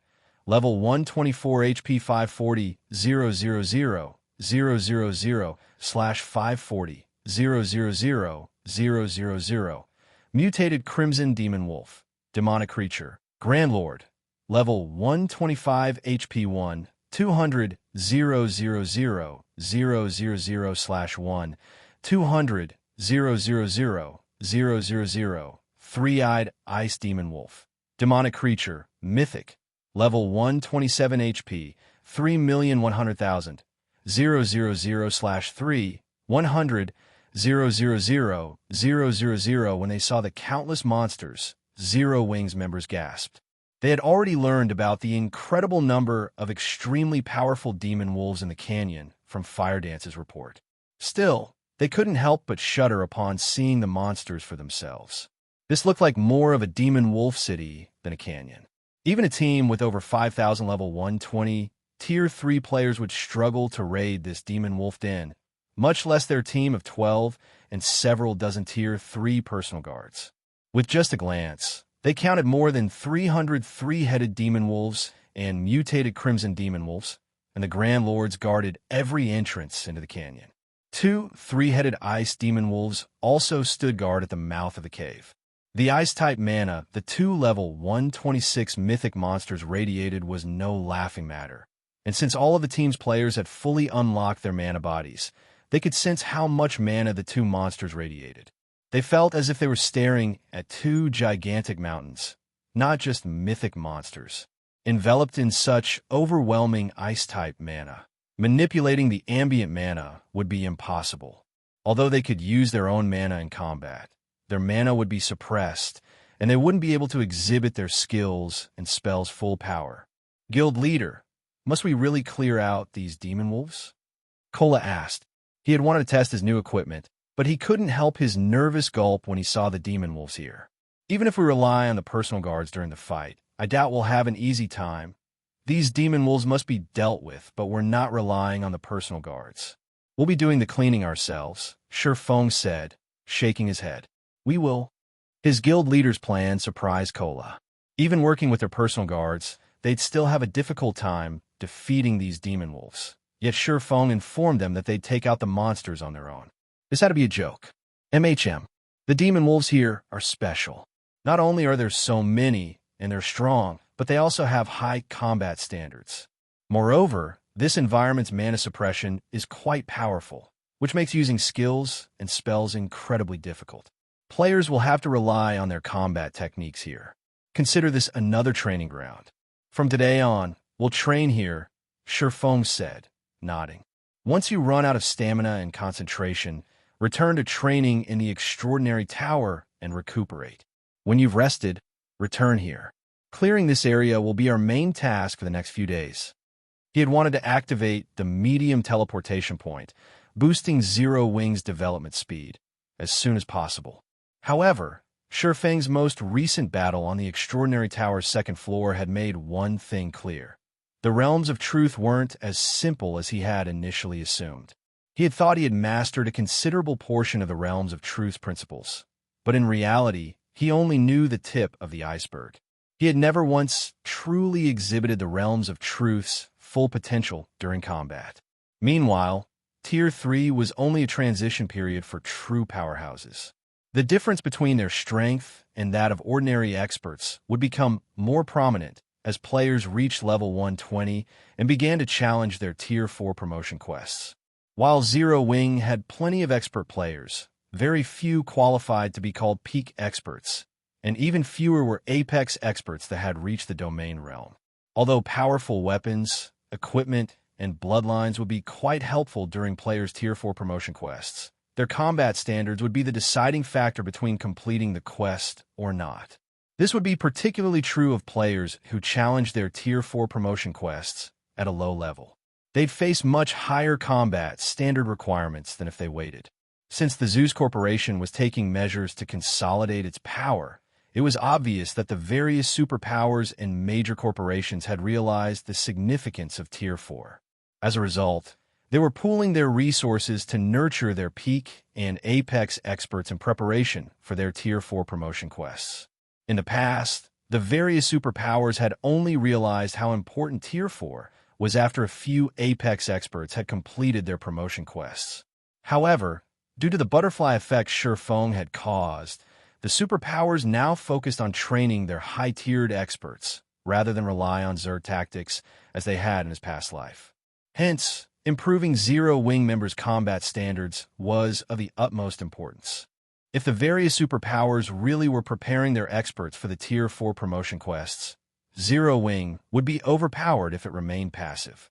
Aside from normal training, life or death battles with monsters was an absolute must if players wanted to grow stronger. Only by risking their lives in battle could players unlock more of their potential. Now that Zero Wing had the extraordinary tower and the Demon Wolf Mountain Range's special region in its grasp, he had to take advantage of these benefits.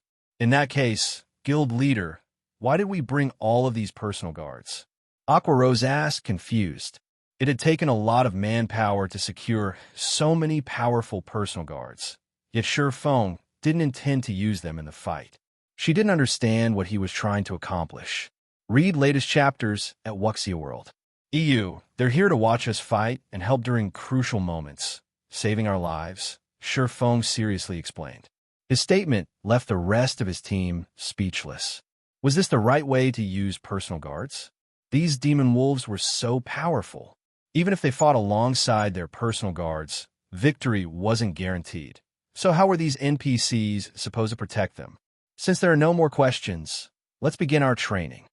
Feng declared, slashing Killing Ray through the empty air before him and sending a lightning bolt at a group of a dozen or so demon wolves. The attack startled over 1,000 nearby monsters, and the demon wolves turned to glare at Feng's group, the rage in their eyes making Cola and the others shiver. Before the team could react, the 1,000 or so monsters charged toward them. Chapter 2599. True Tier 4 Cola and the others grew nervous as the demon wolves swarmed. Most of the monsters were only High Lord ranked Ice Demon Wolves, but with their high levels, their basic attributes could rival that of level 115 Great Lords. In other words, they had to face more than 1,000 Great Lords of the same level simultaneously, and every one of these monsters had the combat standards to reach the Trial Tower's 3rd floor. Moreover, quite a few three-headed demon wolves ran with this pack. These monsters moved like a powerful tsunami that could wipe out anything in its path. As the demon wolves moved closer and Zero Wing's members prepared for battle, the pack split into two and surrounded the team. Completing the encirclement, the Ice Demon Wolves opened a path for their Grand Lord-ranked brethren, allowing the three-headed demon wolves to move to the front. How intelligent are these monsters? Cola's eyes nearly fell from their sockets. These demon wolves moved more like a well-trained army than a bunch of demonic creatures, and this army had been specifically trained to target players. Before Cola and the others could react, one of the three-headed demon wolves charged forth. Over 100 Ice Demon Wolves followed the Grand Lord, providing cover. Cola immediately responded by charging forward and using Justice Roar on the three-headed demon wolf. Just as the blinding light radiated from Cola, before he could land an attack. However, a playful look flashed in the Grand Lord's eyes, confusing the Guardian Knight. Two Ice Demon Wolves then appeared from behind the Grand Lord, ramming their heads into Cola. Pung!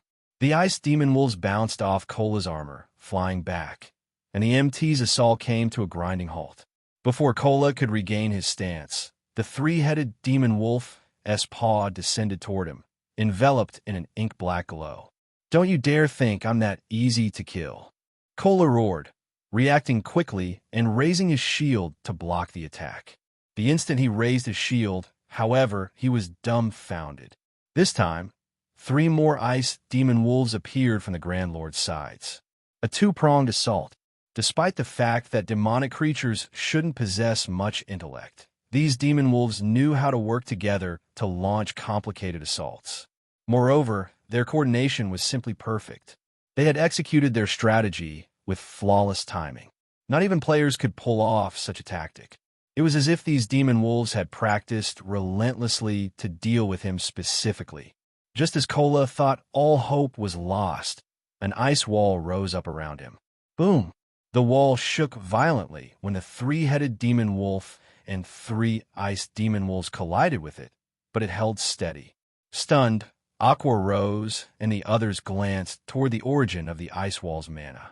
None of them had been able to react to the Demon Wolves' attacks in time to save Kola, but someone had cast Ice Wall around the MT just before the 4 monsters' attack landed. The Ice Wall was only a Tier 2 spell, yet it had even stopped the Grand Lord-ranked 3-headed Demon Wolf. It was unbelievable. Locating the caster, the team stared at Versailles, the elderly man behind Surpassing. However, to their surprise, there wasn't a magic array around the NPC or the crystalline staff he wielded, yet he had created the Ice Wall. When players cast spells, they first needed to form the necessary magic array. Even instantaneous spells required arrays to cast, and all magic arrays took time to form. Although instantaneous spells arrays manifested much faster, time was still needed for their completion. Versailles, however, had cast the Tier 2 Ice Wall without any magic arrays, as if the spell had taken shape with a thought. Moreover, his Ice Wall was astonishingly powerful. Enraged, the 3-headed Demon Wolf glared at Versailles. All 3 of the Grand Lord's heads opened their maws, and a twofold magic array began to form beneath the monster's feet. After a brief pause, the 3 wolf heads spat a frightening storm, resembling a hurricane, which threatened to devour everyone in the area. No one had any time to dodge the attack.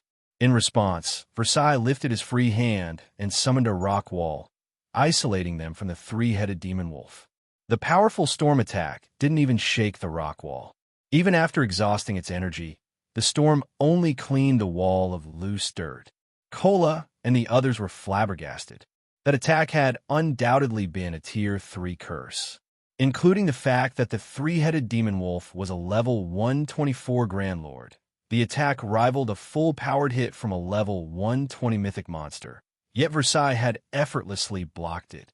Meanwhile, the Tier 4 NPC summoned stone spikes beneath the other 2 3-headed Demon Wolves, who were preparing a long-range ambush, and broke the other Grand Lord's concentration. A Tier 4 NPC is actually this strong? Aqua Rose was utterly baffled as she watched. She had thought Surpassing was overestimating Versailles, who was only a level 112 Secret Silver Guard. He might be a Tier 4 NPC, but fighting this formidable Demon Wolf army should still give him some trouble. But after witnessing Versailles' performance, she understood why Surpassing thought so highly of the elderly NPC. Versailles had instantly cast 3 spells to interrupt the 3 Grand Lord's attacks. In other words, he could triple instant cast. Moreover, all 3 of his spells were incredibly powerful, despite their low tier. Versailles was on a completely different level than the Tier 4 NPCs she had encountered before. Everyone, be more careful. Although we have Versailles protection, it isn't foolproof. These demon wolves are extraordinary. Not only are they incomparably cunning, but they also know how to take advantage of all sorts of opportunities. You need to be vigilant at all times, Surpassing warned, chuckling when he saw his teammate's surprise. Any NPC that could reach Tier 4 was a dragon among men. These individuals could protect entire cities without help. How could any of them possibly be weak? Moreover, humans at Tier 4 were completely different from monsters at the same tier. Humans needed to rely on techniques and mana control to complete their Tier 4 promotion quests, but monsters could reach the tier as long as they and their bloodline were sufficiently powerful. Hence, even if a Tier 4 human NPC was slightly lower leveled than a Tier 4 monster, they could rely on their superior techniques to fill the gap. Furthermore, a Tier 4 Secret Silver Guard's growth rate was by no means lacking. Surpassing's warning snapped everyone from their stupor, and a passionate flame began to bum in their eyes. The demon wolves before them were indeed extraordinary. That was clear after witnessing Kola's brief battle. Not only could these monsters chain their attacks, but they also knew how to target players' weak points. Most importantly, this wasn't a training session, but a life-threatening battle where they could exhibit their full potential. This was a battlefield that all expert players dreamed of. The 11 team members immediately cleared their minds and focused on the fight before them. Although their attention was on the demon wolves in front of them, they kept an eye on the monsters around them as well. Surpassing wasn't idle, either. He immediately charged at 2 of the 3-headed demon wolves in the distance, trying to integrate his basic combat techniques in his every movement. Trying to use combat techniques with every action was incredibly difficult. When he had fought the swordsman on the extraordinary tower's second-floor staircase, he hadn't spared any attention or time for conducting such experiments. The tower had reduced his physique to that of a Tier 1 player, and he had barely been able to keep up with the second-floor swordsman as it was. If he had tried to combine combat techniques with his movements, his efforts would have yielded the opposite effect. Fortunately, these demon wolves were the perfect practice targets.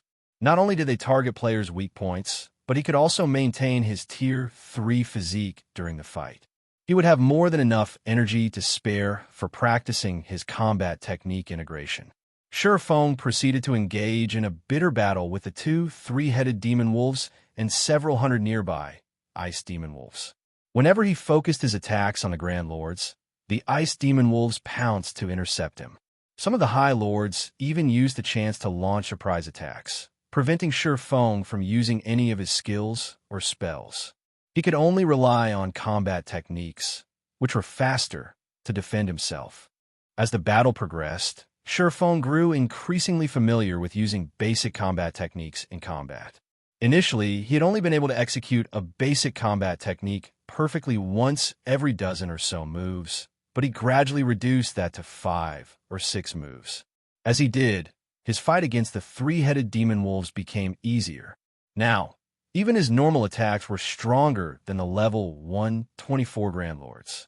In fact, Surpassing began to gain the advantage against the two three-headed demon wolves and several hundred ice demon wolves as the battle continued. Aqua Rose and the others also improved with flying speed. At first, their fight with the demon wolves had been arduous, and Versailles had had to rescue them from time to time.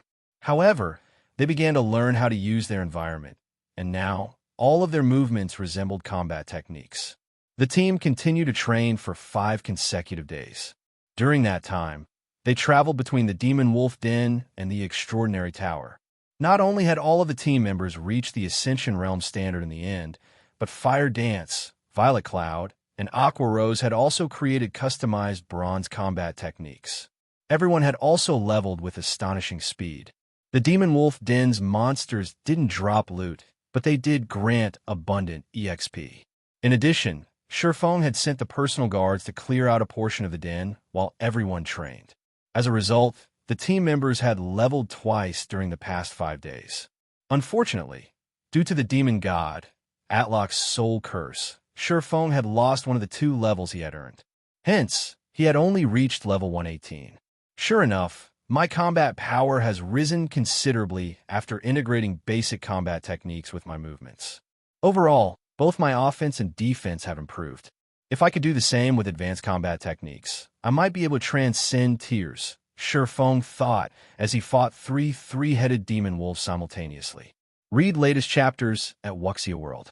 EU After 5 days of frantic training, he had finally merged basic combat techniques with his movements.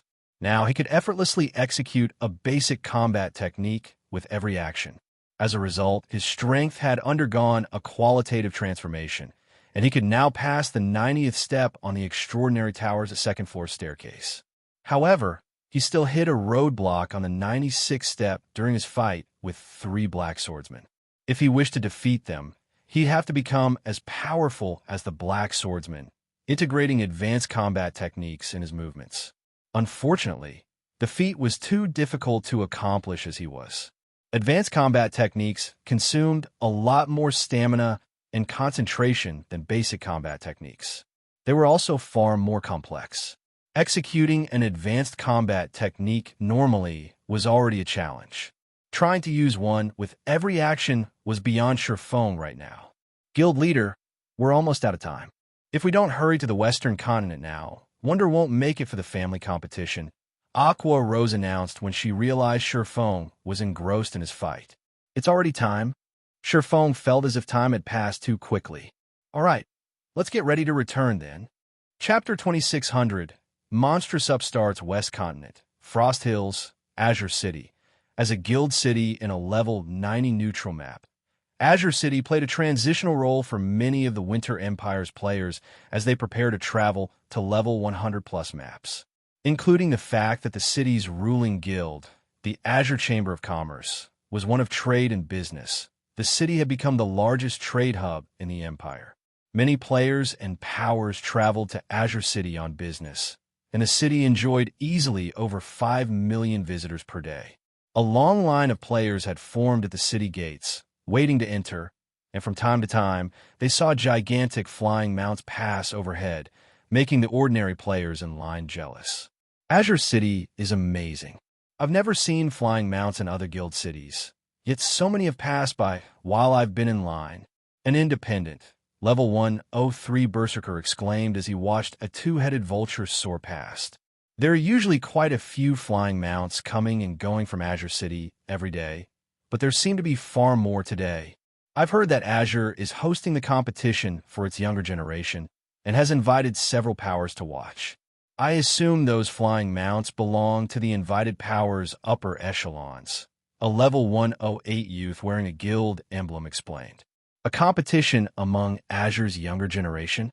The comment confused the berserker. What's so great about that? Isn't it just a PvP tournament between a bunch of unknown upstarts? It's not even a competition between peak experts. Yet all of these powers are attending with such fanfare. I take it you don't know much about Azure. Azure is a veteran guild run by multiple families. Its main shareholders make their living through virtual reality games. Unlike the various superpowers experts, who generally start training only after turning 15 or 16, Azure's younger generation start their training during childhood.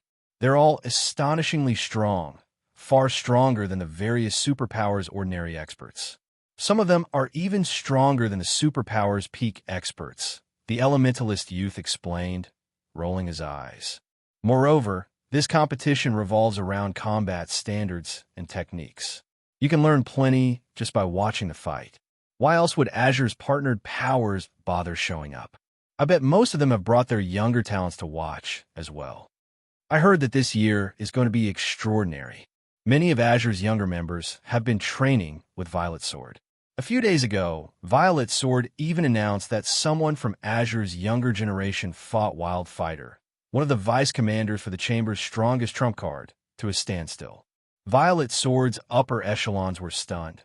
A level 110, Tier 3 swordsman wearing a guild emblem similar to the elementalist youth said. Fought Wildfighter to a standstill?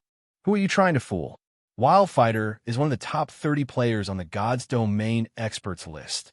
The independent berserker protested, skeptical. Wildfighter has been famous for over a decade and is a publicly acknowledged monster.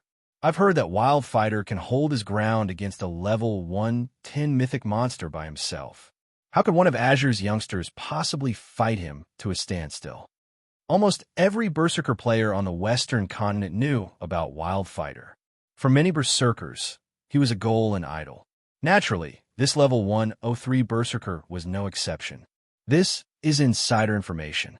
One of my friends is a core member in Violet Sword, the level 110 swordman argued. I wish I could watch the competition too. Who knows? It might give me an idea of how to grow stronger. One-on-one duels between peak experts were rare, and even when they happened, the various superpowers kept a tight lid on the matter.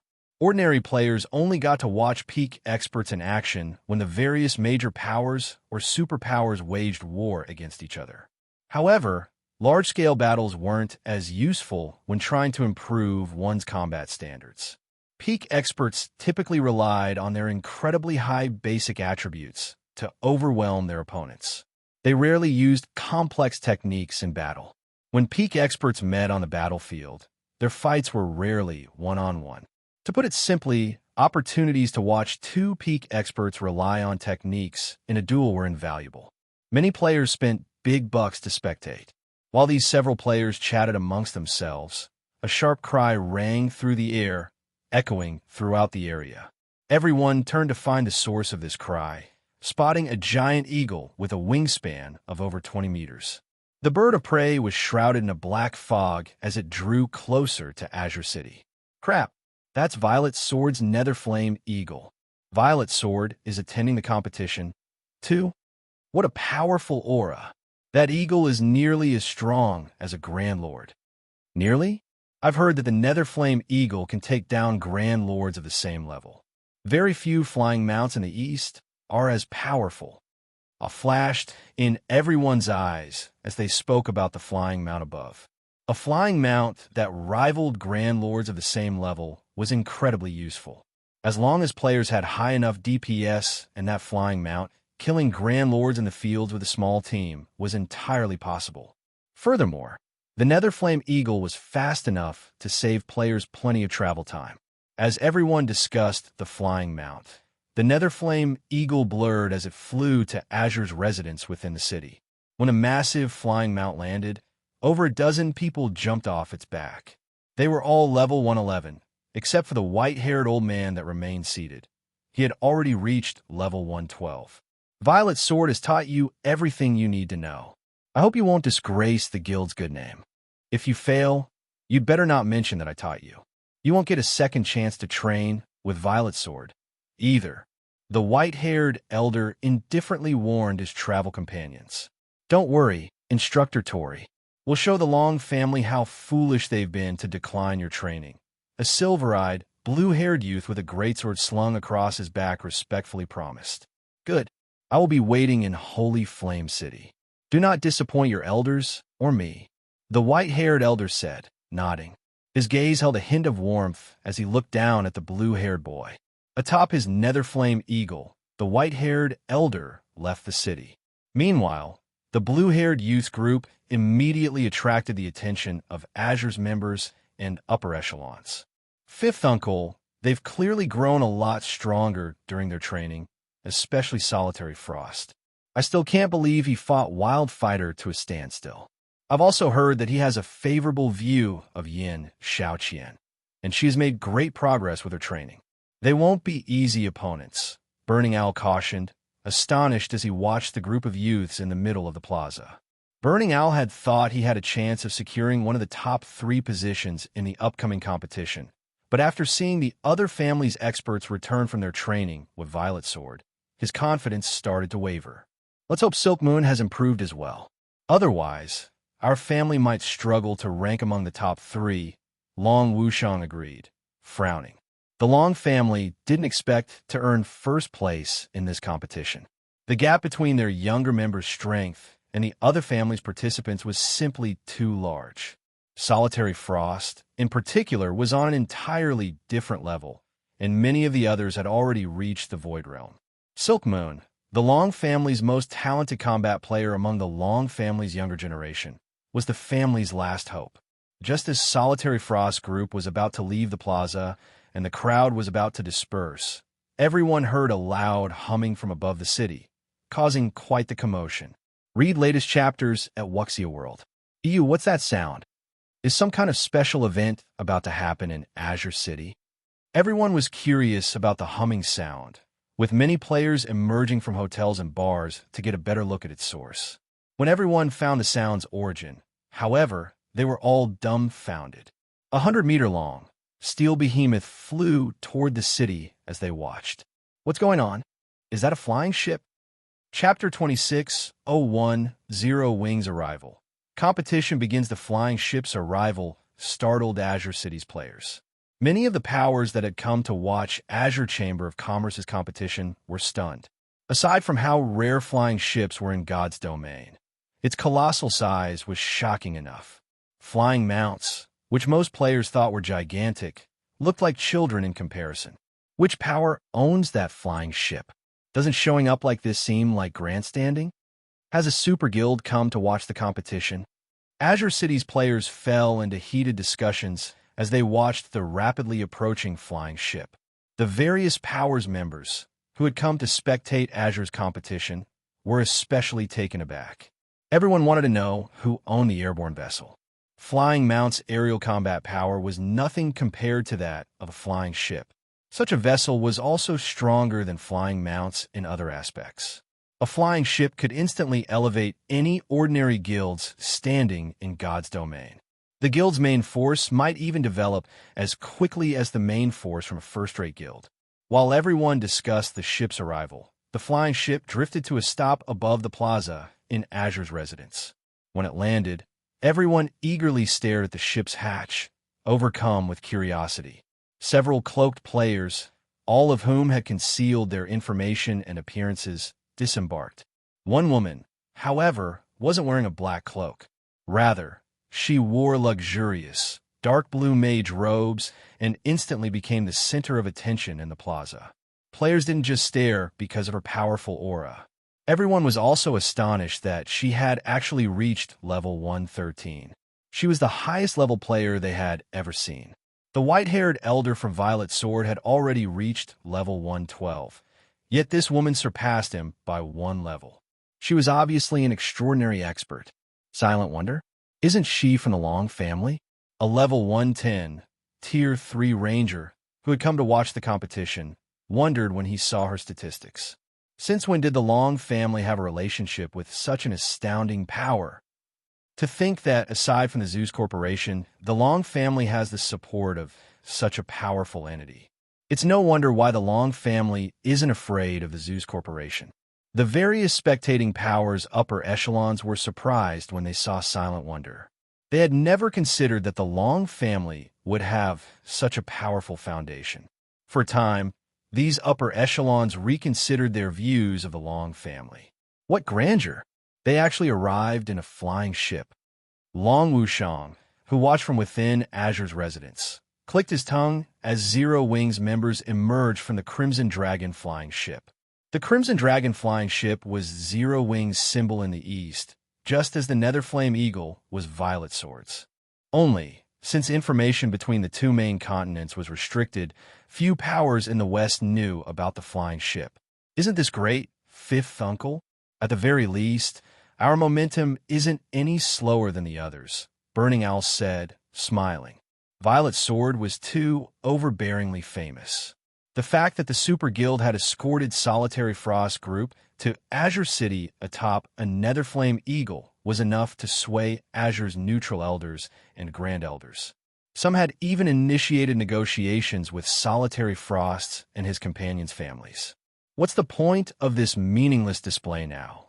Actions speak louder than words. In the end, Long Wushang disdainfully dismissed. Zero Wing might have a lot of influence on the eastern continent, but the same couldn't be said in the west. Meanwhile, the Azure Chamber of Commerce's main area of development lay in the west, which was also the Zeus Corporation's home ground. Zero Wing couldn't do anything to help Azure.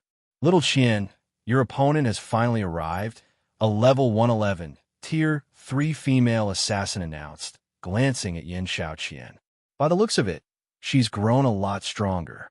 You have a tough fight against her. A tough fight. Yin Xiaoqian only rolled her eyes. Calmly, she said, her alchemy techniques might be stronger, but she's no match for me in combat. The Long family's only decent fighter is Silkmoon. If she hasn't grown stronger since we last met, taking second place in this competition will be a breeze. Yin Xiaoqian's comment had been firm and without any hint of arrogance. She had said it as if it was just a normal fact. The female assassin didn't argue with her friend. What Yin Xiaoqian had said was true, after all.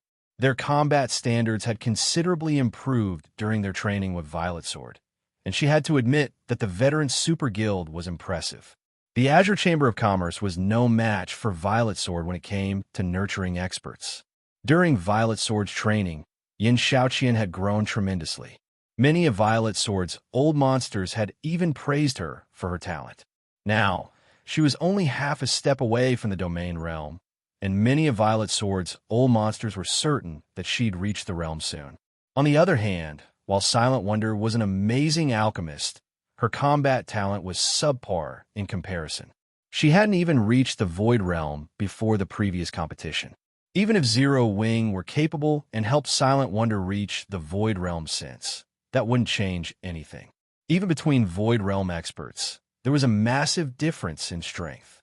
While the female assassin and Yin Xiaoqian conversed, a middle-aged man with a chilling aura and pale complexion approached.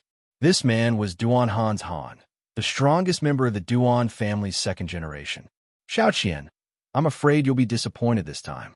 We just received news that Silkmoon won't be attending the competition for some reason. Nobody can get in touch with her. The entire Long family is panicking over the matter, Duan Han's Han interjected. Silkmoon isn't coming? Doesn't that mean the Long family is finished? The female assassin asked.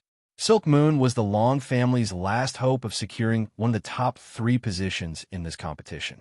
If she had succeeded in earning one of those positions, the Long family would have retained its reputation. However, now that Silk Moon couldn't make it, the Long family had a bleak future ahead. The Long family currently held the right to rule the Azure Chamber of Commerce, but the younger generation would determine the guild's future. If the Long family's successors weren't up to the task, who would trust the family to run Azure? Soon, both the Zeus Corporation and the Chamber's various shareholder families would use the Long family's ineptitude as an excuse to reclaim Azure's ruling rights. That's why all of you need to perform well. We mustn't allow any member of the Long family to take one of the top 3 positions.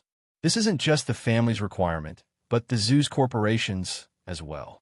As long as you succeed, you will all have another opportunity to train with Violet Sword. Duan Hans Han said seriously. Read latest chapters at Wuxia World. EU Top 3?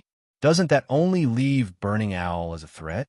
The female assassin surmised, turning to look at the distant Burning Owl, who wore an ugly expression. Burning Owl was undoubtedly a peak expert. None of them had been a match for his combat standards in the past, but after training with Violet Sword, the 5 individuals from the various shareholder families had joined the ranks of peak experts. Moreover, they had engaged in live combat against a large number of Violet Sword's peak experts. If Burning Owl was their only opponent, the group had a high chance of securing all 3 top positions in this competition. Once they succeeded, they'd all be able to return to Violet Sword, making this an incredibly valuable opportunity. Their training with Violet Sword had cost a lot of manpower and resources, a cost that the Azure Chamber of Commerce couldn't currently afford. If not for the Zeus Corporation's request, Violet Sword wouldn't have bothered training them at all. Time is almost up. Let's head to the arena, Duan Hans Han said, after taking a look at the time. He then led Yin Shaoqian and the female assassin toward the battle arena in the heart of Azure City. Chapter 2602, Stage Struggle, Silent Wonders Decision Azure City, Battle Arena. With the Azure Chamber of Commerce hosting its annual competition, many of Azure City's players had swarmed the battle arena in hopes of watching the battle. However, Azure had stationed several thousand experts around the building to stop the flood of approaching players. Azure had no intention of allowing uninvited players to view the competition. As the various invited powers entered the battle arena, the uninvited public grew envious. Although Azure City's battle arena was much smaller than the one in Stone Forest City, its interior had been magnificently decorated.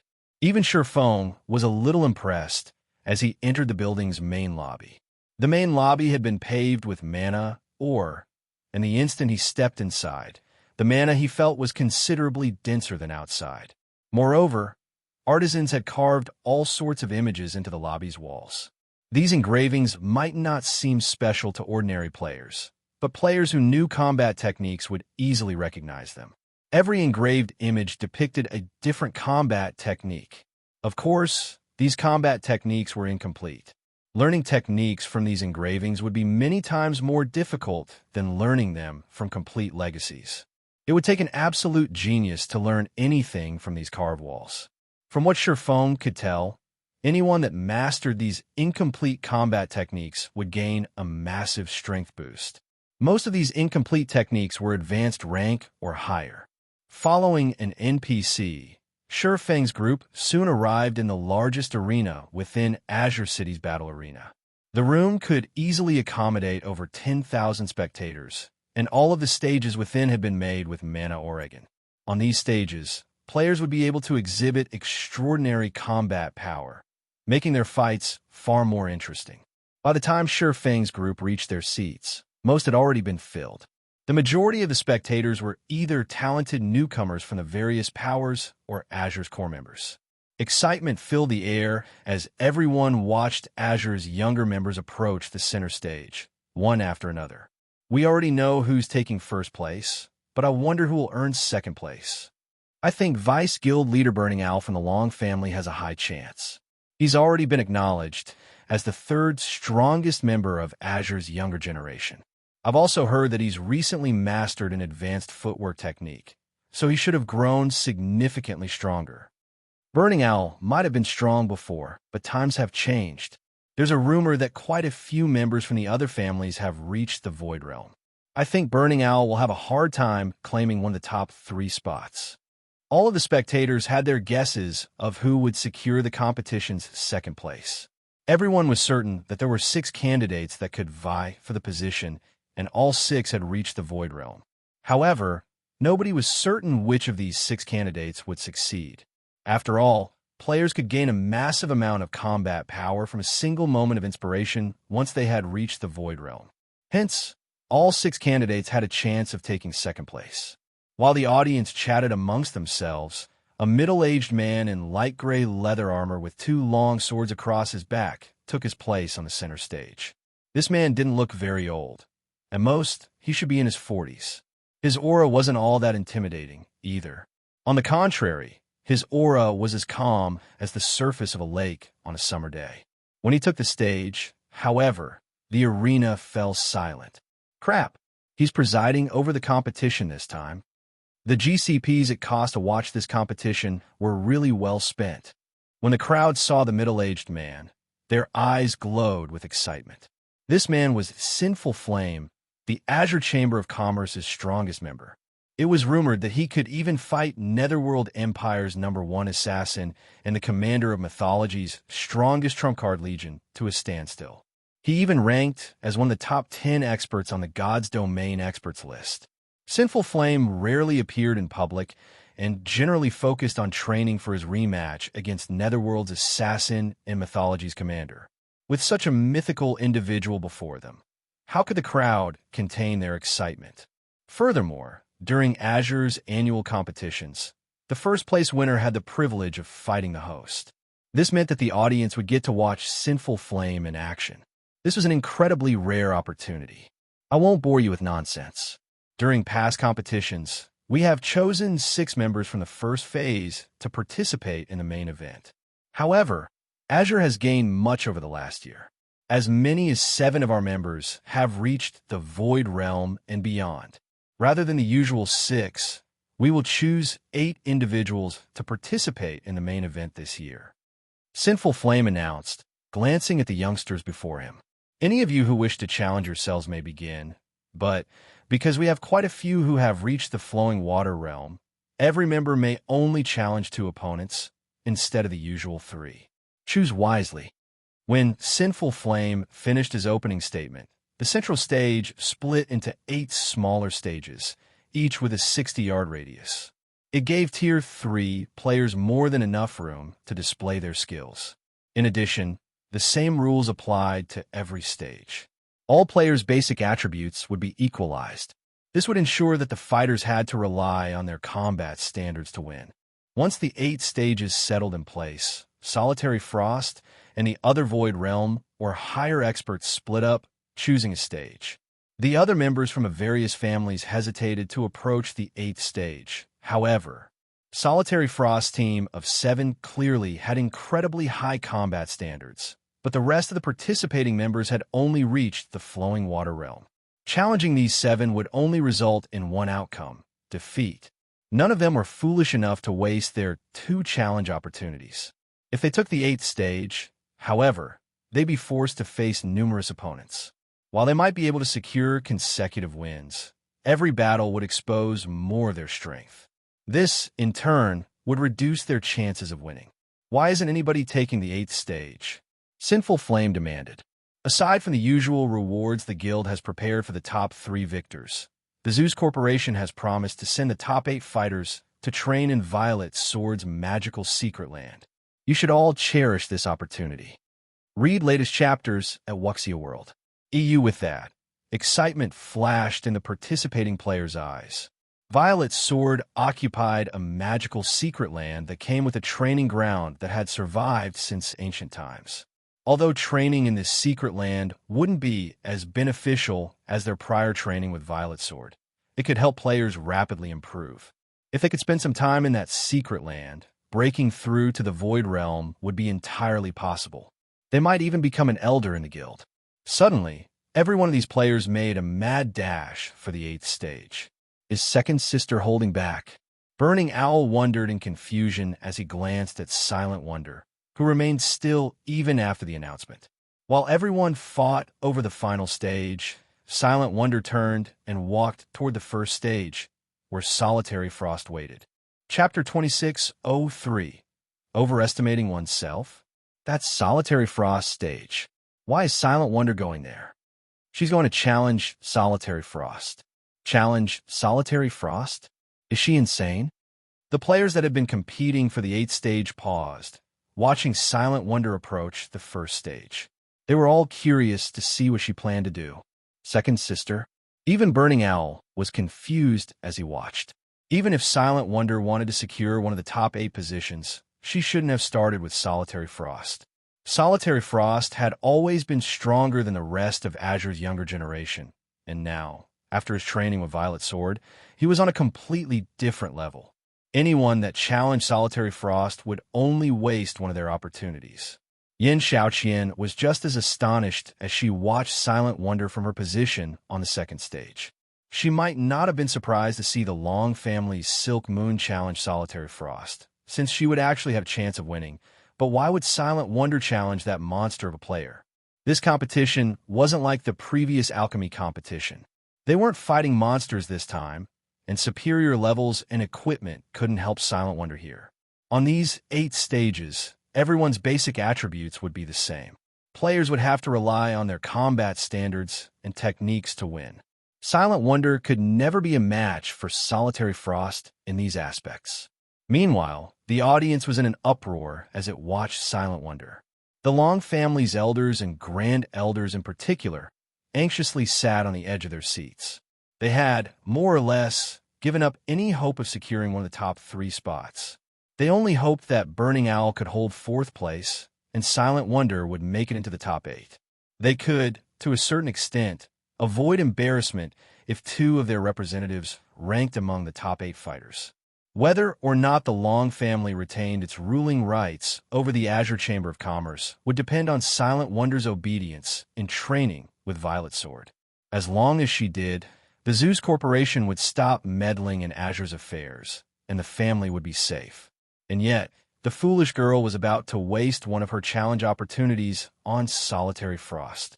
That girl is quite brave, Sinful Flame muttered, praising Silent Wonder as she stepped onto the first stage. Solitary Frost, on the other hand, showed no appreciation for Silent Wonder's courage. Rather, he seemed to look down on her. To challenge me directly, it seems you've improved quite a bit in Zero Wing, Wonder, Solitary Frost said coldly. The selection for the 8 finalists had just begun, yet Silent Wonder had chosen to challenge him now. If she were truly powerful, she would be more than capable of facing off against him in the main event. By choosing him now, she was declaring to every player in the arena that he was an easy opponent. Essentially, she was trying to humiliate him. I have indeed improved in Zero Wing, so I'd like to test my limits on you, Silent Wonder honestly replied, nodding. I guess you're serious, then, Solitary Frost reasoned, his anger subsiding as he realized that Silent Wonder wanted to fight him in earnest, not make fun of him. His expression shifted, becoming serious, and he pulled the silver greatsword from its sheath across his back. In that case, show me how much you've grown in your little guild. Thank you. Silent Wonder offered the words of gratitude, knowing Solitary Frost would take her seriously. There's no need for that. I appreciate all true challengers. I hope you won't disappoint me. During my training with Violet Sword, only Yin Xiaoqian withstood a few of my moves. The rest of our generation was too boring and weak to make me work for my victory, Solitary Frost said. By the time Solitary Frost finished his last statement, Sinful Flame had arrived in the center of the stage.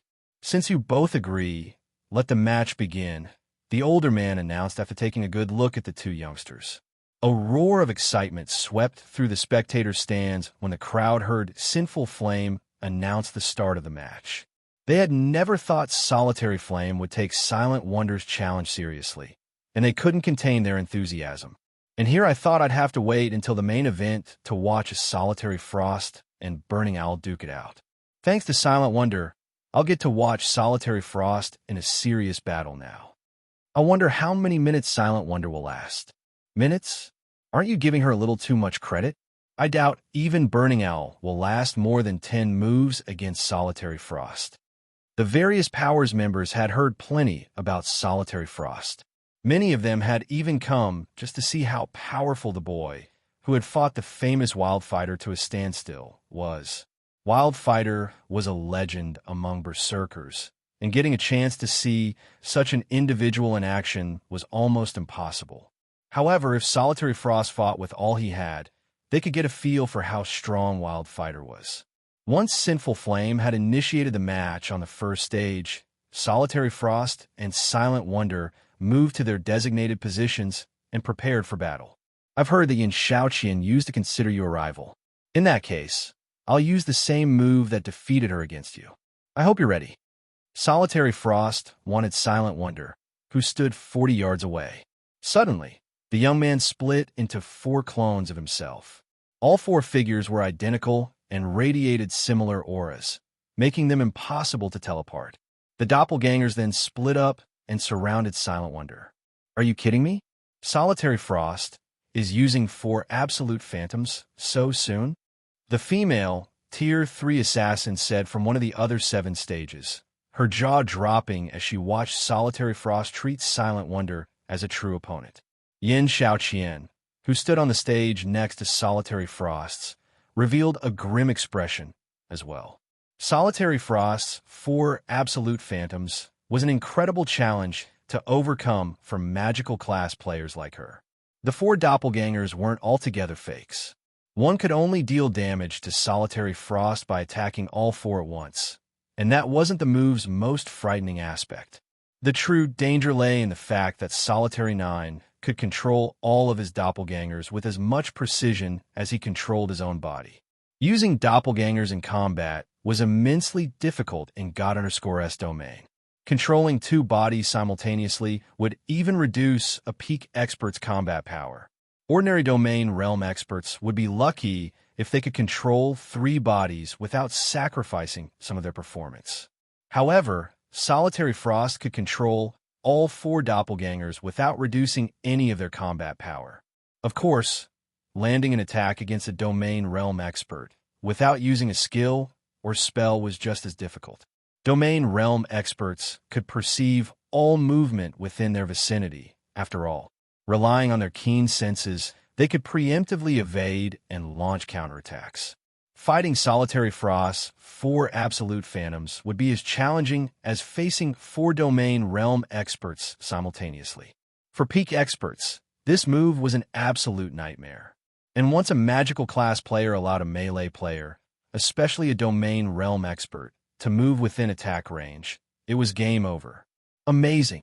Silent Wonder exclaimed, admiring Solitary Frost's perfect control. Face my 4 absolute phantoms. Silent Wonder's admiration wouldn't slow Solitary Frost down, and his 4 doppelgangers encircled their opponent, rapidly closing in. While Solitary Frost's doppelgangers drew closer, Silent Wonder began to wave her staff. 4 ice walls shot up from the stage around her, protecting her from all sides. Ice walls? She doesn't actually think such a low-tier defensive spell can stop Solitary Frost's attack, does she? The female assassin couldn't help but laugh. The spell, Ice Wall, could only be enhanced to Tier 2. It wasn't anywhere near strong enough to stop a Tier 3 player's full-powered attack. The spell wouldn't even buy Silent Wonder any time. Boring. Silent Wonder's opening move disappointed Solitary Frost a little, but he didn't pause his assault. He immediately canceled his 4 absolute phantoms before brandishing his greatsword. The weapon transformed into 3 identical copies before converging on the ice wall before him. Read latest chapters at Wuxia World.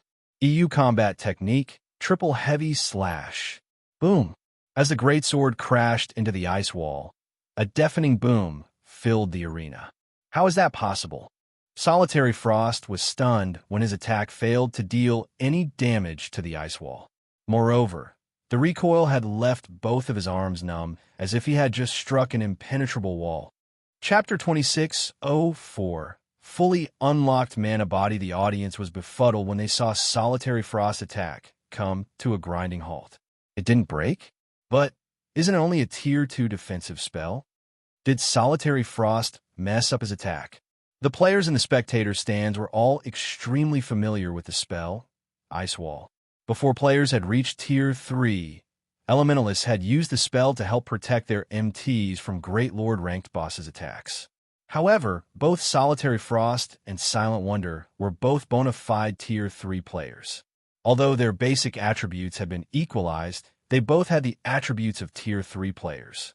A Tier 2 Ice Wall could, at most, buffer a Tier 3 attack. It shouldn't be able to stop such a blow, let alone one empowered with a combat technique. A Tier 2 Ice Wall can actually stop a Tier 3 Berserker's combat technique at full strength. Burning Owl was just as confused as everyone else after seeing Silent Wonder's Ice Wall intact. He had fought Tier 3 Elementalists himself, but when they had used Ice Wall against him, the spell hadn't even stopped his normal attacks. He had tested this multiple times and never once failed to shatter an Ice Wall. Meanwhile, Yin Shaoqian stared at Silent Wonder in astonishment. "Mana!" Yin Shaoqian exclaimed, sensing the dense mana radiating from Silent Wonder.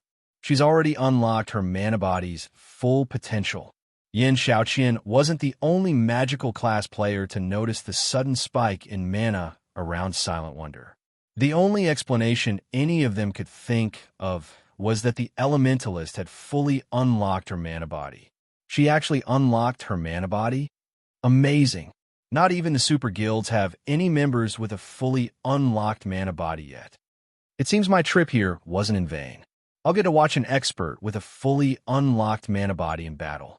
Everyone in the spectator stands began to talk about Silent Wonder. Their opinions of her had all changed. Rather than seeing her as just another member of Azure's younger generation, they saw her as a true powerhouse. Haha, good, wonderful. We might actually have a chance of claiming one of the top 3 positions now. Long Wushang, who sat among the audience, laughed joyously as he watched Silent Wonder.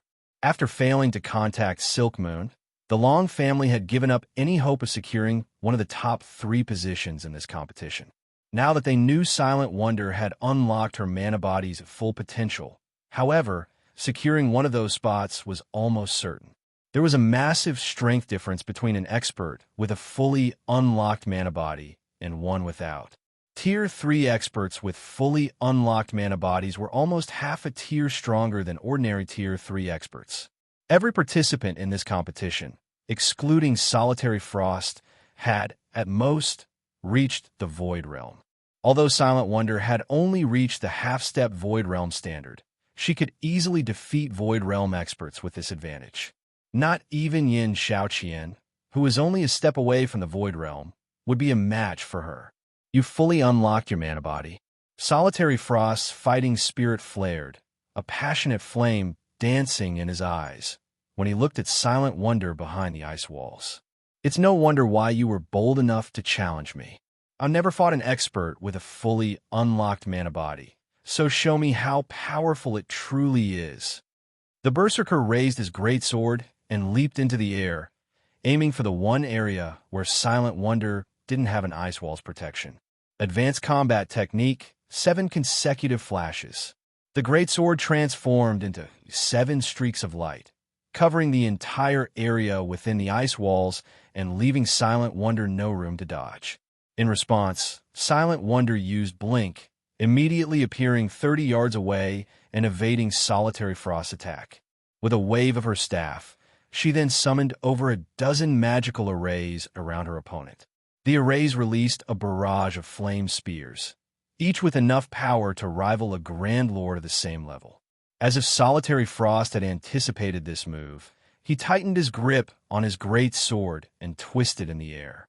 Tier 3 skill Berserk Dance. Solitary Frost rapidly rotated in the air, his greatsword leaving arcs of crimson light in its wake that blocked the incoming flame spears. He executed Berserk Dance with over a 90% completion rate, even from that position. Is he a monster? Shocked, Burning Owl stared at the crimson sword lights surrounding Solitary Frost. While Tier 3 skills were quite powerful, achieving a high completion rate with them was very difficult. Even as a Void Realm expert, Burning Owl could only execute the Tier 3 Berserk dance with around an 85% completion rate, and that was only with optimal conditions. Despite activating the skill in midair, however, Solitary Frost completion rate was over 90%. Meanwhile, just as Solitary Frost was about to land, earthen spikes shot up from the ground below him. A two-pronged assault? That might be useful against peak experts, but it will do nothing against Solitary Frost, the female assassin standing on the nearby stage said, sneering at the magical attack. A domain realm expert could perceive everything within their surroundings. Even a perfectly timed ambush would be useless against such an expert. The instant they took action, the targeted domain realm expert would discover the attack. Still calm, the Berserker brandished his greatsword and shattered the first round of earthen spikes. He then used his momentum to evade the second wave of spikes.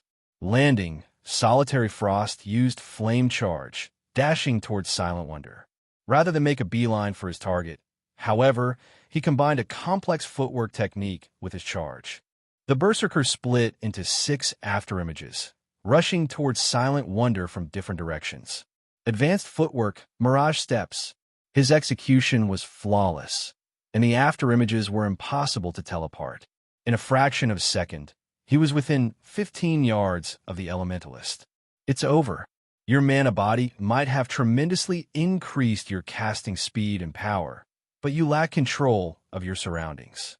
You still can't use your advantage to its fullest. Solitary Frost roared as he moved within 10 yards of Silent Wonder. He then swung his greatsword. Tier 3 Taboo Skill, Triple Flame Scythe. 3 flaming crescents threatened to devour Silent Wonder with even more power than that of a Grand Lord of the same level. But just before the attack landed, a gigantic crimson magic array appeared beneath Silent Wonder's and Solitary Frost's feet. The instant the array completed, a towering pillar of fire exploded forth. Not only did the flames swallow the 3 flaming crescents, but it devoured Solitary Frost and Silent Wonder as well. Read latest chapters at Wuxia World. EU what? A 3-pronged attack. She actually hid a red lotus of fire beneath her. Yin Xiaoqian could not believe her eyes as she stared at the raging pillar of fire before her. Yin Xiaoqian had assumed her rival had only prepared a 2-pronged attack. She had never dreamed that Silent Wonder would use herself as bait to lure Solitary Frost into the red lotus of fire, a Tier 3 curse. After 3 seconds, the flaming pillar subsided, revealing Solitary Frost's charred corpse on the stage. Although Silent Wonder hadn't emerged from her own attack unscathed, she still had 1/3 of her HP remaining due casting Flame Shield earlier. I might not have a good grasp on my surroundings, but when it comes to power and technique, I'm much stronger than you. Silent Wonder told the Berserker's motionless corpse. From above the stage, a bell rang, signifying the end of the match. At the same time, the system announced Silent Wonder as the victory, momentarily silencing the stunned crowd. Chapter 26:05, Spiritualization Realm appears once more. Solitary Frost lost? This is a joke, right? He even rivals Wild Fighter. A player can become so strong after fully unlocking their mana body.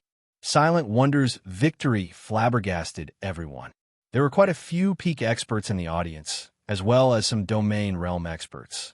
Hence, they hadn't had any trouble seeing and understanding what had happened in the battle between Solitary Frost and Silent Wonder. They were certain that Silent Wonder hadn't reached the Void Realm, and there was a massive difference between her and Solitary Frost.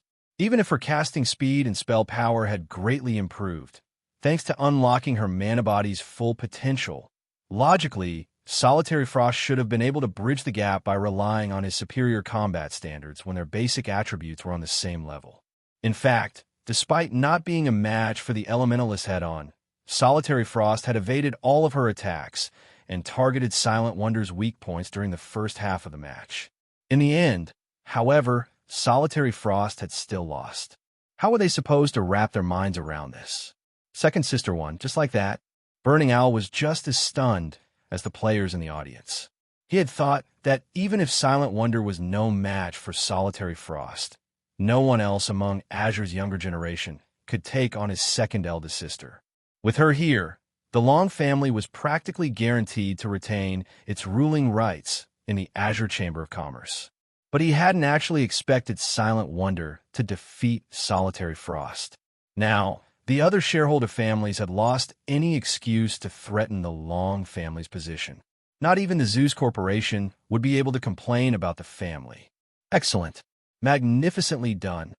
Long Wushang was elated to see Silent Wonder still standing on the first stag, never dreamed that she'd be capable of launching a three-pronged attack against Solitary Frost. Not even his third eldest brother, Long Xianglong, would have the leeway to execute such a complex tactic against a domain realm expert. Long Wushang had assumed Silent Wonder would lose the match. He had never expected such a pleasant surprise. With this victory, Silent Wonder was now the strongest member of Azure's younger generation. Even if the Long family lost the Zeus Corporation support, this achievement would ensure that the family wouldn't have to worry about its position in the Azure Chamber of Commerce. Now, the family's position was stronger than ever before. Just how did she manage to pinpoint her environment and opponent's behavior? Yin Shaoqian muttered, staring at Silent Wonder. As a magical class player herself, Yin Shaoqian knew Silent Wonder hadn't relied on luck to win the match. She had planned every move before the match had even begun. Although magical class players typically predicted their battle's progression beforehand, she had never seen anyone assess their opponent to such an extent. Silent Wonder's final move had been especially eye-opening since she had taken into account how much damage her Tier 3 course would deal to her and her opponent. It was as if she had orchestrated the entire battle. Silent Wonder looked like a completely different person to Yin Shaoqian right now. Her rival certainly hadn't shown such abilities during the alchemy competition. While everyone grumbled about their confusion and dissatisfaction over Silent Wonder's marvelous performance, Sinful Flame gazed up at the girl from below the stage, excitement flashing in his eyes. Is something wrong, Elder Flame? A Tier 3 guild elder, who acted as the deputy referee for this competition, asked when he saw Sinful Flame's elation. Sinful Flame had seemed bored when he had been tasked to host the family competition this year. He actually found the responsibility annoying, yet he now seemed excited and interested in a younger member of the guild. It was unbelievable. Sinful Flame had been unfazed when he learned that Solitary Frost had reached the domain realm. Silent Wonder, on the other hand, hadn't even gotten that far. Although she had unlocked her mana body's full potential, she shouldn't be impressive enough to attract someone like Sinful Flame's interest. While unlocking one's mana body was a difficult endeavor for ordinary Tier 3 experts, it was only a matter of time for an expert of Sinful Flame's caliber. He was actually quite close to unlocking 100% and would likely succeed in another 2 weeks or so. Hence, he shouldn't consider fully unlocking one's mana body that much of an achievement. The Spiritualization realm. She's reached the Spiritualization realm, and she's made considerable progress in it. Sinful Flame declared, "It seems the younger generation is full of exceptional geniuses." The Spiritualization realm? The Tier 3 elder was confused. He had no idea what Sinful Flame was going on about. Before the elder could ask, however, Sinful Flame jumped onto the stage and approached Silent Wonder. Isn't the match over already? What's Elder Flame trying to do? Was there a problem with the match? The spectators were even more confused to see Sinful Flame on the stage. Normally, the system decided a match's outcome. Its judgment was far more accurate than players, after all. If both opponents died by the end of the match, the system could determine whether they had died at the same time or if there had even been a millisecond between their deaths. No player could do the same. This was why players relied on the main God system to judge all matches in God's domain, barring special circumstances. However, the results of Solitary Frost and Silent Wonder's match was clear. There was no chance either of them could have cheated since players weren't allowed to use berserk skills or tools on the stage. Players weren't even allowed to use the additional active skills they gained from their weapons and equipment. Hence, there shouldn't be any dispute over the outcome. However, the crowd began to doubt the fact as they watched the famous Sinful Flame take the stage. He would be able to spot far more details than they could, after all. Sinful Flame doesn't intend to deny the match's result, does he? The situation began to make Long Wushang nervous. We're talking about the system's judgment. Silent Wonder's performance had involved many surprising aspects. If Sinful Flame had seen some peculiarity, his celebration would have been premature. Could she have actually cheated?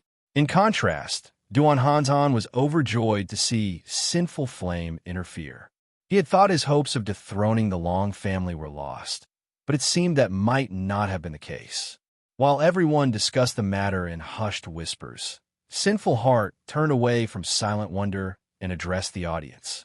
Everyone, you have seen the match's outcome for yourselves, so you all know just how powerful Solitary Frost was. Without a doubt, he is the participant in this competition, Sinful Flame said. Now that Silent Wonder has defeated him, I'm sure you all realize who will win first place. Hence, I have a suggestion. Rather than waste time with the rest of the qualifying matches, why don't we host a more meaningful competition? Indeed, it doesn't make much sense to continue the qualifying matches.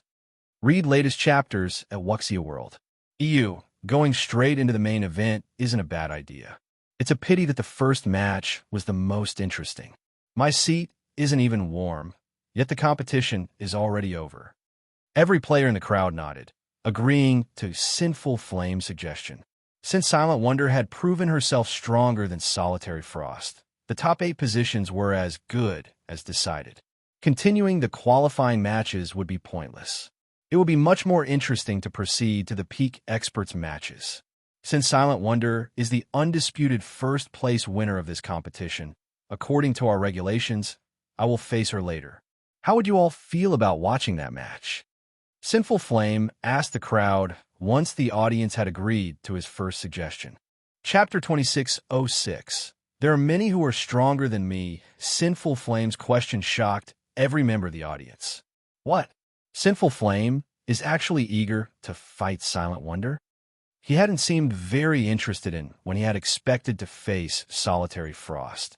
Yet it looks like he's looking forward to the fight with Silent Wonder. Just how strong is she to get a reaction like this from him? Could Sinful Flame intend to learn more about his mana body by fighting Silent Wonder? The man's sudden suggestion took everyone by surprise. Although Silent Wonder's combat power had been astonishing, her combat standards were significantly weaker than Solitary Frost's, not to mention Sinful Flame. The only advantage she had was her fully unlocked mana body. That advantage was also the only reason anyone could think of that would pull such a reaction from Sinful Flame. Even now, no one knew how many experts with fully unlocked mana bodies the various superpowers had, if any.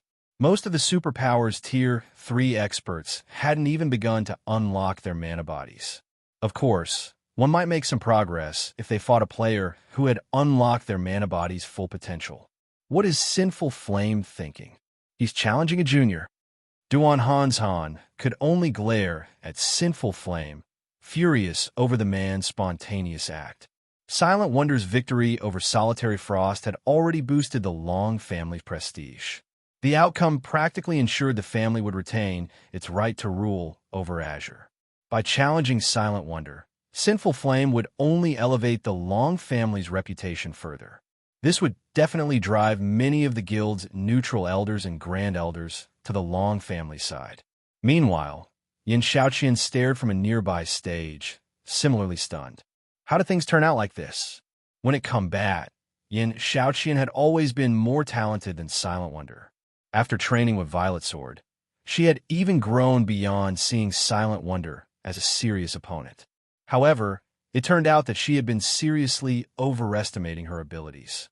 Not only was Silent Wonder much stronger than her, but one of Azure's old legendary individuals also wanted to challenge the Elementalist. This won't do. I'm gonna stop him. Otherwise, the Long family will become unstoppable in Azure. Duan Hanzhan snarled, quickly contacting the competition's deputy referee. Just as the deputy referee, an elder working under the Duan family, was about to interfere, the spectators broke into cheers. You have my support, Sinful Flame. Stop wasting time and get this started. While I wouldn't have minded watching Solitary Frost face Sinful Flame, seeing the old man fight an expert with a fully unlocked mana body will be awesome. This is beyond awesome. This will go down in God's Domain's history as a classic match. We'll get to see them pit power against technique. After their momentary shock over Sinful Flame's proposal, the various spectating Powers members fervently voiced their support for his decision. Many people even began to shout, demanding Sinful Flame begin his match against Silent Wonder immediately. Good. Since the audience approves, what of our various elders? Sinful Flame asked, turning to address the various shareholder families' elders and grand elders, who were in the midst of trying to stop him. The audience followed his gaze, staring at the elders and grand elders, silencing them into complacency. If they dared to refuse Sinful Flame, they'd have to answer to everyone in the arena. Damn it, Sinful Flame is insane. Duan Hanshan turned ashen when he heard Sinful Flame's nonchalant question. Forget it. Let them fight, a white-haired old man in black robes said as he approached Duan Hanshan. This isn't necessarily a bad thing, in any case. Sinful Flame might have raised that little girl's standing, but if he kills her instantly, all of the glory the Long family just gained will be forgotten. Realizing the old man was right, Duan Hanshan and the various families' grand elders stopped trying to object. Since Elder Flame and the audience are so eager, this will be simple, Duan Hanshan said after calming down. He then looked at Sinful Flame and said, however, we need Wonder's agreement first. She just finished a match, and I'm afraid fighting a senior, such as yourself, so soon after. Sinful Flame nodded in response. His goal was very simple. He wanted to fight Silent Wonder. Some things could only be experienced firsthand. After all, he wanted to face the girl at her peak. However, before Sinful Flame could speak up, a crisp voice interrupted him. I'm fine. Besides, I'd actually enjoy a proper fight against Elder Flame to test the extent of my development, Silent Wonder said. Long Wushang, who watched from the stands, began to grow nervous. Why is this girl so foolish? That old ice demon is clearly provoking her. Anxiously, Long Wushang said, this won't do. I need to warn her. Even if the elders gave Silent Wonder some time to recuperate, it wouldn't be long, and even if she recovered all of the stamina and mana she had used during the prior match, her concentration couldn't recover that quickly. In a battle between high-caliber experts, concentration was more important than anything. Without her full concentration, this match might end as quickly as it began. If that happened, the glory Silent Wonder had earned for her family with her last victory would vanish. Long Wushang didn't have enough time to contact Silent Wonder before Sinful Flame returned his attention to the young woman. However, girl, while your fight with Solitary Frost was short, you expended a considerable amount of your concentration. I wish to fight you at your peak. I don't want to fight just for the sake of winning. I won't fight you in such a state. You best take some time to rest, Sinful Flame calmly said. Please, rest assured, Elder Flame. My match with Solitary Frost hadn't cost much effort. I don't need to rest, Silent Wonder definitively replied. Meanwhile, Solitary Frost, who had just resurrected below the stage, nearly fainted from rage. How arrogant! Silent Wonder was far too cocky. Even the spectating crowd seemed displeased with Silent Wonder's comment. While her match with Solitary Frost hadn't lasted long, it had been a soul-stirring battle, yet Silent Wonder spoke as if she hadn't given it her all. While it's good to be confident, Wonder, I don't want to hear any excuses when you lose too quickly, Duan Hanshan warned her softly. You worry too much, Elder Hanshan. A loss is a loss. I won't offer any excuses. Moreover, I haven't had enough training. There are many people in the guild who are stronger than me, even though we're the same age, so defeat wouldn't be unusual for me, Silent Wonder said. With her statement hanging in the air, the entire arena fell silent. Read latest chapters at Wuxia World. EU, Silent Wonder is so already strong, yet she's saying that Zero Wing has members that are even stronger and around the same age. A boast.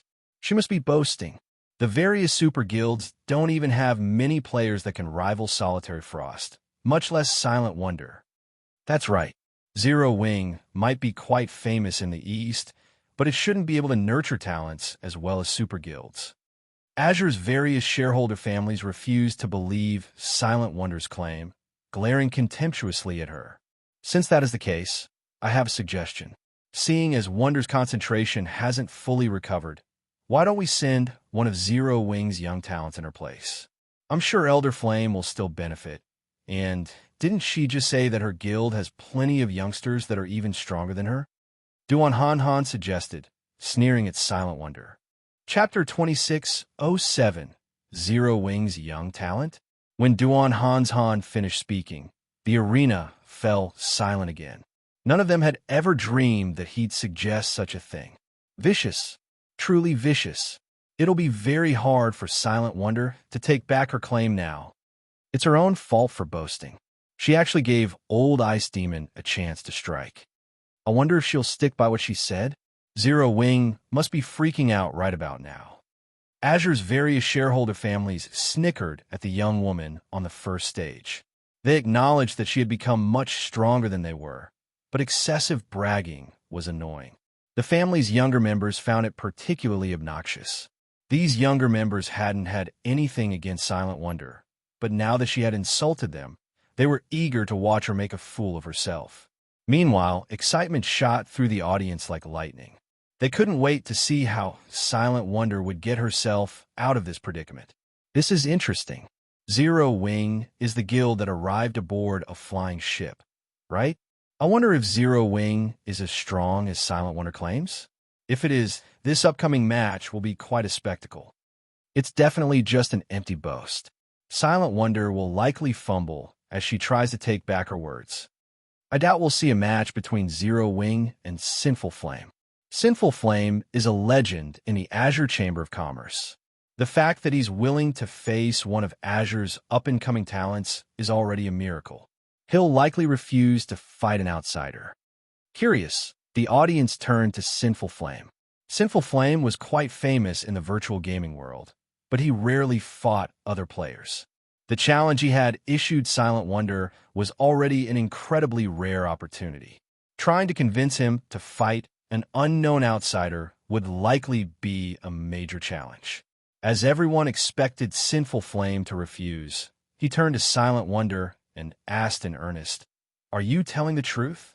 The crowd turned their gaze to Silent Wonder. This was her chance to retract her previous statement. If she claimed it had been a joke, she could get away with just a little embarrassment, but if she insisted, her prestige would go down the drain. It's true. If Elder Flame doesn't mind, you can challenge one of them, Silent Wonder said, nodding. Everyone shook their heads in disapproval. Sinful Flame had given her an opportunity to save herself, yet she chose to stick with her claim to elevate Zero Wing's reputation. Ha ha! Xiao Qian, Silent Wonder must really be insane. Does she think Zero Wing is God? Does she think that just any random young talent can fight Elder Flame? The female, Tier 3 assassin said, laughing. However, Yin Xiaoqian, who stood on the stage next to the female assassins, did not respond.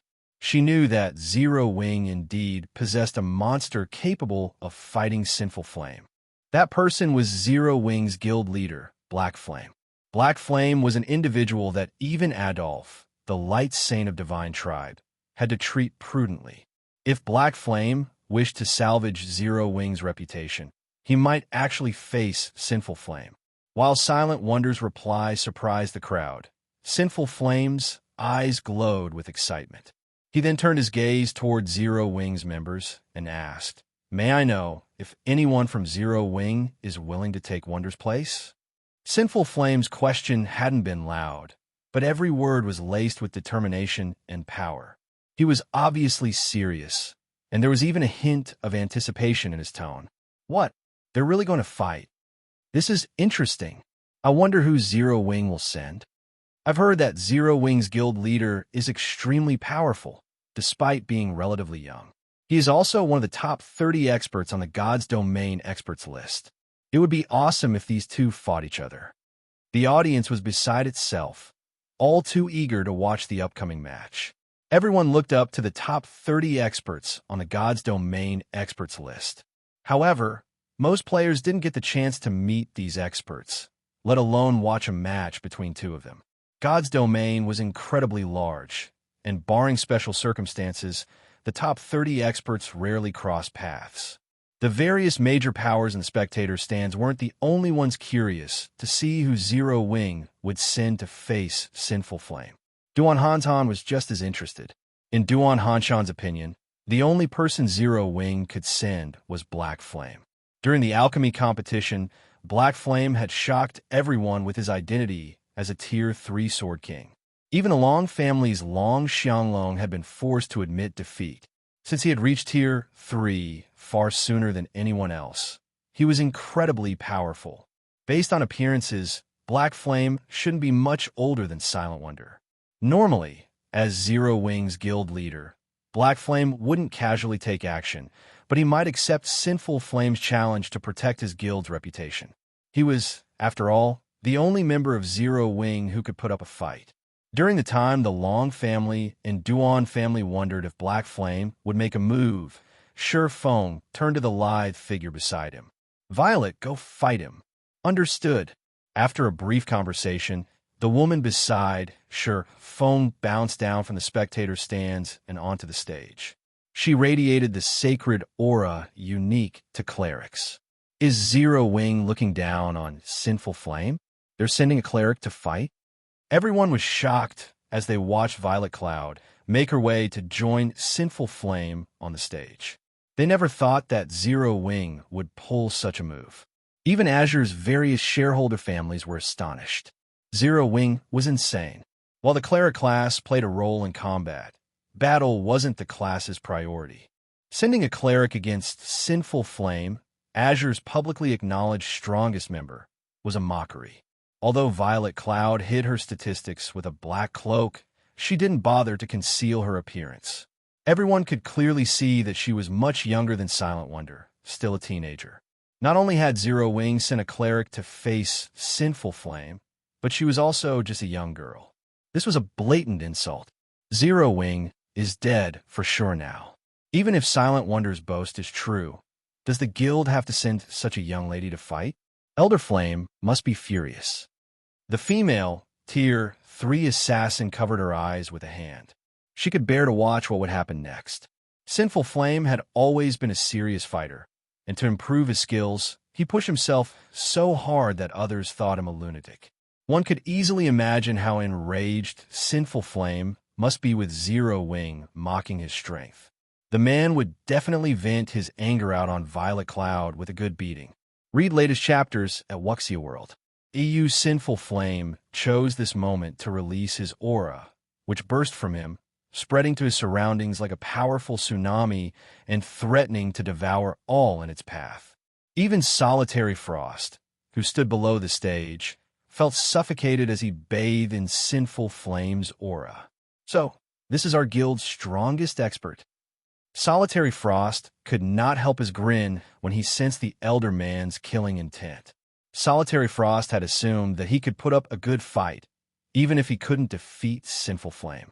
In this competition's matches, the fighter's basic attributes were equalized. After all, it would be a match purely involving combat techniques. However, looking at the man now, it seemed he had merely been dreaming. He'd be lucky if he survived a few moves against Sinful Flame, much less put up a good fight. However, despite sensing Sinful Flame's unrestrained aura, Violet Cloud leisurely walked toward the center of the stage, stopping before Sinful Flame. "Shall we begin?" Violet Cloud asked sweetly. Chapter 26:08. Match between monsters. The entire arena momentarily fell silent at Violet Cloud's words as everyone stared at the cleric girl in astonishment. Is she tired of living? Sinful Flame had already made his dissatisfaction with this upcoming match very clear through his behavior. If not for him serving as the host of this important competition, everyone was certain he would have slaughtered her already. While this was only a fighting competition without any death penalty, Sinful Flame could kill his opponent any way he wanted. Meanwhile, there were plenty of methods he could employ to humiliate Zero Wing.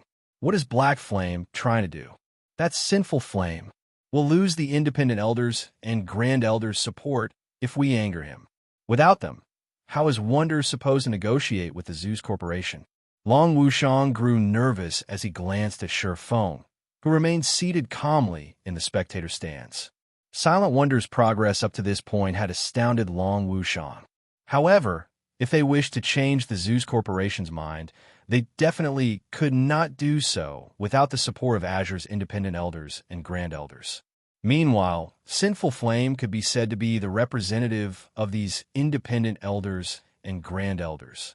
By sending a cleric to fight Sinful Flame, Zero Wing would not only suffer a humiliating defeat at Sinful Flame's hands, but also thoroughly offend the man. This was the height of foolishness. At this moment, let alone Long Wushang, even the members of the other shareholder families were at a loss for words at this situation. While it might seem a little shameful, Black Flame clearly could have stepped up to fight. In that case, Sinful Flame would enjoy himself thoroughly and more or less support Silent Wonder. However, as if thinking that it hadn't been arrogant enough, Zero Wing had actually sent a young cleric out. The guild had to be tired of living.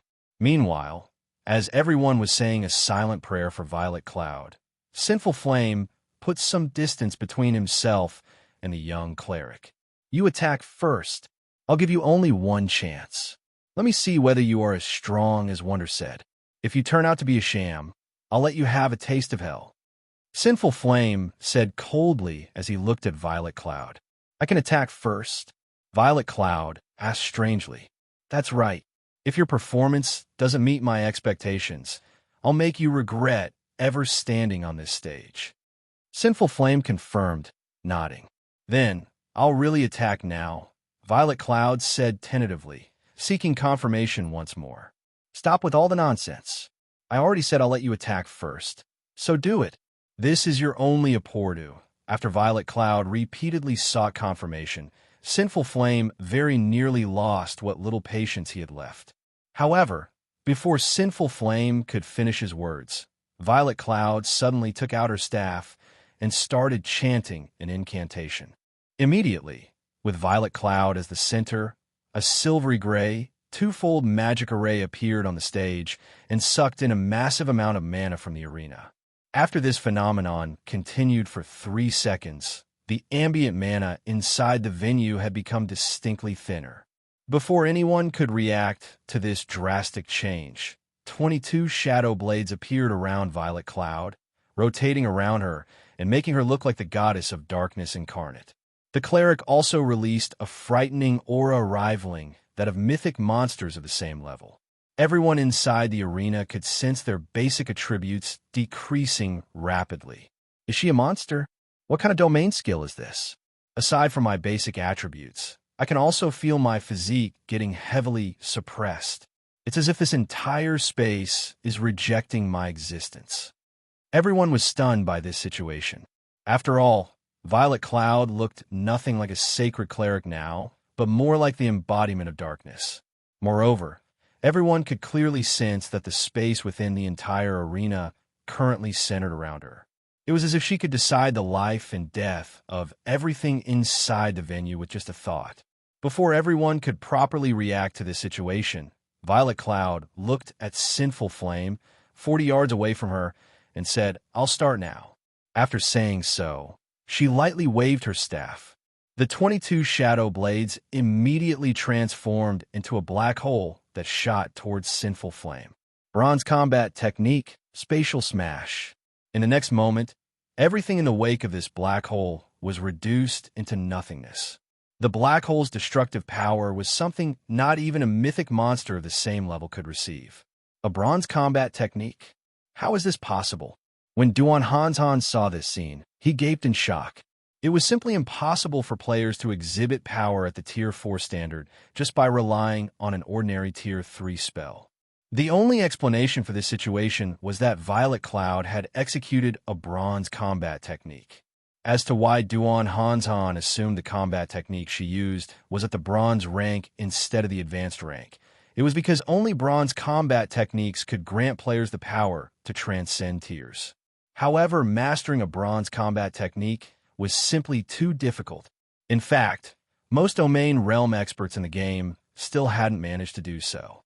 Now, However, a little girl who was only at the Void Realm had actually executed a bronze combat technique successfully. This was simply incredible. At this moment, Solitary Frost was also astonished by this scene. A bronze combat technique. Even until now, he still hadn't managed to master a single bronze combat technique. Yet a little girl much younger than himself had. Moreover, Violet Cloud had even executed her bronze combat technique so perfectly. Now, Sinful Flame's only option was to receive her attack directly. There was simply no way he could dodge that attack of hers. Splendid.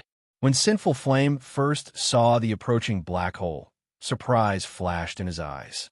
In the next moment, though, excitement replaced that surprise. He swiftly unsheathed the two long swords he carried on his back and merged them into a greatsword.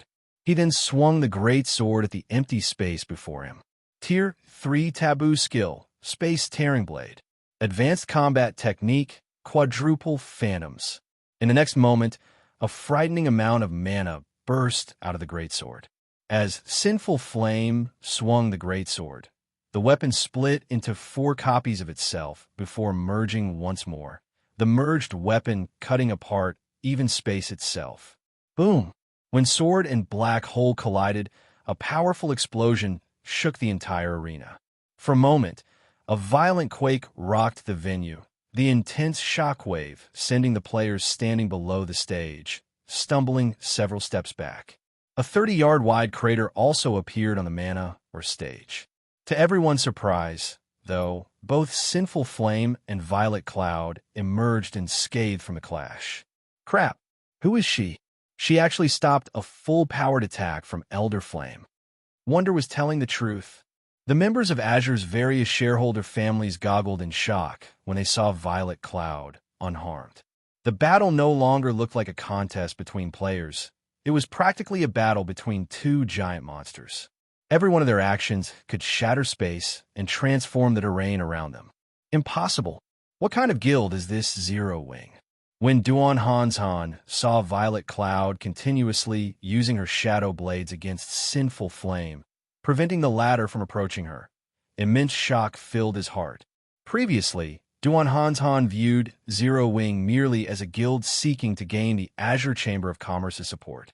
However, Silent Wonder and Violet Cloud were now monstrously strong, despite neither of them having very high combat standards. One wouldn't be able to find such powerful youngsters even in super guilds. This was especially true for Violet Cloud. By relentlessly attacking with her shadow blades, she kept Sinful Flame at least 10 yards away at all times. This was a feat that was impossible even for Duan Hanshan. Yet Violet Cloud, who was only one of Zero Wing's young talents, managed. However, as the fight on the stage intensified, the concentration both sides consumed also grew. This was especially true for Violet Cloud. Her control over her shadow blades started to decline. What a pity! Your understanding of the spiritualization realm is clearly leagues above mine. You have even given me plenty of inspiration. Unfortunately, your mental perception is still too weak. You are incapable of properly taking advantage of your superior understanding and maximizing your combat power. You are also incapable of minimizing your concentration consumption. At this rate, you'll last for at most another dozen seconds or so before being incapacitated, Sinful Flame commented while blocking Violet Cloud's relentless onslaught. This isn't an outcome I wish to see, either. Originally, I intended to save this trump card for my rematch against those two people, but I'll give you a taste ahead of time. After saying so, Sinful Flame changed his footwork, his body suddenly splitting into 12 copies of itself. Bronze footwork, shadow prey. In the next moment, Sinful Flame's 12 doppelgangers continuously flickered, rendering all of Violet Cloud's attacks ineffective. In the end, she could only watch as he closed in on her. However, as Sinful Flame moved increasingly closer to Violet Cloud, the shadow blades surrounding her suddenly disappeared. From an outsider's perspective, it looked as if she had given up on resisting and was waiting quietly for his arrival. What's going on? Did she give up? That's reasonable. Who could possibly stop such an attack? The fact that she lasted until now already makes her one of the top-ranking existences among the younger generation in God's domain. When a spectating crowd saw Violet Cloud apparently abandoning her struggle, none of them jeered or blamed her for doing so. It was very normal for Violet Cloud to suffer defeat. After all, even among the older generation of gamers, very few people could win against Sinful Flame. When Sinful Flame got within 15 yards of Violet Cloud, the cleric suddenly sighed and stabbed her staff into the ground. Read latest chapters at Wuxia World. Indeed, just like the guild leader said, I am no match for you when it comes to combat standards. I'm also incapable of bridging the gap, even with my mana body's potential fully unlocked. It seems I have no choice but to go all out. This is a trump card that even my guild leader isn't aware of. Violet Cloud's body started radiating much denser mana than before, her mana now many times stronger than Silent Wonder's.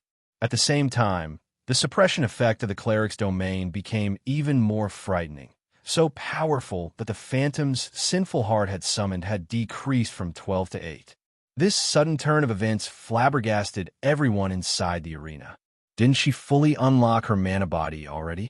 Why is the density of her mana still increasing? Wasn't she using her mana body to fight before? Chapter 2609. Breaking through the limits upon sensing the powerful torrent of mana spilling forth from Violet Cloud's body, let alone the peanut gallery, even Surpassing, who had been sitting calmly in the spectator stands all this time, revealed a look of astonishment on his face. Mana burst. Violet actually broke through the limit so quickly. Surpassing muttered to himself in shock as he gazed at Violet Cloud, his shock much greater than what anyone else present in the arena felt. Breakthrough? Guild leader, what did Violet break through? Aqua Rose, who had overheard Surpassing's mutterings, could not help asking. From Surpassing's reaction, she deduced that he knew what Violet Cloud had done to become so powerful. At this moment, Aqua Rose wasn't the only person curious about this situation. The other Zero Wing members also turned to Surpassing with eyes wide with interest. They all wished to know what Violet Cloud had done to boost the density of her mana to such an extent, surpassing even that of ordinary Tier 4 NPCs. Violet broke through the shackles of the mana body, surpassing the 100% limit and entering a new realm. Surpassing explained when he saw the looks of anticipation everyone was giving him. Breaking through the limits of the mana body was something he longed to accomplish. It would improve his chances of completing his Tier 4 promotion quest and the Divine Dragon's Trial. However, he never thought that Violet Cloud would actually beat him to it. He also had to admit that Violet Cloud was truly talented. Her reaching Tier 6 in the past had definitely not been a fluke. She was far more talented than the expert players who had reached Tier 6 with the help of a guild. Guild leader, doesn't the mana body reach perfection after hitting 100% potential? How can it go beyond 100%? Fire Dance asked in astonishment. After her mana body reached 100% potential, Fire Dance had gotten a sense of perfection from it. When she manipulated her mana body and used skills and spells with it, she felt that there was no longer any room for improvement. Hence, she found it truly hard to imagine that she could break through such a state. At this moment, aside from Fire Dance, Gentle Snow, Alluring Summer, Shadow Sword, Cola, and the others were also puzzled. Their mana bodies should have achieved perfection after reaching 100% potential. Even if the mana bodies could still improve, that should only happen after they had broken through the Tier 3 bottleneck and reached Tier 4. I believe some of you have achieved a completion rate beyond 100% when using skills and spells. Similarly, 100% potential is not the end for the mana body, but a new beginning. Only, the difficulty of unlocking a mana body past the 100% threshold is much greater. You can say that not even one player out of 10,000 Tier 3 experts is capable of it. Surpassing explained as he gazed at Violet Cloud with some yearning. Although I don't know how far beyond the limit Violet managed to go, it seems this fight is over. Over? Can Violet win this match? Aqua Rose asked. When she heard Surpassing saying so, she returned her attention to the stage Violet Cloud and Sinful Flame stood on. At this moment, the suppression from Violet Cloud's domain skill had reduced the number of phantoms Sinful Flame created from 12 to 8. This meant a 30% decline in Sinful Flame's combat power, at the very least. Even so, Violet Cloud's chances of winning still weren't good. After all, she still had to deal with a considerable number of phantoms. She might be able to slow down Sinful Flame's approach, but she wouldn't be able to stop him from reaching her. Meanwhile, so long as a magical class allowed a melee class to get within attacking range of them, the battle would be as good as over. It might be a different story if Violet Cloud's opponent weren't a melee player, but magical class player instead. In that case, victory would definitely be possible. After all, the mana Violet Cloud currently exuded was incredibly frightening. With such mana, she could exert a powerful influence over the ambient mana around her, making it difficult for nearby magical class players to wield the ambient mana. She would have an overwhelming advantage over her opponent. Unfortunately, not only was Sinful Flame a melee player, but his class was the peak hidden class, Shadow Knight. The Shadow Knight class was like a fusion of the Assassin, Berserker, and Guardian Knight classes. It possessed the agility of Assassins, the strength of Berserkers, and the defense of Guardian Knights. To top it all off, Sinful Flame also had incredibly high combat standards. These were the reasons why Sinful Flame was publicly acknowledged as the strongest player in the Azure Chamber of Commerce. With such an opponent, Aqua Rose found it inconceivable that Violet Cloud could win. After all, stronger mana simply made Violet Cloud's skills and spells more powerful. However, skills and spells that couldn't land on their targets were useless. At this moment, Aqua Rose wasn't the only person with such thoughts. Everyone spectating this fight shared similar thoughts. After all, this was common sense in God's domain. While having powerful mana was indeed helpful to players, this advantage came into play mainly when dealing with monsters. Amazing! You are actually capable of elevating your combat power that much. With just this move, you can confidently seat yourself among the top 3 of God's domain's younger generation. Sinful Flame praised when he saw the eruption of mana from Violet Cloud. However, he did not stop his actions in the slightest. On the contrary, he further sharpened them instead. When Sinful Flame got within 10 yards of Violet Cloud, he split his greatsword into 2 long swords again and brandished them to create over 24 phantom snakes. Not only was every phantom snake incredibly nimble, but they also accurately struck at Violet Cloud's blind spots and vital points, leaving her no room to dodge or block at all. Tier 3 Skill, Shadow Assault. Advanced Combat Technique, Phantom Snakes. Sinful Flame had perfectly integrated his Tier 3 skill with his advanced combat technique, his attack making it seem as if more than 24 Grand Lords were attacking Violet Cloud simultaneously. Upon seeing this, everyone could not help but gasp. Is he still human? He's actually capable of launching over 24 attacks, rivaling the power of a Grand Lord simultaneously. Who could possibly stop that? So, this is Sinful Flame's trademark move, technique integration. If I could learn even a portion of this technique, I would be unbeatable in a kingdom. But that girl from Zero Wing really is amazing. She's forced Sinful Flame to reveal his trademark move time after time. Even if she loses, she'll still rank at the top among God's domain's younger players. Although the members of the various spectating powers were in awe of Sinful Flame's techniques, they also felt admiration and envy for Violet Cloud. After all, despite her youth, Violet Cloud was pressuring a legendary individual like Sinful Flame. With such talent, Violet Cloud's future would definitely be dazzlingly bright. Given a few more years, she might become a legendary individual herself in the virtual gaming world. Meanwhile, when the 24 or so phantom snakes arrived within 1 yard of Violet Cloud, the cleric finally made a move. Disappear, Violet Cloud commanded in a low tone. Every phantom snake trying to attack her instantly vanished.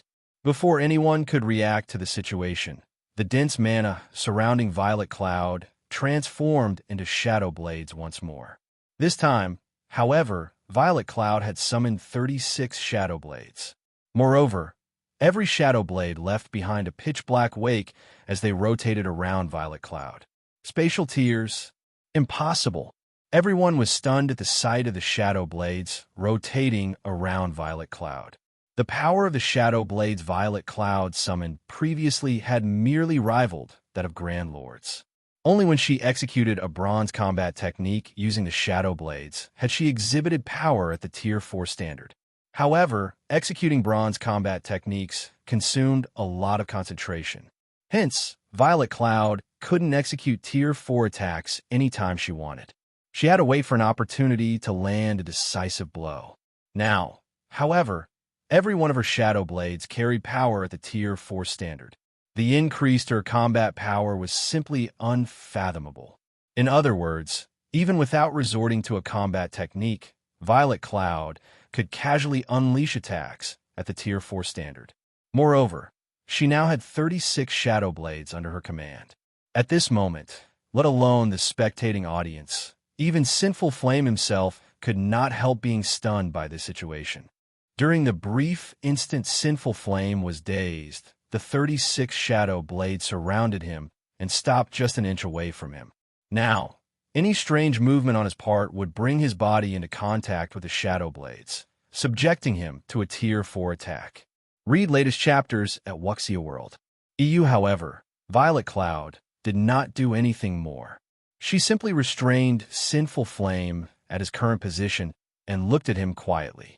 Huh, you really hid your strength deeply, little girl.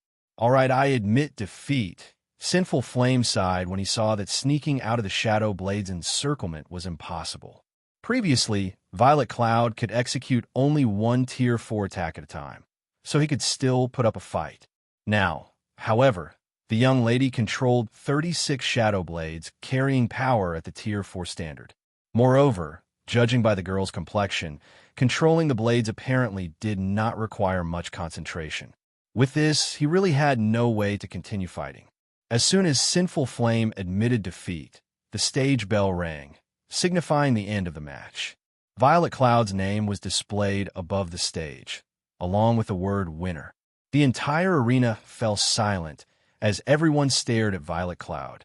Chapter 2610, Frightening Zero Wing. I'm dreaming, right? Sinful Flame actually lost? This is too absurd. Are you sure that girl's not an old monster in disguise? That shouldn't be the case. I feel that she might be a disguised NPC of Zero Wings.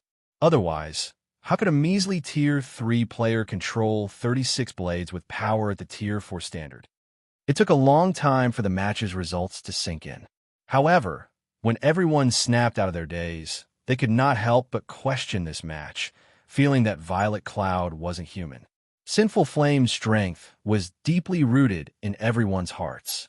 Nobody present had believed that Violet Cloud could defeat him. In fact, they had initially doubted that she could even get him to take her seriously. However, Violet Cloud had not only gotten Sinful Flame to use his full strength, but even defeated the man. Moreover, she had achieved such an overwhelming victory that Sinful Flame couldn't retaliate and had no choice but to concede the battle. The spectators couldn't wrap their heads around the thought of such a huge disparity in combat power between Violet Cloud and Sinful Flame. Sinful Flame represented the very apex of players in God's domain, yet a little girl in her teens just surpassed this apex, and had even done so in a situation where both sides possessed equal basic attributes. Violet Cloud's achievement defied common sense. While everyone present had seen geniuses before, even those geniuses had their limits. Violet Cloud could no longer be considered just a genius. After all, her achievements were simply impossible for current players. At this moment, let alone the various spectating powers, even the members of Azure found this situation unbelievable. This was especially true for Solitary Frost and Duan Han Han, who stood below the stage. Wonder wasn't bluffing. When Solitary Frost thought back to the words Silent Wonder said before, he was stunned. What kind of guild is this Zero Wing? When Silent Wonder declared that there were much younger and stronger people than herself in Zero Wing, Solitary Frost had felt that she was only trying to advertise and uplift her guild. Back when he was undergoing training of Violet Sword, he had sparred with many of Violet Sword's young talents. However, less than a handful of them managed to put up a fight against him. much less defeat him. The fact that Silent Wonder surpassed him was already a miracle. Moreover, even on the Eastern continent, Zero Wing was only a pseudo-superpower. How could such a guild nurture a youngster that was stronger than Silent Wonder? Now, however, it was proven that not only had Zero Wing produced a youngster that was much stronger than Solitary Frost, but the youngster in question was even stronger than the legendary Sinful Flame. How can a little girl from Zero Wing become that strong? Could this be why the Long family insists on letting Silent Wonder remain in Zero Wing? Duan Hanzhan suddenly felt enlightened as he looked at Violet Cloud before turning his gaze to Long Wushang and the other members of the Long family. Duan Hanzhan was well aware of Silent Wonder's combat talent. Let alone the Long family's Silk Moon, Silent Wonder was inferior to even Yin Shaoqian in this regard.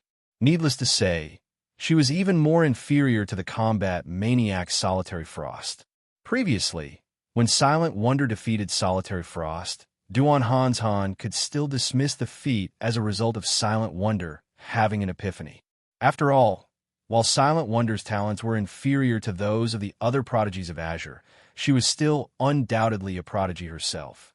It wouldn't be strange for her to raise her combat power by a large margin after gaining fresh insight. However, Violet Cloud's performance forced Duan Hanzhan to conclude that Silent Wonder's sudden growth shouldn't have anything to do with gaining enlightenment at all. Instead, Zero Wing was most likely the cause. After thinking up to this point, Duan Hanzhan started pondering on new plans. For Azure's various shareholder families, the younger generation represented their future. The members of the younger generation would also serve as the guild's representatives in the future. Hence, nurturing the younger generation in Azure was of paramount importance. In virtual reality games, so long as one had sufficient strength, there wouldn't be a need to worry about lacking a path. This was especially true in God's Domain, which functioned as a second world for humans. God's Domain could even extend the lifespan people could experience by a large margin. For people with strength, God's Domain's appearance represented the start of a golden era. This was also the reason why Azure's various shareholder families were desperately trying to retain the Zeus Corporation support. In God's Domain, strength was the foundation of everything. Without strength, one would be nothing. However, while Duan Hanzhan was having such thoughts, Long Wushang, who stood some distance away from him, remained in a daze. At this moment, complicated feelings roiled Long Wushang's heart. He simply did not know whether to cry or laugh. Not only had Silent Wonder won against Solitary Frost and shone brightly in the family competition, but she had even received a challenge from Sinful Flame, which boosted the opinion of Azure's independent elders and grand elders of her. Now, Violet Cloud had even beaten Sinful Flame, a feat nobody had ever dreamed of accomplishing. Zero Wing's ability to nurture talents truly surpassed Long Wushang's imagination. With Zero Wing's help, the Long family might really be able to do without the Zeus Corporation support. After all, the Long family had funds aplenty. What they needed were only the Zeus Corporation's various resources and connections. When Long Wushang thought back to how he was planning to negotiate with Zero Wing to have it stop hindering Silent Wonder's future, he found his thoughts laughable. Meanwhile, as everyone was expressing doubt and astonishment over this match, Sinful Flame walked up to Violet Cloud. "I don't care what others say. I am sincerely convinced of my loss," Sinful Flame said earnestly as he looked at Violet Cloud. "Only, may I ask you a question?" "What is it?" Violet Cloud asked. Since Sinful Flame was so open-minded about his defeat, she did not refuse his question. Upon hearing Violet Cloud's response, Sinful Flame quickly asked, "How did you manage to elevate the density of your mana to such an extent just now? Didn't you fully unlock your mana body already?" He was filled with curiosity about Violet Cloud's sudden transformation. At the start of the fight, he had already sensed the mana Violet Cloud's body radiated, which made him absolutely certain she had fully unlocked her mana body already. The spell she used later on only served to confirm his conjecture. However, at the end of the match, the density of the mana she radiated and the power of her spells had further increased by a large margin. He simply couldn't understand how she had accomplished this feat. It's nothing. I just managed to break through the 100% limit of my mana body. Hence, I was able to release much stronger mana, Violet Cloud explained calmly. The fact that the mana body could be unlocked past the 100% threshold wasn't much of a secret. In her opinion, it was only a matter of time before an expert like Sinful Flame accomplished this feat as well. After all, if even she could break through the 100% limit, there was no way Sinful Heart, who boasted much higher combat standards than she did, could not. She had managed to do so much sooner than Sinful Flame only because of the many resources Zero Wing had provided. You can actually unlock the mana body past the 100% threshold, Sinful Flame exclaimed in surprise. Currently, he was already close to unlocking 100% of his mana body's potential. In his opinion, 100% should mean perfection. Moreover, the system should have set it to be so as well. It never occurred to him that the mana body could be unlocked beyond 100%. Violet Cloud's words opened the doors to a whole new world for him. Then, is there anyone else in your guild that has managed to exceed 100%? Sinful Flame asked. Having experienced the strength players would gain from having a mana body unlocked beyond the 100% threshold, he knew that such players wouldn't be capable of truly fighting against Tier 4 existences.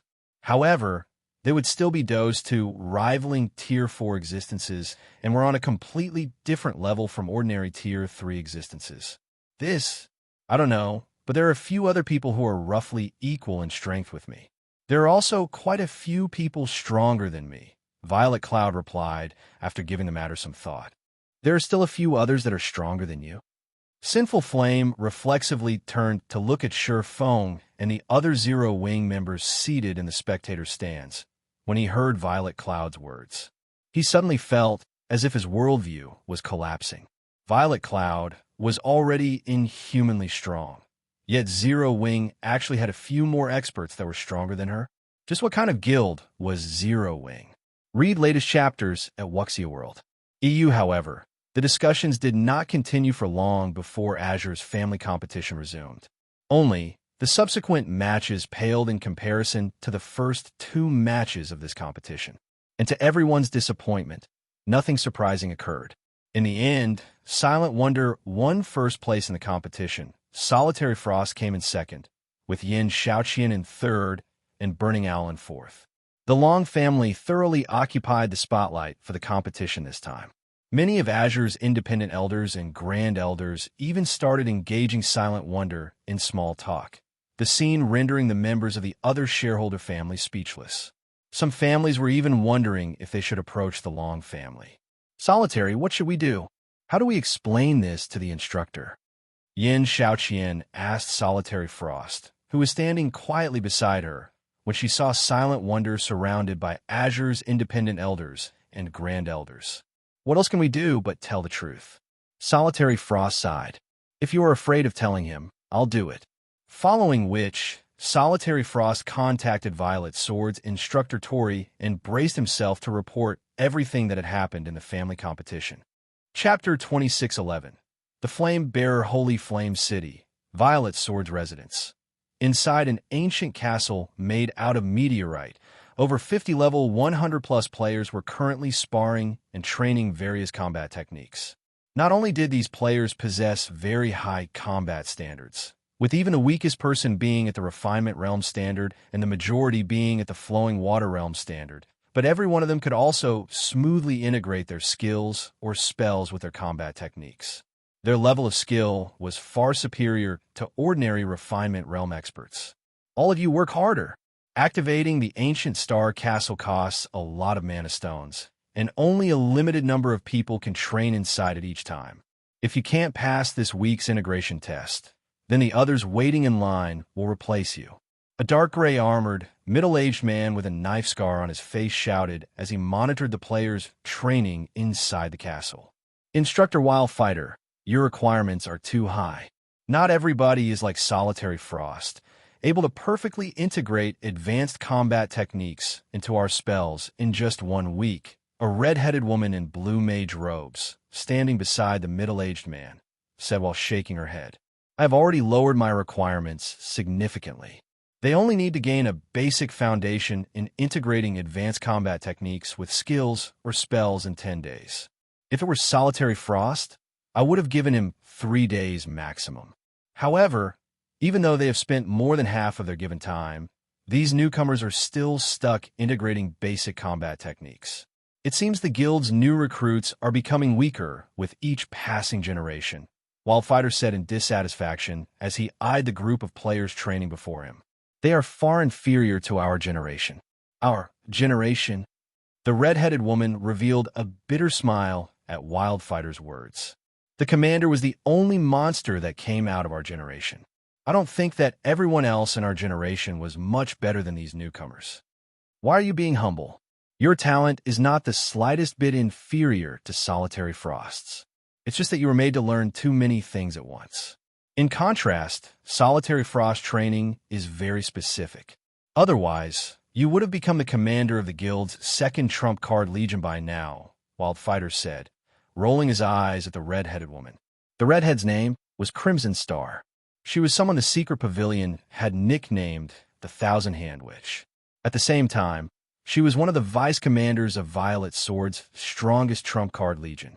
In terms of combat standards, she was not the slightest bit weaker than Wildfighter. In fact, if the two of them were to have a duel, his chances of winning would be below 30%. Regardless, it seems you think very highly of Solitary Frost.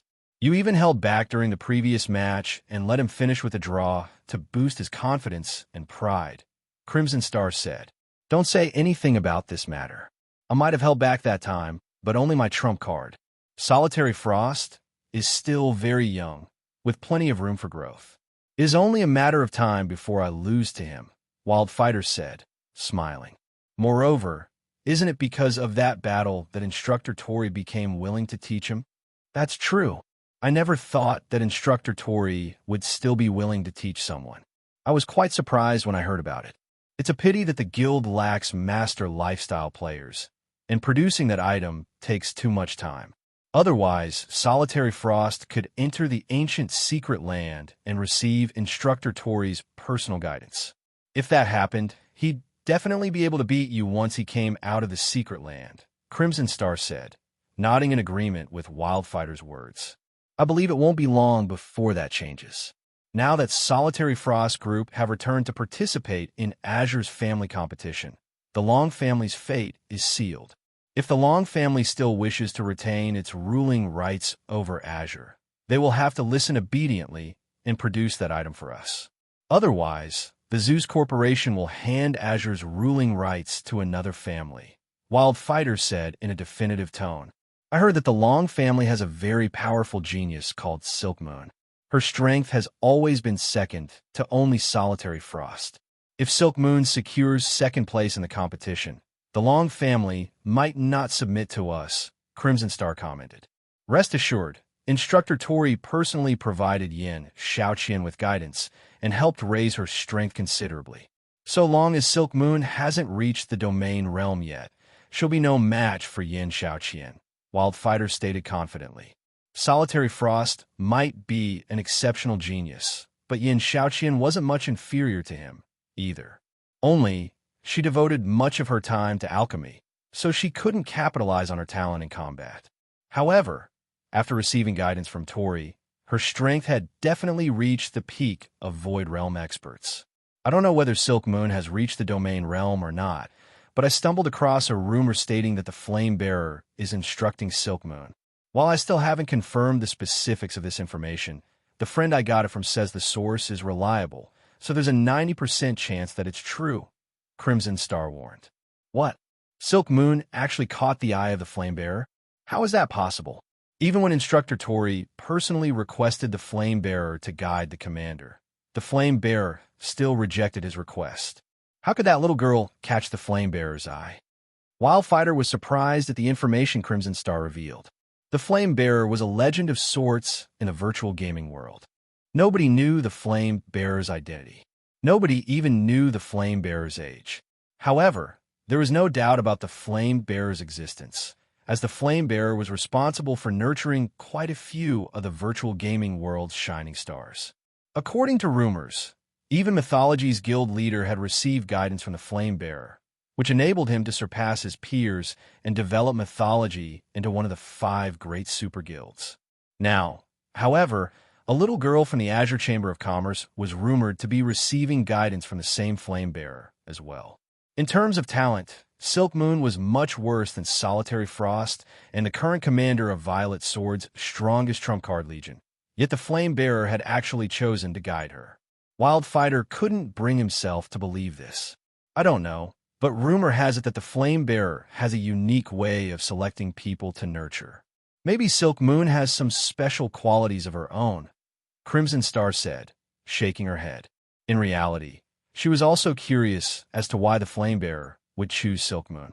If Silk Moon really is receiving guidance from the Flame Bearer, then Yin Shaoqian is in danger, Wildfighter said worriedly.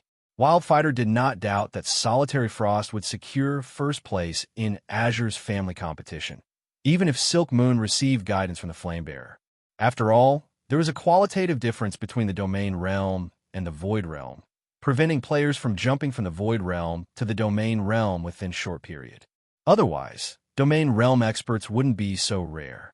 However, while securing first place wasn't a problem for Solitary Frost Group, securing second place would. After all, Yin Shaoqian still hadn't reached the Domain Realm yet. While Wildfighter and Crimson Star were having their quiet discussion, a white-haired old man entered the training hall. Upon noticing this old man, Wildfighter and Crimson Star promptly went up to greet him. This was because this old man was none other than Instructor Tori, a legendary figure in Violet Sword. However, as soon as Tori arrived, a chilly aura filled the training hall. Even Wildfighter and Crimson Star shuddered involuntarily upon sensing this aura. Instructor Tori, didn't you send Solitary Frost Group to take part in Azure's family competition? Did something happen? Wildfighter asked, curious. Judging by the chilling aura Tori released, he could tell that something was amiss. I went but had to leave for some business. However, as soon as I was done with my work, I received a message from Solitary Frost stating that they lost in Azure's family competition. Someone from the Long family secured first place. Tori snarled. They lost. Solitary Frost lost? How is that possible? Wildfighter was stunned by Tori's words. He promptly asked, could it be the Long family's Silk Moon? No. I heard that it's the Long family's second young lady, Silent Wonder, Tori replied, shaking his head. It's not Silk Moon. Wildfighter's eyes widened in shock at this revelation. For a moment, he suspected that Tori was lying to him. Isn't Silent Wonder an alchemy expert? Moreover, according to previous reports, she's only at the Flowing Water Realm. How could she possibly win against Solitary Frost? In a competition where only combat standards mattered, how could a Flowing Water Realm expert defeat a Domain Realm expert? Now that the Long family has secured first place, doesn't that mean they will have a stable hold on Azure's ruling rights? Crimson Star asked, frowning. Master Lifestyle players were crucial for Violet Sword's development, especially Master Alchemists. Meanwhile, Silent Wonder, who was only half a step from becoming a Grandmaster Alchemist, was someone Violet Sword urgently needed. You don't need to worry about that. I believe the Zeus Corporation will deal with this matter. When the time comes, the Long family will have to submit, even if they don't want to, Tori said coldly. However, Solitary Frost Group has truly disappointed me. They actually lost to a little girl who hasn't even reached the Domain Realm yet. It seems I've been too lenient toward them. After they return, tell them that they don't have to meet me. Have them properly reflect on themselves. He had never once worried about Violet Sword's plan failing. Moreover, he never imagined that the group would lose to someone with significantly inferior combat standards despite him providing Solitary Frost and the others with direct guidance. This was simply humiliating. Read latest chapters at Wuxia World. EU Wildfighter was shocked when he heard Tori's words. Hurriedly, he tried to persuade Tori, saying, Instructor Tori, isn't this a little? However, before Wildfighter could say anything more, a Tier 3 assassin rushed toward them, reporting, Someone calling themselves Zero Wings Guild leader has arrived outside our residence and wishes to negotiate with our guild's upper echelon regarding the Azure Chamber of Commerce's matters. Do you wish to meet him? The Tier 3 assassin said respectfully. Zero Wing? Isn't that the guild's silent wonder has been staying at all this time? Wildfighter commented, his curiosity piqued. What are they here for? Could they be here to convince us to change our plans for Azure? An unknown guild wants to meet us? What kind of guild do they take Violet Sword for? Glaring at the Tier 3 assassin, Tori ordered coldly, tell them to get lost. Chapter 26:12. Negotiation Qualifications. Tori's harsh rejection drove a chill down everyone's spines. The players in the hall felt an intense pressure bear down on them, and some of the Refinement Realm trainees could barely even move. Instinctual fear welled within the Tier 3 assassin that had reported Zero Wing's arrival. If he hadn't been certain that he wasn't Tori's target, he would have likely turned and fled. Instructor Tori has such high hopes for Solitary Frost's group? Crimson Star was surprised to see the frosty look on Tori's face. Tori had stopped teaching people over a decade ago. She and the current commander of Violet Sword's strongest trump card legion had been a part of his last student group. The commander had been Tori's favorite pupil. Tori had even gone to great lengths to seek the Flame Bearer's help in training the commander. Hence, Violet Sword's upper echelons had been stunned when Tori had agreed to train Solitary Frost's group. Crimson Star assumed Tori had only agreed out of respect for the Zeus Corporation, but seeing his reaction now, it seemed he had honestly wanted to help Solitary Frost's group grow stronger. If he hadn't been so invested, he wouldn't have been so furious about their defeat. I'm afraid that sending them away isn't wise, Instructor Tori. Zero Wing might not have much power on the Western continent, but it can compete with many superpowers on the Eastern continent. It even has control over the Dark World's teleportation gate. Since Zero Wing's guild leader has paid us a personal visit, others will criticize the guild if we turn him away at the door. Wildfighter tried to persuade Tori. Violet Sword was a veteran super guild. While Zero Wing wasn't based in the West, Violet Sword's intel network had investigated this smaller guild. They weren't entirely unaware of Zero Wing's background. Even if they hadn't researched the guild, it was difficult to avoid the name Zero Wing. The guild had become incredibly famous in the East, after all, and many superpowers were talking about Zero Wing. Did Zero Wing's guild leader come alone? Crimson Star asked the Tier 3 assassin. No. He came with a group of a dozen or so people. The Long family's Long Wushang is with them. As well, the assassin replied.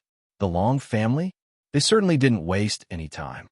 Wildfighter could not help but frown. After learning that the Long family's second young miss had won Azure's competition this year, Wildfighter knew it would be difficult making the family obey. Now, Azure's strongest younger member was from the Long family, and after all was said and done, the Zeus Corporation was merely one of the Chamber's shareholders. It wasn't the largest shareholder. Once the rest of the shareholders saw the Long family's potential, they would offer it their support. Threatening the Long family's dominance in Azure would become incredibly difficult. Because of this, the Long family now qualified to negotiate with Violet Sword, and it had only been a matter of time before the family sent a representative. However, Wildfighter hadn't expected the Long family to act almost as soon as Azure's family competition had ended. It seems the Long family has found its confidence. Otherwise, they wouldn't have shown up so soon, Crimson Star said. It's probably because of Zero Wing. The guild has an alliance with Netherworld Empire, after all. In addition, Zero Wing is responsible for helping Silent Wonder win the competition. Obviously, Zero Wing is quite capable when it comes to nurturing talented players. The Long family must think it'll do fine on its own, without support from Violet Sword or the Zeus Corporation, Wildfighter assumed. The most important developmental aspects for any guild were talented experts and resources. While Azure did not lack experts, it didn't have nearly as many resources as a veteran super guild like Violet Sword. If Azure wished to continue its development, it would have to ally with a super guild. This was exactly what Azure's various shareholder families and Grand Elders were pushing for. However, if Azure no longer had to worry about nurturing its talented members, Neither the Long family nor the chamber itself would bother to ally with Violet Sword. Violet Sword was already demanding a high price for this alliance, and the partnership would basically transform Azure into one of Violet Sword's vassals. None of Azure's shareholders wanted this, but they had to agree due to the immense pressure the Zeus Corporation placed on them to agree. This is interesting. Show them to the reception room and make them wait for a while, Tori decided. I'm interested to see what ability Zero Wing has to make the Long family so confident. Understood. The Tier 3 assassin breathed a sigh of relief as Tori calmed down. He then ran back to the residence's entrance. Meanwhile, a crowd had formed outside of Violet Sword's residence, embroiled in a heated discussion regarding Zero Wing's members. The group of players was just too eye-catching.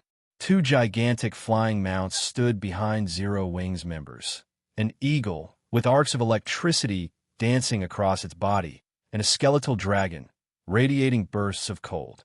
Both flying mounts had auras on par with Grand Lords of the same level, and when they stood side by side, they were impossible to ignore.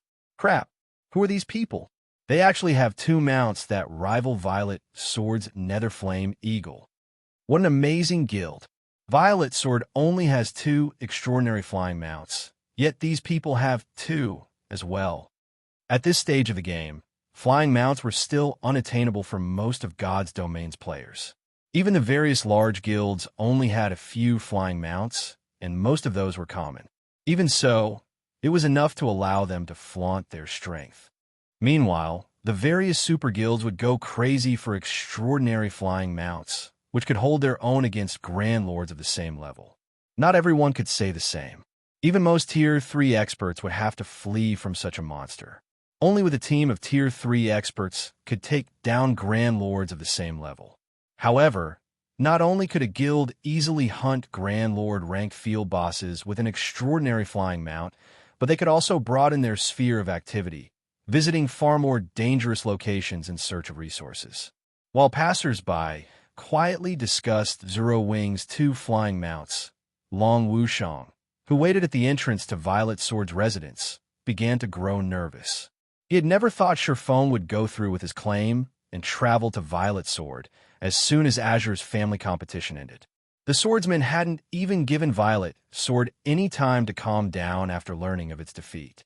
The competition's outcome had as good as ruined the Zeus Corporation and Violet Sword's plans to take control of the Azure Chamber of Commerce. Needless to say, they'd be furious, and they'd definitely blame Zero Wing, the guild that had played a major role in foiling their plans. Although the Long family and Zero Wing now qualified to negotiate with Zeus and Violet Sword, they shouldn't push for negotiations while the other side was still fuming. Not only would they fail to change the corporation and super guild's minds, but they might make the situation worse. Wonder, can you persuade your guild leader? I know he wants to negotiate with Violet Sword, but he shouldn't do so during such a precarious time, Long Wushang whispered to Silent Wonder. At this rate, not only will negotiations fail, but Violet Sword might end up hating us. We'll lose our advantage in Azure. Azure's elders and grand elders did not particularly mind whether Azure partnered with Violet Sword or not, but becoming enemies would be a different story. If that happened, everything would be over for the Long family. Too many of Azure's key resource areas were located within Violet Sword's territories, among others. If Violet Sword decided that it no longer cared about those resource areas, the other super guilds wouldn't hesitate to fight to claim the areas. I'll try my best, Silent Wonder said. She agreed with her elder's sentiments. Zero Wing had barely any power in the West, while Violet Sword could easily deal a major blow to the Azure Chamber of Commerce. Furthermore, Zero Wing couldn't avoid Violet Sword if it wished to develop on the Western continent. She did not wish to see her guild face Violet Sword's wrath over her. However, just as Silent Wonder was about to approach Surpassing, a Tier 3 assassin emerged from Violet Sword's residence and walked up to Surpassing, apologizing. Sorry for the long wait, Guild Leader Black Flame. Please follow me. All right, Surpassing replied, putting away his Thunder Eagle. He then followed the assassin into the residence, giving Silent Wonder no chance to intervene. Upon entering the Super Guild's residence, Both Long Wushang and Silent Wonder were stunned. Not only were the Violet Soar members in the residence very high-leveled, but quite a few of them were also Tier 3 experts. Moreover, they spotted over 100 Refinement Realm experts with a glance. When they reached the castle that acted as the residence's core, they were even more stunned as they felt such dense mana that it had condensed into a white fog. The entire castle felt ancient. All of the Super Guild's members who entered and left the castle radiated astonishingly powerful auras, while quite a few were even stronger than Azure's young geniuses. So, this is Violet Sword. Silent Wonder was amazed as she watched the dozen or so young, Tier 3 experts walk into the castle. Even a random group of players had so many Refinement Realm and Flowing Water Realm experts. Furthermore, this was only one of Violet Sword's many residences, and the guild had several training grounds. If Violet Sword gathered all of the new recruits, the sight would be awe-inspiring. "Please come in," the Tier 3 assassin leading the way said as he gestured to the guild hall before him. When he noticed Long Wushang's and Silent Wonder's astonishment, he felt pleased and proud.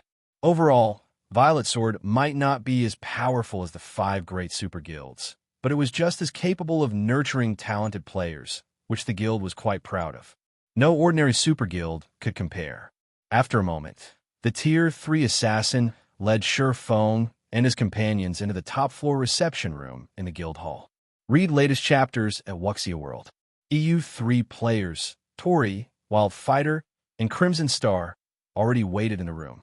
However, none of them bothered to conceal their auras, and the combined energy felt stifling. They were obviously trying to intimidate Zero Wing's representatives. Sure enough, Long Wushang could not help but shake his head when he saw the 3 people. He knew these negotiations wouldn't end well. There wasn't even a point in continuing this facade. The pressure of their combined auras was simply too powerful. Even peak experts would struggle to breathe in the reception room, much less weaker players. In Long Wushang's opinion, aside from Feng, Silent Wonder, and Violet Cloud, withstanding these aggressive auras would be troublesome for their party. Meanwhile, the Tier 3 assassin from Violet Sword sneered at this sight. Zero Wing might be a pseudo-superpower, but Violet Sword was no ordinary super guild, and Zero Wing had no place trying to instigate negotiations on a whim. This room is really stuffy. Aqua, why don't you guys remove your cloaks? It'll be cooler for you that way, Feng calmly suggested, never taking his eyes off of Tori and his 2 comrades. Chapter 2613. Astonishing Statistics. Zero Wing's potential hearing Feng's suggestion. The Tier 3 assassin continued to sneer at the group. Do they think they can withstand the instructor's auras just by removing their black cloaks? The black cloak merely concealed some of a player's statistics, but couldn't hide a player's aura. Everyone in God's domain knew this. Of course, there were tools that could conceal a player's aura, but those tools were extremely expensive and not practical. Furthermore, expert players could conceal their auras with their own skills. They didn't have to rely on such tools.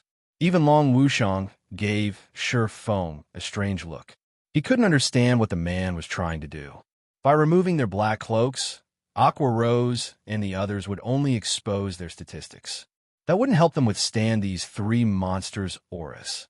Tori, Wildfighter, and Crimson Star were all instructors in Violet Sword. Anyone that could become a super guild instructor would also be a Grand Elder, absolute upper echelons in the guild. Super guilds also acquired top-tier weapons and equipment each day. A veteran super guild like Violet Sword had likely seen every kind of weapon and equipment piece the game had to offer. Now, that Violet Sword was in a fit of rage and intent on striking fear into their group to chase them away. Not even full sets of top-tier weapons and equipment would be enough to change these 3 instructors' minds. During the time the Tier 3 assassin and Long Wushang wondered what Feng intended, Aqua Rose and the others removed their black cloaks. When they saw these players' statistics, the assassin and Long Wushang nearly fainted from shock. Level 117. The moment the black cloaks were gone, these players' auras burst forth like erupting volcanoes. The ambient mana rapidly gathered around them, creating a mana vortex that thinned the rest of the mana in the room. When the Tier 3 Assassin and Long Wushang realized that these auras rivaled that of mythic monsters, they instinctively stepped back to a tolerable distance. Meanwhile, Tori's group stared in astonishment when they saw Aqua Rose's and her companions' levels. Level 117? How is this possible? Even our guild's leveling maniac has only reached level 114. How do they get so powerful? Wildfighter exclaimed in the team chat, overwhelmed with shock as he stared at Zero Wing's players. Their levels weren't the highest in the guild since they normally trained Violet Sword's new recruits. They didn't have time to devote themselves to grinding for levels. Even so, these three had never fallen behind the frontline players. The foreign energies in level 100-plus maps were a burden, steadily corroding players' bodies and preventing them from grinding for long. Thus, as instructors, Tori and his comrades had to maintain their levels. Meanwhile, these three usually trained recruits while recuperating, and as a result, their levels weren't too far behind, even if their leveling speed wasn't the greatest. All three were currently level 112, which most peak experts hadn't reached yet. And yet, the players before them had 5 levels on them. How do they manage that? Moreover, Zero Wing didn't have just 1 or 2 players at that level. All 8 members who had removed their black cloaks had reached level 117. No, I can sense that all of these people have fully unlocked their mana bodies. They shouldn't have used any special grinding methods to achieve such a high level, Crimson Star said, shaking her head. In God's domain, the only way to level up quickly was to grind monsters. The stronger the monsters players fought, the more EXP they'd gain. If players tried to grind monsters that were 3 levels lower than they wouldn't even earn 50% of what they did when defeating monsters of the same level. If they tried grinding monsters 6 levels lower than they wouldn't get any EXP at all. While questing was also a reliable way to earn EXP, Quest's main objective was to provide coins, weapons, equipment, and special tools. The only way to level rapidly was to face powerful monsters of the same or higher level. Because of this, no player with a high level in God's domain was considered weak. In fact, most ordinary players saw the player's level as a direct representation of their strength. Still shocked, the 3 instructors didn't realize Feng had walked up to them.